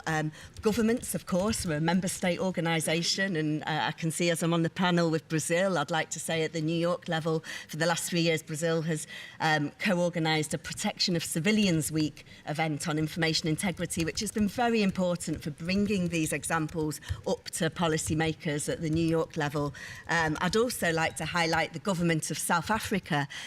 Yesterday, some of my colleagues had a dynamic session presenting a pilot project we're working on with the government of South Africa to tackle xenophobia and misinformation towards refugees and migrants. And I'm pleased to say our partner's actually in the room if you'd like to know more. I won't repeat what was said in the session, but we're very proud of this positive and constructive example. But perhaps before I close, and I can see the clock, coming to tech, digital platforms dominate the world's information ecosystems. And with great power comes great responsibility. They have an outsized responsibility to act, including in places that there's not a commercial imperative or a regulatory reason to do so. We work closely, we try to work closely with these platforms, but we are very worried by the weakening in guardrails and the reduction in trust and safety capacities. And so we really do encourage the platforms to continue to come to the table and engage and share information, and especially around early warning systems or consulting communities on policy development. We're here, we're open to partner, and I think this is a really important need we all need to press for. Thank you. Great, thank you very much. And if I can take my moderator hat off for a moment and comment in relation to your comment about the less common languages or the contexts in which money is not being generated for technology platforms because advertising is not considered a priority there, that we have also consistently saw that the attention to the information integrity and the response from platforms in those contexts has been very different from perhaps the focus that there is in Europe or elsewhere. But thank you for giving those very useful examples of what you're doing, and also reminding us all that what the UN system and global actors can do is always in support of those who are already taking action in their contexts. So we're coming to our last speaker, and I hope we'll have time to open up for questions shortly, so please be thinking about those. We're going back to Ayman for the last panel intervention. And I've done well with all my paperwork until this moment. Here we are. From a civil society perspective, what are some of the key challenges and the needs civil society actors face in participating in some of these collective action and these collaborations? You mentioned some of them in your first intervention. Perhaps you'd like to go a little bit deeper into that. Thanks. Thanks. I mean, I'd place my last answer under the umbrella of walking the talk. Because we've tried so many instruments. Fact-checking, yes, it's very important. It should be embedded in the role of every journalist. But at the same time, we know that it depends on the whims very often of the platforms whether or not to give visibility to the fact-checking responses whenever information that is purely incorrect is spread, and how much they have to actually boost their content to have some visibility, whereas horrible content may spread organically in terrible ways, and then the policies can change. And given also the level of polarization of society, you can show all the facts and all the numbers. We don't necessarily have evidence that it can sway significantly people who have already made up their mind. We speak about media information literacy. Let's actually look at the numbers. I'm a number person. 2024, overseas development aid, roughly $212 billion. It's a 7% decline from 2023. Do you know out of these 212 billion, how much has gone to media, information environment, media development, independent media, journalism training, press freedom, digital literacy, journalist safety, etc.? It's around 0.5% of the 212 billion. So we're talking about nearly $400 million. And if we basically, so 0.19%, because the rest is infrastructure costs like broadband, etc. $400 million, let's compare it to the annual budget of Russia today, $600 million. Let's compare it to the budget of, the Iranian international TV system. That was $1 billion a year. So all donors in the world combined to support everything we spoke about with a lot of good intentions are only given $400 million a year. And out of which less than 1% is going to media information literacy. So we can have all these beautiful small projects in schools here and there. It's nothing compared to the budgets that are placed by those who are actively polluting the information ecosystem. So as long as we are not aware of the scale of the fight we're talking about, we remain at the level of good intentions. And this is what's painful for civil society organizations. We are asked to do so much while the means made available are laughable. I'm sorry for being so blunt. This is why it's a different approach that we're hoping for, where we need to do so much better with so much less, not more with less. And this is why I go back and close with my issue of an ecosystemic approach. I cannot believe that people who work in the hospitality sector, in the craft sector, in industry, in trade, and who are not necessarily part of our world and our conversations, are happy with a democracy or a political system where everything is collapsing. But how can we engage with them specifically for them to place their advertisement where actually independent media is doing a good job? How to actually bring organic money from the society to the fight for a better society and for better information.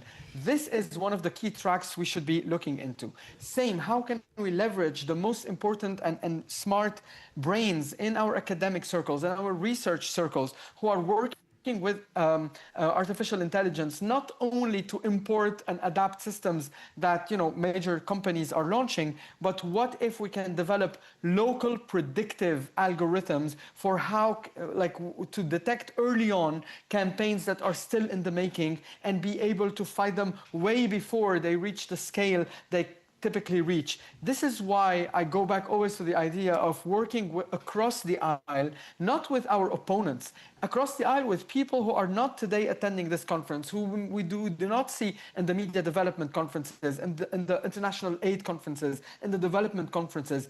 The key to the solution resides in building bridges with them, because if we only want to rely on donor-grantee relationship, one, the budgets are decreasing. Two, the budget, even if they were not decreasing, are nowhere near what is needed to even engage in the beginning of a fight compared to what the nefarious actors are doing. So this would be my call, and hope I can at least find allies among so many of the participants to think about it more deeply together in the coming weeks and months.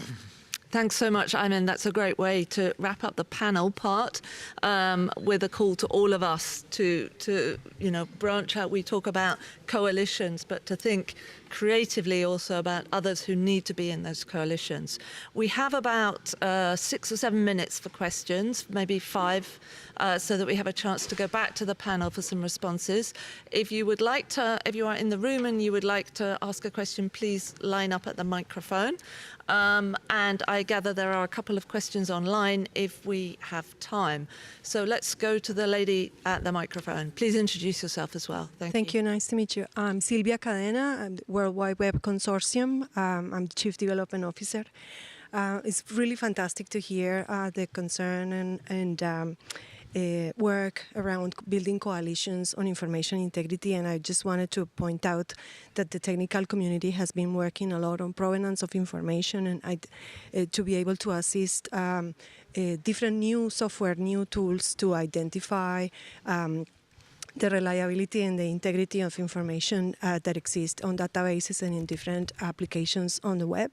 So I would like to call also the organizations that are supporting these creators, these content creators, to just refer to the W3C specifications to be able to incorporate those into how they create content, not only so that that content is rendered correctly according to cultures and languages, also to be accessible for people with disabilities and also interact with any platforms or tools for assistive technologies, but also to assist in information integrity. There is a lot of effort on personal IDs, wallets, payments, transactions, and all of those technologies are starting to interplay with other content that exists in relation to how you participate in democracy. So it's very important that the creators of this content use the standards, the metadata, the attributes of all the coding when they do, so that when someone is trying to help make assurances that that content exists, it is possible to do so. It is also important for when organizations are pulling content to train AI models. The more that content is categorized utilizing the existing standards, the more accurate that model will be in assessing and assisting mapping that information. So I know standards may not be the most sexy component in the room, but I always want to remind people that is very relevant to the work that coalitions are doing, that there are technical tools that creators and designers can use, that publishers can use, just to make sure that the content is relevant and easily accessible, and that the technology that exists to manage it can assist in that process. We are around the rest of the week. We are an email away, so please search for us, and we'll be very happy to explain some more about what we do. Thank you. Thank you so much. That's a very important contribution. And I've just learned something. Yes, please go ahead in the room. Can I directly? Okay. My name is Jan Lublinsky. I work for DW Academy, so one of the larger media development organizations. I'm still a bit blown away by what Ayman just said, because I think he really expressed the urgency of what we're discussing here, and I can only congratulate you, Sarah, for this panel, because this is what we hope of the IGF to be, to have a multi-stakeholder dialogue that is really focused on burning issues and also really targeted towards focusing on what can be done, and not just only exchanging, but really thinking of what do we need to do. So I have a small comment, but then also a question that is then for Gisela. One observation in coalition building from my side, I think at the moment we're good in building coalitions now that the money is being shortened and we are in dramatic crisis situations. We're good at cooperating with the people we know well, with our own expert communities and our own communities of, in my case, media development and GFMD and so on. It's much harder than to bridge the gap to the neighbor communities. I give you 2 examples. There's the Media Freedom Coalition, and I'm engaged in the CN, the consultative network with civil society. But talking to the legal experts, it's so much harder. Talking to the foreign ministries and their groups, although this should be a multi-stakeholder process, the Media Freedom Coalition, it's really hard to actually do that. Same thing for the Europe Democracy initiative. We have 3 working groups, but these 3 working groups, one is on legal and institutions, one is on civil society, one is on media and digital, but they should be talking to each other, because democracy is not about individual silos, and these this is quite a challenge. And my last comment, and this goes then to Gisela, is that I think we need the media development community and the community that works in communication in disaster-affected communities to come together. And we're trying to do that in December. We're hosting in Bonn at Deutsche Welle the annual meeting of the CDAC network, but also a media development community, the FOMI Media Development network meeting, so both in the same week, and we really want to make the effort to bring these communities together. But it's not easy. It's not just an individual conversation, because there are gaps and there are differences in understanding what needs to be done, to take on board local communities in situations of crisis and, really engage for refugees, as you rightly pointed out. So my question to you, Giselle, is what is important to bridge this gap in the case of humanitarian aid, communication, and media development? What do you think are the things we should be doing? Thank you. Sorry to cut in. We have 2 more questions in the room, and then I'm afraid we'll close the questions. Apologies to people online, but I will hand back to the panel for 1 minute, kind of before we close. Please go ahead in the room. Okay. Hi, my name is Yu Jie. I worked for one social media company before, and so in one of my research in information integrity last year, this question is related to the resource of fact-checking resources. So I looked at IFCN authorized fact-checking organizations, and found out, at least when I looked at it, none of them are based in Russia or China. And in fact, there's a lot of information actually also around these 2 countries. So my question may be to better, maybe address to the lady from the TikTok, is when you choose the partners from about fact-checking organizations, how do you evaluate it, the geological coverage? Or maybe, for example, the fact-checking resources on a special group like refugees. I'm just curious, maybe do you find out there might be enough resources for some groups or some countries or some facts that... Thank you. Yeah. Thank you. Just the last question to the gentleman behind you, in as short as you can make it, please. Yeah, thank you. Good afternoon, everyone. I am Raul Manuel, a member of parliament in the Philippines, representing the Youth Party. So my question is, can our resource persons share some of the best practices as to how the multi-stakeholder model can really be implemented in the context of elections? Because in the case of the Philippines, what we often have is more on bilateral. It's like the Commission on Elections with the media, the Commission on Elections with the big tech companies, but it's not really multi-stakeholder. So any insights? Thank you. Thank you. And we can certainly follow up with you on that afterwards if there isn't time with the panel. Now, the clock has turned red, which I find very stressful. So I will turn to any of the panel members. Francesca, there was a specific question to you, plus any others who wish to make a comment, but don't feel pressured. So I'll take just 2 minutes at the end to wrap up. So Francesca, do you want to answer that question? Yes, absolutely. So on our side, we work with 21 fact-checkers that are all accredited by the International Fact-Checking Network. So we understand one of our key aspects when we evaluate partnerships and coalition is trying to lean locally. So for us, it's very important when we evaluate potential partnership with fact-checkers to understand that they have capacity locally to really support our team and really support our work. So we do a thorough assessment, but I also want to, and I think this is very important, I also want to stress that we do not just partner with fact checkers, but also with local civil society organizations. So when we launch, for example, media literacy campaigns, we generally try to reach out to local organizations and try to collaborate with them. So it's a very extensive and holistic approach that we use to make sure that we very much look into all the context that you mentioned, make sure that we cover as much as possible and give a voice on everyone on our platforms and make sure that we have all the resources available to support our community on that. Thanks very much, Francesca. Bojana has passed on a final remark. So, Giselle, would you like to say something? Yes, very quickly to the question on media development. And I did have that in my talking points, so I didn't have space. So I'm really grateful for the question from our fellow member of the CDAC network, Deutsche Welle Academy, who does outstanding work. And please count on us to join you in Bonn, I hope. I think what's missing is Even more inclusion of communities, of course. Context is everything. I'm preaching to the converted, but still, let's try to mobilise that together. I would also say speed and something inspiring. There's an organisation, a Norwegian organisation I met this week. They have a stand in the marketplace. They're called Faktish. I'm sorry to Norwegians in the room for the pronunciation. A fact-checking organisation linked to a digital literacy arm called Tenk. Is that Think? Is that? Sorry, my Norwegian is still not very good after 5 days in Oslo. Anyway, I was so impressed. Within days of fact-checking misinformation, they have it on the curriculum in the classrooms. I think a 3-day turnaround from a major event, spinning out misinformation, to the teachers are given the tools to talk to the children. That is outstanding. Go and visit them. We need more of that. Back to you, Sarah. Thank you. Ayman or Constanza, would you like to make a final remark? Ayman's shaking his head. I've never seen that before. Constanza?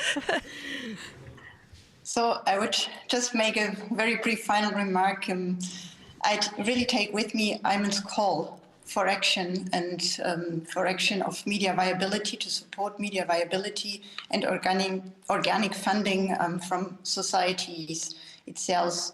Because I think we saw with the withdrawal of the US funding where it leads to, and how really the whole sector, the international media development, depends on international funding. And I just want to assure that we as Germany, via the Deutsche Welle Academy and GIZ and our partnerships I mentioned before, we will stay engaged, but we also suffer cuts, so it's working better together. And I really take with me, I quoted what Ayman said. He said, I have to do so much better with so much less. So that's my lesson I take away. Thank you so much. Dr. Raffaella, in 30 seconds. So consider all the challenges mentioned today. I do believe, again, that we need a mixed approach, combining cooperation, education, and liabilities to achieve an effective information environment. Thank you.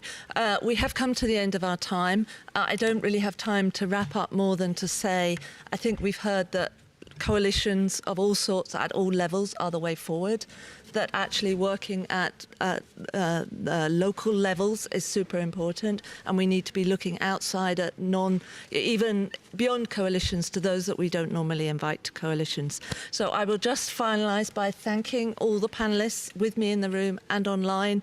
Jan was very gracious in congratulating me, but honestly I had little to do with this panel except showing up. I would like to thank the team and our partners in Germany and Brazil for putting it together, and thank the tech team for taking us through this session. Thank you very much. Thank you. That was excellent.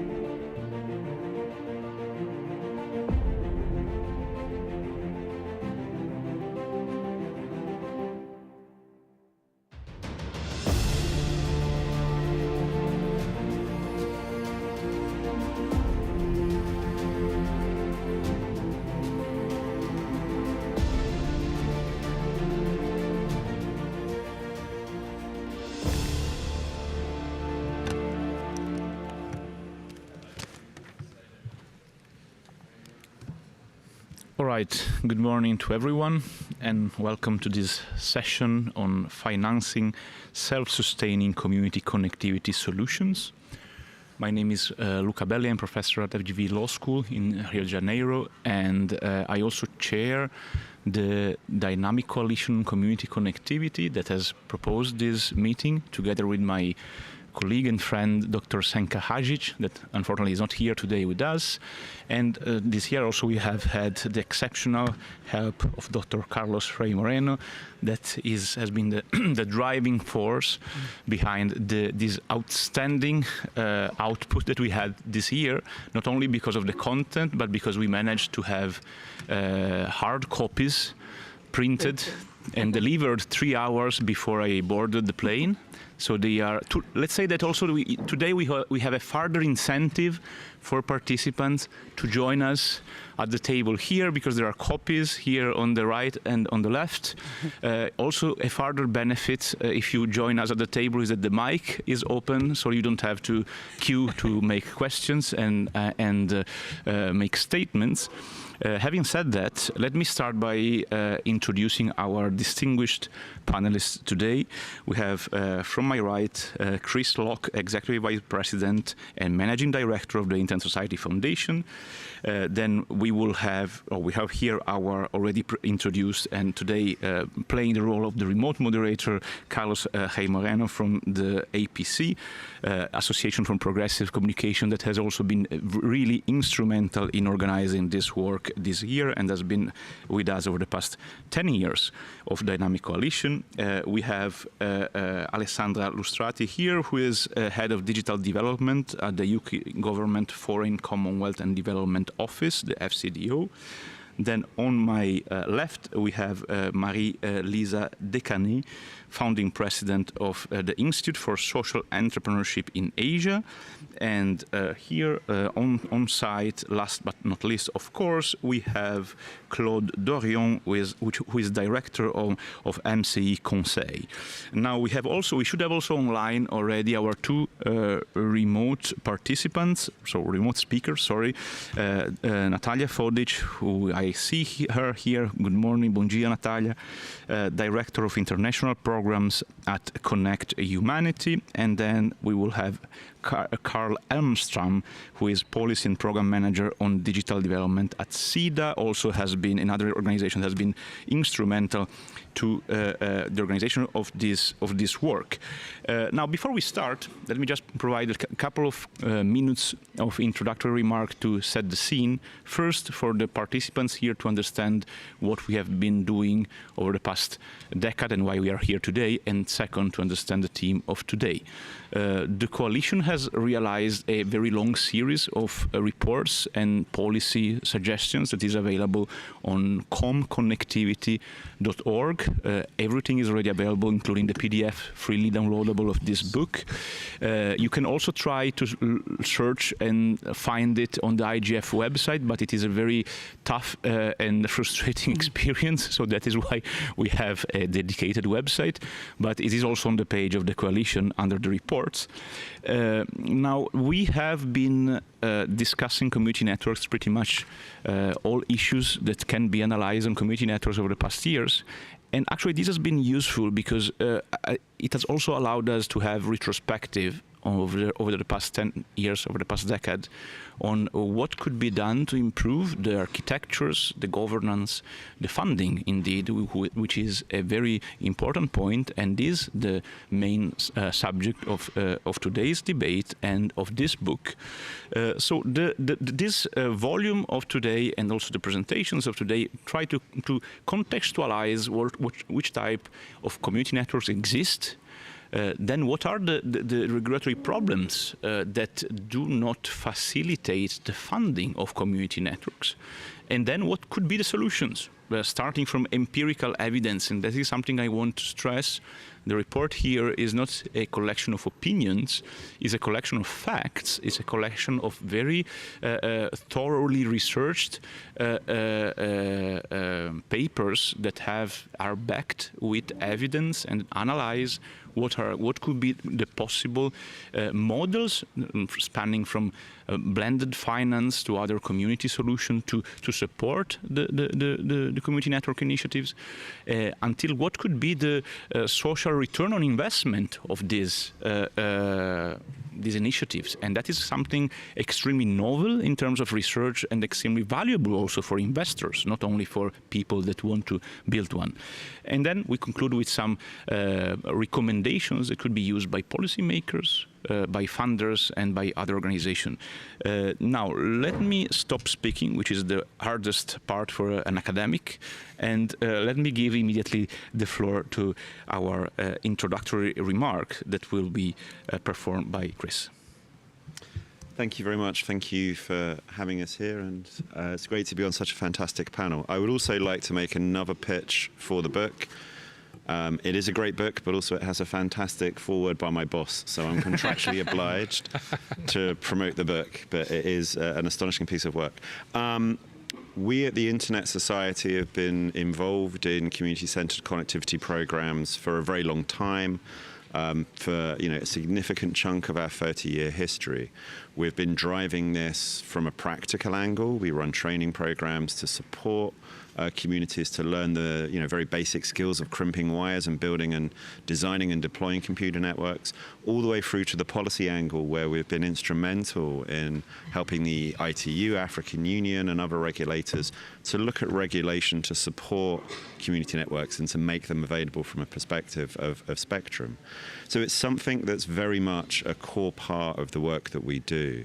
When it comes to financing, what we see, and we are a grant-focused organization, so we're very much, and I've been in meetings with pretty much everyone on this panel, if not today, then in the last few months, explaining the position that we play as a donor and as someone that can support community-centered connectivity at those early stages. What we do is take someone from effectively 0 to a few thousand users.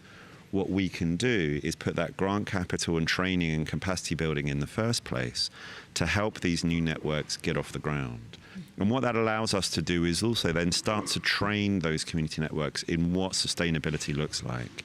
Train them in exactly how they can move from being a grant-backed organization to one that has some longevity and some sustainability. And this is a very difficult jump to make. I was saying in a meeting earlier on that in a previous role, talking to someone supporting social entrepreneurs in Kenya, he referred to the fact that often we create grant-entrepreneurs, not entrepreneurs. We create organizations that are very good at moving from grant to grant. And as donors and as organizations, I think we train people to be good at getting grants from donors. It's a very different skill to then transition into being a commercial business and being a sustainable business. So when we look at how we can drive self-sustaining community connectivity, we have to understand how we put financing in place that can pick up after the grant stage, that can move through blended finance solutions into the genuine economic sustainability of community networks. But we also have to make sure that we are very good at training people to be able to build organizations that can cross that divide and build into that space. We're committing to this over the next 4 years of our 5-year strategy at the Internet Society. We're committing about 30 million in capital as part of our co-fund on community-centered connectivity that we launched at Mobile World Congress. We're very fortunate to have Meta as a partner for that. They've put 6.3 million into that pot with us, and we're talking to other donors to come into this facility as well. And we're doing that because we believe that one of the best ways of making sure we build a very robust first stage of financing is through partnership. Is through working with other donors and through working with a lot of people who are here today to make sure that there is a coordinated and sustainable way of getting that early grant financing in place. And also so that we can then all use our collective knowledge to see how we do prepare those community connectivity projects for the next stage of their growth and the next stage of their financing process. So we're going to commit to do this over at least the next 4 years, bringing other donor money in place. And what we want to be able to do is see some real success in the projects that we fund and some real success in the sector overall to make sure that we build community networks, whether they end up as cooperatives, whether they end up as social enterprises, that can exist past the grant stage and can grow and develop their capabilities and their businesses. Thank you. Thank you very much, Chris, for these remarks, and also for stressing the role of the ISOC Foundation that has been also supporting community network initiatives over the past years. It's also very good to know that that is an initial support, and the final goal is to transform them into sustainable, financially sustainable initiatives. Now, let's try to delve into the contributions of our report today. We have the pleasure of having all the co-authored, at least if not all the authors. Lisa, you authored this piece, you co-authored this piece towards measuring the social impact and cost effectiveness of community networks. This is an extremely interesting research, so please, the floor is yours.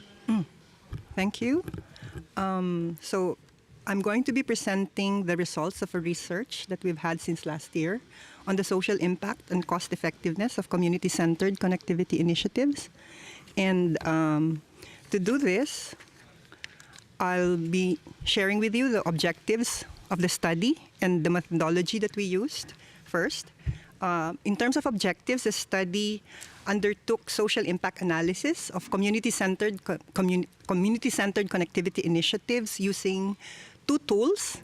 One is development indexing, and the other one is social return on investment. And development indexing assists in the quantification of impacts, social impacts, on major stakeholder groups where simple proxy measures cannot be effectively used. No? So the final stage of development indexing is usually coming up with a scorecard of from 0 to 100, where we assign weights to specific key result areas where there has been significant impact, and we are able to quantify the performance. But in this study, we didn't have enough time to actually do the scorecard, but we were able to establish the significant social impacts of the community-centered connectivity initiatives that we studied. We also use social return on investment, which is a measure of cost effectiveness because it's a ratio of financial and social outcomes to inputs and investments. No? So for a project or a community connectivity initiative to be sustainable or to be cost effective, its SROI, or the social return on investment, needs to be greater than 1. Yeah. So we studied 4 cases, 2 in Asia and 2 in Africa. And the 2 cases in Asia are Kasepuan Ciptagelar Community-Centered Connectivity Initiative in West Java, Indonesia, which served the Sundanese indigenous villages there. And I'd like to just recognize the main actor, the main actor in this initiative, Common Room. I think Gustav, could you stand so that they'll know you? And then the second case was Patardi Community-Centered Connectivity Initiative in Maharashtra, Western India, where 99% of the population are part of the Warli tribe. So these are both indigenous communities. The third case from Africa is Tandanet Community Network. And I'd like to recognize our Tandanet stakeholders here. RISPER is here with us. They operate in an urban slum in Kibera, Nairobi, Kenya. And the fourth case was Zenzeleni Community-Centered Connectivity Initiative, working in Mankosi and Situhele, rural villages in Eastern Cape, South Africa. Now, I think one of the more important findings that we had from this research is that community-centered connectivity initiatives are not just ordinary enterprises, but they are social enterprises, meaning to say they're social mission driven. So as social enterprises, they actually offer 3 types of services. The first type of service is what we call transactional services. These are connectivity services accessed through financial or other form of agreed transaction in exchange for the service. No? So these are services that even commercial ISPs offer. But the 2 other kinds of services are services that are not offered by ordinary ISPs, no? Which are what we call social inclusion services, which are oriented towards addressing digital exclusion and meaningful connectivity or other factors behind the usage gap. They enable connectivity to assist the poor and marginalized to have better access to basic needs, to social and economic services, so that For example, in some of the communities that we studied, the internet services were being provided in a way that was also building the capability of the marginalized stakeholders to use the internet in an effective way to improve their quality of life. The third type of services is what we call transformational services. They're oriented at enabling the poor and excluded to have the capability to become actors in their own development, to enable their capability to own, govern, and manage digital resources, to positively impact on their lives and their communities. No? So these are actually services that are provided to the organizations and leaders who provide the connectivity service in the community so that they'll have the capability to govern, maintain, sustain the delivery of the services. So what we found is that the significant social impacts of community-centered connectivity initiatives have been mainly facilitated not by transactional services, but by social inclusion and transformational services. On the screen, you would see some examples so that it's clearer to you.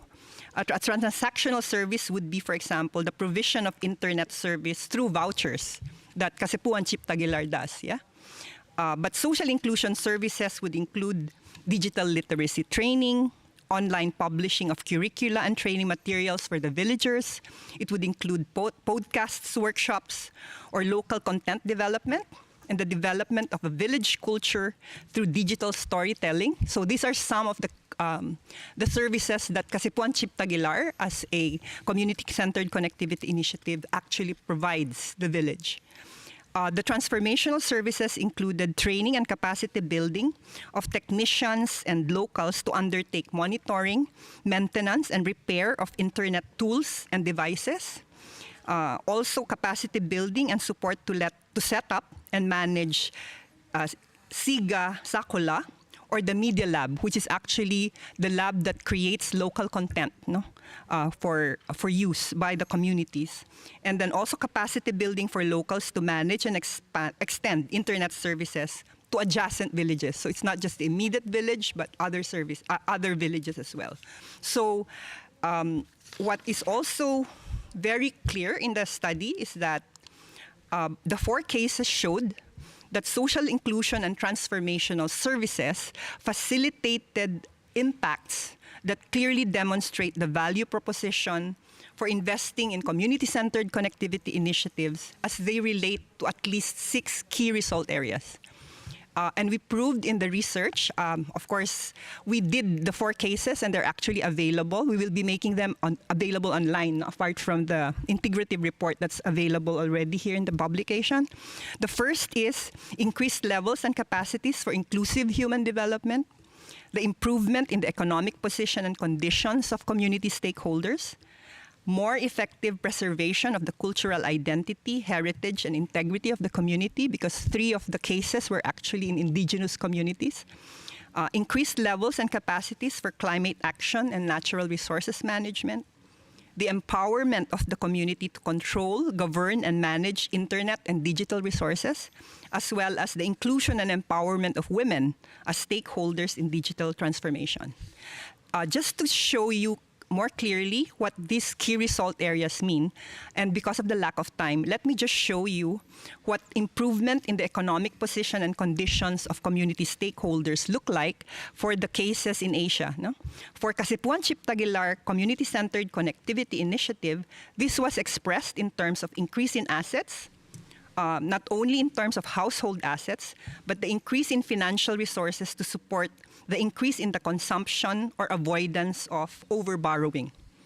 A second element of this key result area of improving the economic position and conditions of community stakeholders was increase in business transactions and new business enterprises. There was an increase in the trade or transactions of existing micro-entrepreneurs, as well as an increase in employment generation. A third was a greater sustainability of the agricultural sector that was expressed in terms of improved capability to use new adaptive farming techniques to climate change, integrating traditional practices with new technologies. It was also expressed in terms of greater intergenerational sustainability because the involvement of young farmers was actually facilitated. In India, with the Pathardi Community-Centered Connectivity Initiative, improvement in the economic position and conditions of the community stakeholders was expressed in terms of financial empowerment of the tribal women who started generating their income as the sellers of the vouchers. No? And tribal women also started to open their bank accounts. Second was an expansion of markets online, which was manifested by the increased customer base and improved earnings of those who actually were selling online.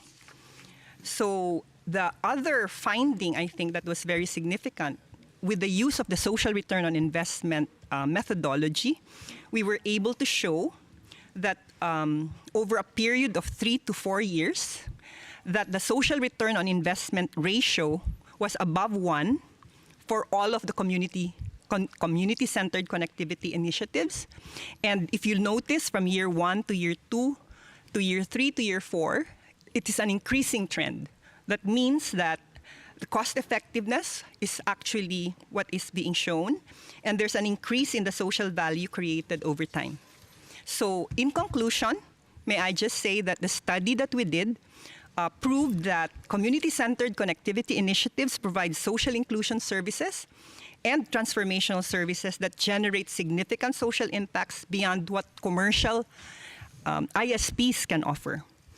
Secondly, social inclusion and transformational services facilitated impacts that clearly demonstrated the value proposition for investing in community-centered connectivity initiatives as they relate to the KRAs, the key result areas that I already explained to you earlier, and that the social return on investment ratios being all above 1 and their consistent upward trend every year demonstrates that there is an increase in the social value created by community-centered connectivity initiatives over time, so that CCCIs are actually cost-effective in bridging the digital divide. Thank you.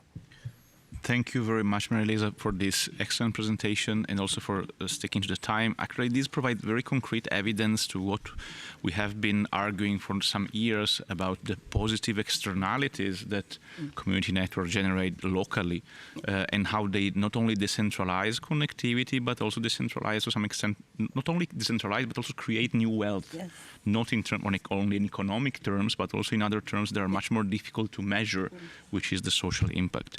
Excellent. Now, there is the next presentation will be by Claude Dorion, and he has an excellent chapter with co-authors, including also Carlos, on breaking the financial divide of digital divide, which is a title I really like very much.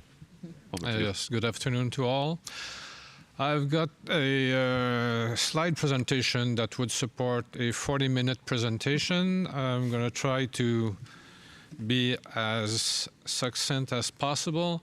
The operation that we did was to make an analysis, a structural analysis of the financial needs of the community-oriented connectivity initiatives in relationship with the financing opportunities. And we did this through a survey where 85 different initiatives coming from 3 continents participated in our operation. So it allowed us to have some crossover presentation of the different challenges that are encountered by the organization. On the first aspect, you have on this slide some quantitative demonstration of Lisa's presentation, where the connectivity initiative themselves have the evaluation that they do have a clear social impact on their community. They allow people to increase their economic situation. They help to get access to social and health services, and they contribute as well to build a more integrated community where different services are available to all members. So So it's like a macroeconomic demonstration of the single case studies that Lisa just presented. We believe that in some kind of way, the financial divide that we are observing in the access for financial solutions for connectivity initiatives are based in a fractious dialogue between external environment, being the regulation, the territory where we have to develop the projects, the characteristic of the community, and the technology that has to be used efficiently to cover the services on one hand. On the other hand, you have the challenges coming from internal functioning and origin of the projects, where we have, in most cases, a challenge of size and low density of the service, which will bring average cost for user a little higher. And we always encounter the constant hesitation between articulating the equilibrium between the social accessibility of the service and a sustainable pricing policy that will allow to offer the service on a long-term basis. And there's also a question of skills to be supported and enhanced, being on the technical operation of the service and also on its marketing and management aspect. And the other element that represents a challenge for the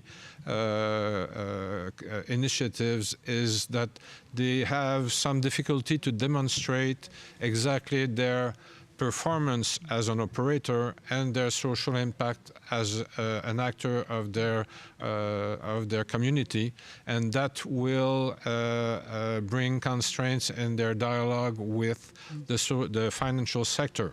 And with the financial sector, we see some relational gasp coming from the expectations as the return that we should expect from an investment on one side, but also on the documentation of the projects, where we have to get a closer mutual understanding on how do we present a connectivity project to a financial actor, and how the financial actor has to consider all kinds of impact in the way to assess the investment possibility.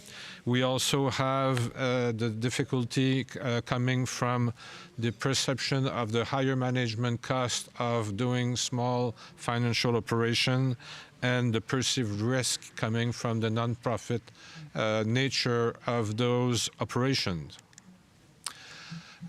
We asked our sample of initiatives what were their main constraints in raising their project and developing their project, and you see on this slide that they are multi-factored, but there's a high density of participants that underline clearly that access to financial solution, fundraising, the cost of equipment, all financial related issues are among the main constraints that they are encountering. We also asked them for their different challenges, and you see there again that the cost of the equipment is important, the cost of funding, difficulty to have access to some technical services as well, are all issues that they have to overcome. And among the organizations that we surveyed, we see all kind of different financial situations on the level of covering the total cost coming from the operational revenues coming from the operations. And you see here that there is just a minority of the initiatives surveyed that cover all the cost with their autonomous revenues, and that this part of this rate of covering the cost is quite variable, coming from 0 on up to a few minor minority cases where there is a full coverage of costs coming from the revenues. And this will depend mostly on the social policy and the type of population that are covered by the service. This is not a contemporary art try and failure. It's a graphic demonstration of the very large diversity of solutions that are put forward by the initiatives as how do we split the revenues from private fees paid by the user, community financing, public grant, municipal or local government support, and that not only that there's different recipes, but there's also different mixture of those different sources that are used depending on the countries and the regions where the initiatives are active. And this implies that with different size of operation and different level of autonomous revenues and different solution as blended source of revenues, you will have to encounter different kind of financing in order to accompany those initiatives into keeping operating and developing their revenues. And one of the basic strategy for us is we really have to build on a mixture of financial products where impact will be mostly financed through grants. Equipment and assets will be mostly financed by loans, and the working capital and the risk part of the operation should be at least partially financed by flexible, refundable financial products, and that together those three kind of sources should be involved in each project because they are self-reinforcing. The strategy of sharing a project between debt, equity, and grant allows the grant part to reduces the risk perception by the refundable part of the financing, and by consequence will help to reduce the interest rates that will be expected from the players. And the fact that bringing some debt part in the financing of the projects that are historically mainly depending on grants will allow the system to accompany more projects and to increase the volume of financing that may be available for each project. Right now, as you see in this slide, all the CCIs that we surveyed had more than one type of financing that was involved in their project. The red financing that you see are all refundable, and the blue financing are all non-refundable. And you see that international cooperation, being philanthropy or cooperation development agencies, are the main players that we most frequently see in those cases that we surveyed, but they never are alone in financing a project.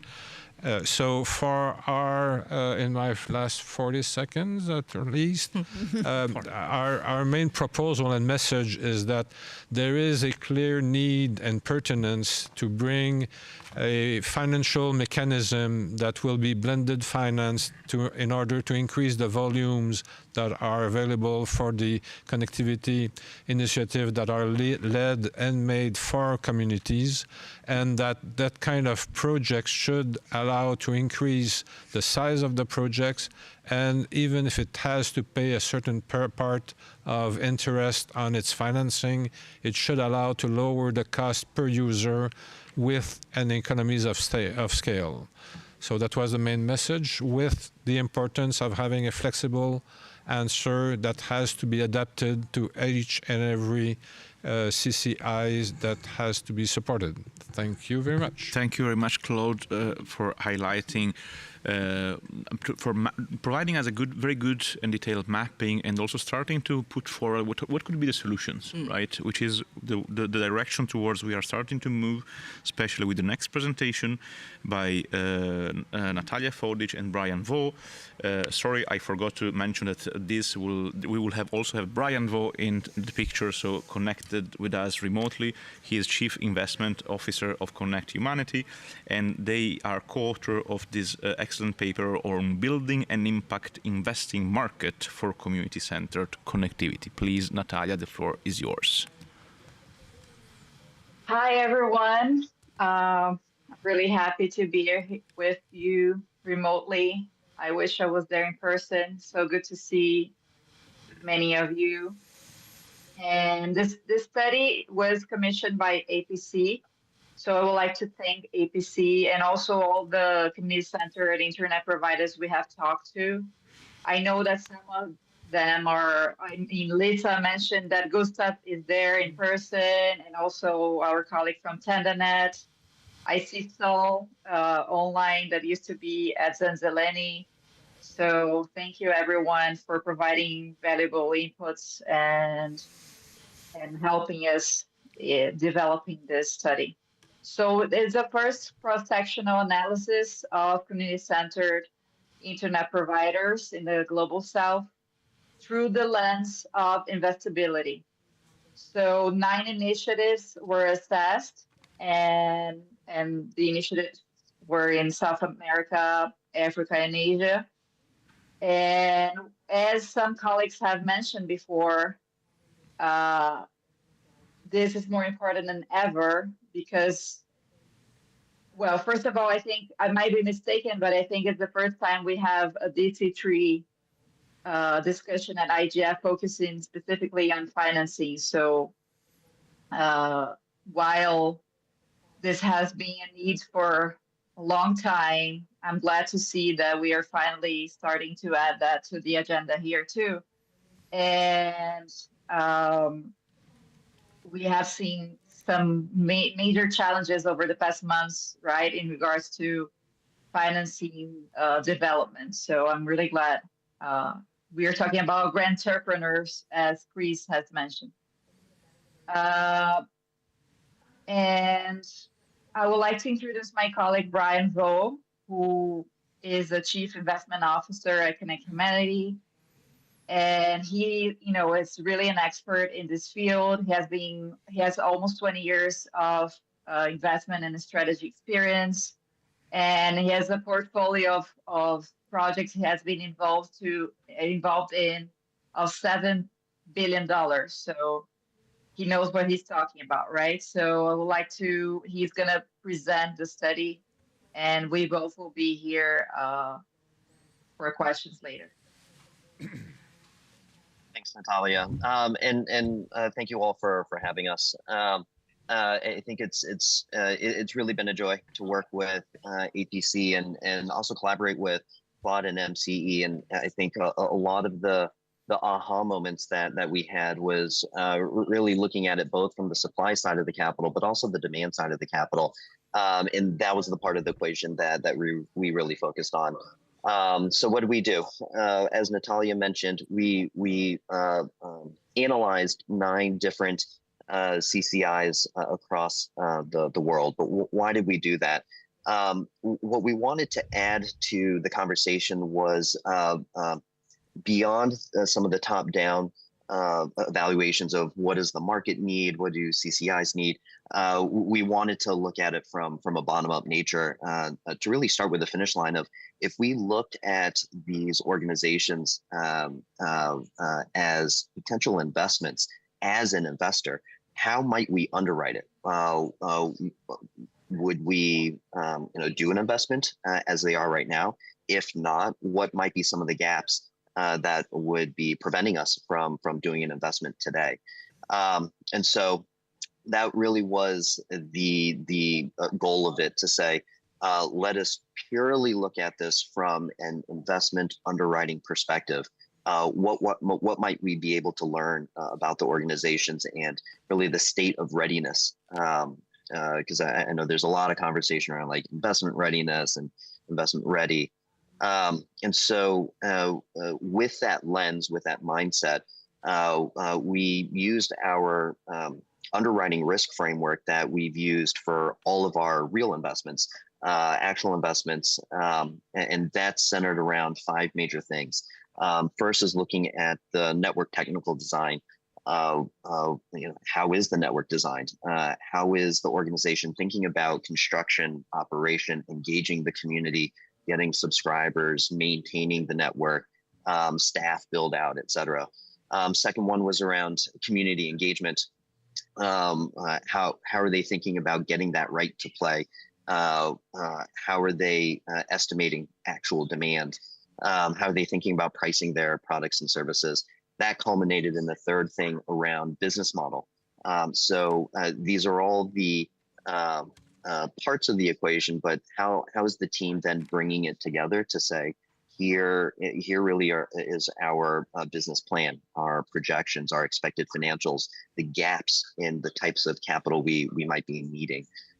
Fourth, it was then a portfolio impact. So we wanted to mimic it really from an investor perspective, where investors wouldn't just look at an opportunity in isolation, right? I'm going to look at potentially investing in this organization and how that the economics of that particular deal fit into my broader portfolio. Does it weight average my returns up or down? Does it weight average my collective risk up or down? And then the fifth one was around legal and compliance. And those were some of the more standard fare of like, do you have the right licenses, permits, audits, financial audits to date? So that's what we did. Here is a snapshot of the organizations that we were able to engage. So as you can see, we were quite intentional in really trying to get that cross-section from really representation across the Global South. So what is it that we learned? The first one is demand is real. And I don't think that's going to be really news to anybody online or in the room. But it was very, I think, inspiring to see how potent that demand really was, and how the organizations, the CCIs, were able to capture that, communicate that. With many of them, with a few years under operation, having take rates in the 30 to 50% range. So from an investment perspective, really great to see. I think here is also great to see a lot of innovation around the business model, how different CCIs might capture that demand in terms of, some might have subscription types of products where others had vouchers. The second major thing that we learned was the technical capacity is very credible. The level of depth in how the CCIs spoke about the thoughtfulness of designing the network, different types of equipment that they were using, redundancy and resiliency to their network was really impressive. I think there was such a depth in the problem solving and the grasp of the technicalness of really connecting the unconnected. So really that technical expertise we saw really in spades. The third one then is growth is primarily blocked by structural barriers. And what are some of the structural barriers that that we saw. First and foremost is lack of access to capital. One of the primary things we're talking about here. But it seemed to be more on the CapEx side rather than the OpEx side. Most of the organizations we analyzed were financially sustainable in some way, at least on the operating side. And so it really was that CapEx, that upfront infusion that they needed to either build or grow that network. Most of the capital that we've seen in here has been from multilaterals, donors, funders of some sort. And that kind of led to the second major structural barrier, which is, I think, when we saw CCIs grow from primarily grant funding, that altered the way that we were engaging with them on how to talk about, how we were talking about their business model and their financials. So oftentimes, those organizations who were founded through grant funding, had more, when I asked for financials, that was where we saw more grant proposal budgets, and that lens of thinking, rather than financial projections that you might get from a privately owned, privately operated type of company. And then lastly, structural barriers around restrictive regulatory environments. And this was definitely jurisdiction by jurisdiction, but anywhere from spectrum and licensing all the way through to eligibility for different subsidies. So what now? The first one is we saw a huge opportunity to design better capital. Claude mentioned a few, potential financing tools. I think when we look at broadband in particular and CCIs, it is just a different business model. It is a different type of, business and organization that is not just infrastructure, but also not just community or civil society, right? And so the need to create a financing product that makes more sense for this type of business, I think has been a big need. Part of that also is it seems like the ecosystem also needs to step away from just thinking about a single deal perspective and thinking about it as a portfolio perspective. While we looked at 9, some might be on the margins, invest or don't invest, investment ready or not ready. But I would say if the more that we're able to aggregate those underlying CCIs together, you're actually more able to spread the risk, the project risk, the connectivity risk, the financial risk across several CCIs. And that might be a better way to unlock capital at scale and deploy capital at scale. Funding technical assistance. Now, earlier when I mentioned the technical understanding was really strong and deep, there was a variation, a pretty big variance in the understanding of business planning, business modeling, translating from grant-led organization to revenue and earned income-led. So being able to pair that technical assistance with investment, either pre or post investment, we think is also important. Treat this as infrastructure investing and not charity. That was, I think, a critical thing, aha moment for us when we were engaging with some who started as grants and nonprofits, are trying to figure out what their pricing model is. But there's this like jump that I could see folks trying to make, even within their organization and internal dialogues about how do we evolve the organization really into a sophisticated, financially sustainable operator, not just nonprofit. And then lastly, catalyzing the market. I think we can do this by aggregating a lot of the demand through things like facilities and funds, not just looking at it through deal by deal. I think a second one is really developing bespoke underwriting tools and benchmarks here.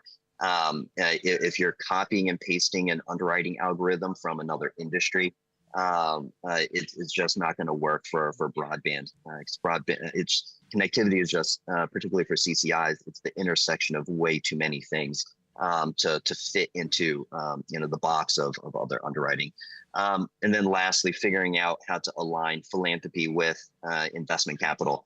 I would say, on that fund or portfolio basis. So those were our biggest learnings. Turn it over back to you. Thank you, Brian. This is really enlightening. I think, yeah, Natalia, you are right. This is the first time we have an analysis from investors that actually could be a guide for investors that want to chip into this, that invest into these initiatives, or actually also a guide that community network leaders and associations can use to reverse engineer it and know what to pitch to investors, which is also quite useful. And then also, I think I speak on behalf of all the panelists here saying that, Brian, if you need to invest your 7 billions, please contact us and we will give you a lot of tips. Now, to go on with our presentations, and I would like to ask the last presenters to stick to time so that we still have good 10 minutes to discuss.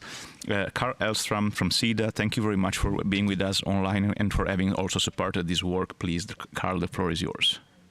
Thank you very much, and thanks for having me. Sorry to not be there in person, especially since I'm in the neighboring country. But I had to stay in Stockholm. So, but very happy to be here. So it's a little bit with a rising sense of worry that I've seen the other presentations, because basically you've covered sort of all my main points. But I'll try to mention some things anyways. I mean, I think this is super timely, considering how many donors are reducing or are getting reduced budgets. We even see, major withdrawals from development in some cases. So timing is great for this. So my experience is mostly from SIDA. I started working with APC, I think, back in 2018. But for the last few years, I've been at the European Commission, seconded from Sweden to the European Commission. And I think, Claude, you had a slide where you had sort of relational challenges or something like that, working with private investors or even DFI investors, and sort of combining that with development cooperation or civil society culture kind of. I think that should not be underestimated. Those challenges. It's basically like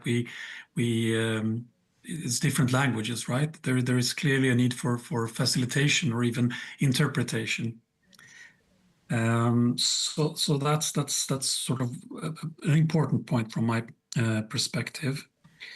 And looking at sort of the more technical sides of the financing, I mean, I was for the last years, I've been working on. I was working on setting up a fund. So this fund was more commercially driven, and I mean, let's also remember and not forget the fact that the connectivity market in many places in Africa is going to grow a lot. So there should be room for different types of actors, different types of investments. So the fund that I was working on, or sort of the fund idea and structure, it was similarly to this, sort of based on looking at existing types of investments in connectivity, but really ranging from submarine cables to mobile networks, and even data centers could be included in this work that I did. And there, I think Brian also mentioned something important, because you have to have a portfolio perspective for sure to reduce risk, to spread risk. But there is also important to consider, you have to spread it in the right way, because in the end, you'll be sitting there with a group of people and a fund manager who are identifying the projects to invest in. And of course, they can't be experts in all types of digital infrastructures across all continents, because that would require a huge team to do that in an efficient way. So I think striking the right balance and basically allowing more of those community networks that are sort of likelier to have high revenues and somehow grade it in order to be able to finance the one with high risk, basically. And of course, it makes complete sense. I think, Claude, you put it very clearly in your presentation. I mean, it's really about bringing together a multi-stakeholder group to do the investments. I mean, at the bottom, there should be grant funding, which is for technical assistance, or the setting up costs of whatever financial function you're building, right? And actors like SIDA, we can do guarantees. I mean, the European Commission can also do guarantees to lower the risk for other investors. And of course, these other investors could be, organizations like the World Bank or the European Investment Bank, the national DFIs, which clearly, I mean, they would also be interested in the social return of investment, right? But I think it's important to see them as a different layers, because depending on how commercial or how commercially viable the projects end up being, or how big a portion you have of the more commercially viable projects, you might even have private investors on the top. And of course, in a layered investor structure, it's probably, well, of course, the ones who are giving out the guarantees or the grants at the sort of bottom of the structure, they will always be the most likely to lose the money or to lose their investments in case of failures. And the risk goes lower and lower the higher you get in the structure, and not very fairly, but I guess logical in another way. When there are some return on the investments, the people on the top of this gets repaid first. So that's where you might be able to even attract private investors with or without guarantees. So I hope that might be helpful. I mean, I think that there are similar cases that could be used, or that could sort of guide this a bit. But yeah, basically, sorry, there was one other thing. I think there will also be sort of a relational issue when you try to combine ODA, development assistance funding, the grants, with companies, just as simple as that, because then you'll run into issues of the ODA grants should not be, able to generate profits. I mean, revenues, okay, probably fine, but if it goes sort of into the profit area, it becomes much more difficult. So there are quite some challenges around that. But other than that, I think relational challenges, spreading the risk, allowing a bit more of commercial things to come in to sort of carry the less commercial ones. Those would be sort of my highlights. But thanks a lot, and super excited to see all of this work progressing so much. So thank you. Fantastic. Thank you very much, Carl, particularly for respecting the time, and also for highlighting something that we have strived to emphasize over the past decade, that is community network are really fantastic examples of multi-stakeholder partnerships. And we frequently speak about multi-stakeholder dialogues, but we also should analyze more how stakeholders can interact together to build things, right? All right. So the last, but of course not least, word to Alessandra Lustrati from SEDO, that also has been instrumental for the organization of this work. Please, Alessandra, the floor is yours. Thank you so much, Luca, and wonderful to be here. Thank you for having me. And I'm in even deeper trouble than Carl, because obviously all the great points have been made. So I'll try to maybe add a little bit from the perspective of FCDO, of course, and how fundamental we think that this piece of work is and all this process, but also how it fits within our broader approach to supporting last mile connectivity through community-based solutions, and in particular community networks. I have a shout out to the presence of Common Room and Tuna Panda in the room, because I've been on the roof of Tuna Panda to actually see the TV West Space technology in 2019, I think, and almost broke a leg. And I have seen the bamboo tower in Cheap Tech Chipped Aguilar, I never pronounce it properly, with Gustav. So I feel that everything that we are discussing in this room today, that might sound a little bit theoretical. We talk about broad, big concept like SROI and how can we work on the underwriting, etc. It is actually something extremely concrete that has a direct impact on people's lives. And I am extremely proud of the work that has been done by others. I mean, I've almost no merit in all of this, but I'm really glad that we are progressing in this field. Just to zoom out very quickly, the reason why I'm speaking here with you is because from FCDO we've been basically supporting last mile connectivity for many years. We did this in various ways, but at some point we decided that really supporting the community networks was and community-based solution to last mile connectivity was like a foundational block of digital inclusion, which is a key pillar of our digital development strategy 2024-2030, but this is just a new strategy. Of course, we've been doing this for many years, and in particular through the Digital Access Program. We've been having now for over 4 years, I think, the collaboration with and the partnership with the APC, and of course, CEDA have been great supporters of that. So as you can see, multi-stakeholder approach, different type of institutional donors who actually maybe work in different ways but complement each other. Obviously, the social enterprises, the community networks, the experts in finance, obviously great NGOs like APC and ISOC as a fundamental actor in all of this, and of course, the sort of academic and also research expertise. All of this has to come together to progress.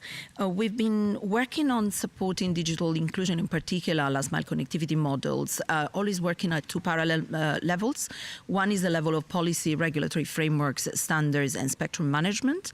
And we are committed as the UK to continue working on that so that we can create a better business environment actually for social enterprises and community networks for last mile connectivity. And the other level is more like actually in the community and in the market, basically testing those technology and business models that make sense at the local level, that have to be very diverse, as Claude was saying, and that can become sustainable if we work, obviously, on the appropriate forms of access to finance.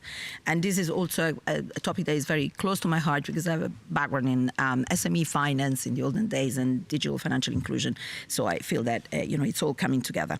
Maybe I will just mention, given that we want to have at least a few minutes for the questions, of course, I'll just mention maybe the points that have struck me the most in all the presentation.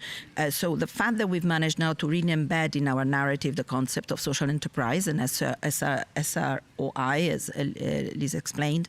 The fact that we think now differently about community networks and their investibility, although recognizing that we need a blended finance approach where we can't expect community networks to suddenly become from one day to the other fully viable for instance, private commercial investors. So the importance of starting from the grant side but blending it directly with different type of finance. It would be interesting to do more in the future to understand the interaction of debt and equity in this. And I know that there are different schools of thought on what would be viable. And we've talked about the underwriting and how to actually analyze, what are the different features of the community networks, even in the different contexts. So seeing that the demand is real, that there is very deep tech capability, and of course the work of APC and others partners in doing like the School of Community Networks, building local leadership, local technical capability, being able to do operation and maintenance of community networks means that you have a really robust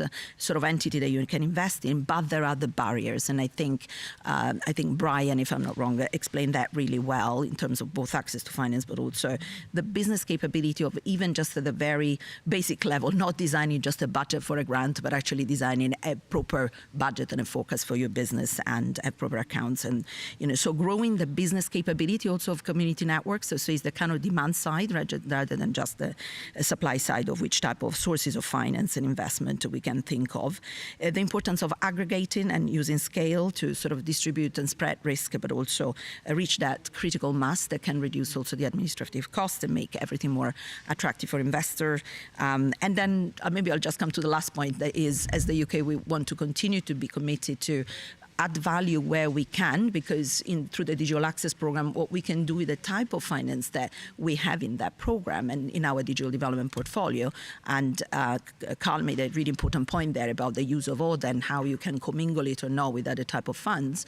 We can continue to support things like technical assistance, capacity building, the broad business environment, and of course reducing some of the costs of maybe the underwriting for the individual investment efforts. That's something that we can do, and maybe we cannot directly obviously invest with the other money, and we also don't have any returnable capital in our portfolio, but we hope that we can continue add value in that sense. I will leave it at that, but I just want to congratulate again everybody involved in the work, and looking forward to the questions. Thank you. Well done. Fantastic. Thank you very much, Alessandra. Now it's time to check with Carlos if we have any questions from the audience, but I see that he is running to find a source of energy for his computer. So let me try to reverse the order and start from the room. So if we have any questions or comments from the audience, anything you would like to know, ask to our participants, to our panelists. I also see that, yes, we have a hand raise. I think there is a microphone there, or if you want, you can even have a seat with us and take a complimentary copy of the report and may ask your question.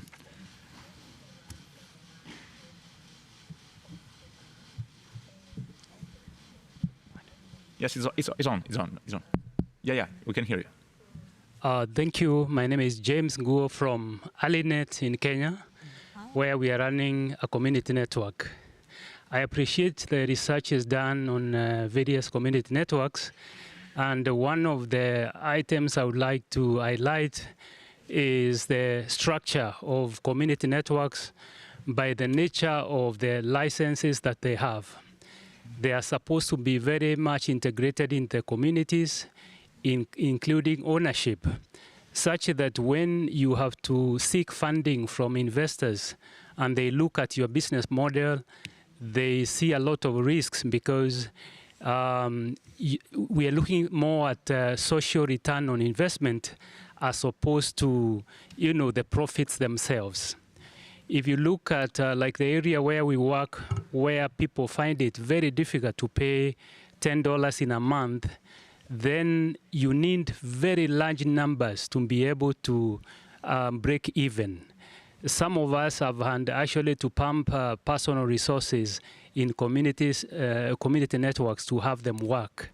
Because when we try to seek funding, we've actually not have had any one donor even give in excess of $15,000.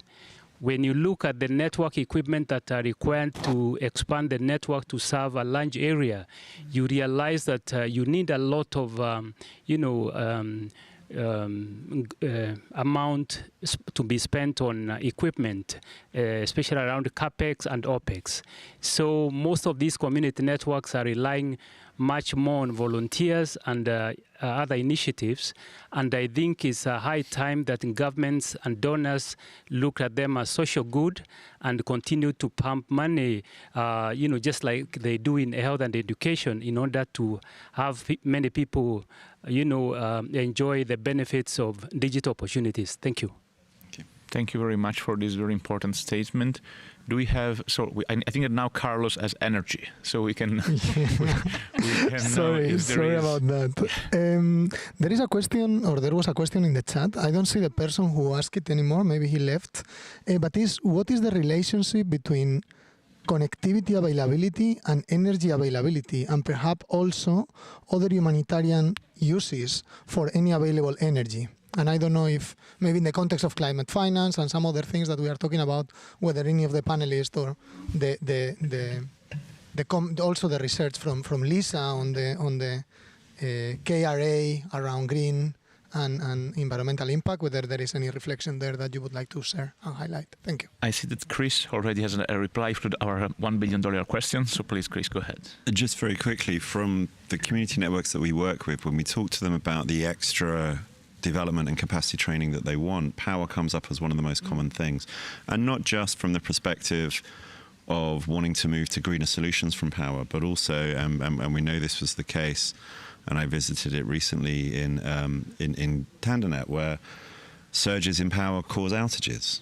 So power management, moving to greener solutions and being able to secure power in a way that allows a network to grow is probably the most requested thing we have as a training topic after the basics of networking and managing it as a business. From the experience of community networks we've studied, I think because we're working with underserved and far-flung communities, they usually need power in the form of renewable energy because they don't have access to the grid. So I think investments in green energy is very important side by side with investments for community connectivity initiatives. But maybe some of the community networks that are working on this, like Gustav, you might want to come into the discussion about the relationship between energy and demand for energy and also connectivity. And if you want to do so, you have 1 minute and 8 seconds. Well, thank you for the opportunity. In terms of energy supply, most of our project sites that we are working with, there are almost none energy or electric supply. So we have to, like in Ciptaglar, we use microhydro power supply, and the community are already running the microhydro power plant for quite some time, and they are very skillful for that. So there are strong connections between green energy supply with community-centered connectivity. Thank you. Fantastic. As we only have 31 seconds left, I think this is time to wrap up. And I would like to thank everyone. Also, I would also like to remember that on our site, comconnectivity.org, there are also our previous reports, and one of them was also dedicated to exploring some of the issues on sustainability, but from a more environmental perspective some years ago. We have done a lot of work, so if you are into this topic, please go there and download as much as you want, because it's free. And I would like to thank very much all the participants and all the speakers, and particularly our friend Carlos, and if she can hear us from online, our friend Senka Azic. And thank you very much for the great discussions. See you next year.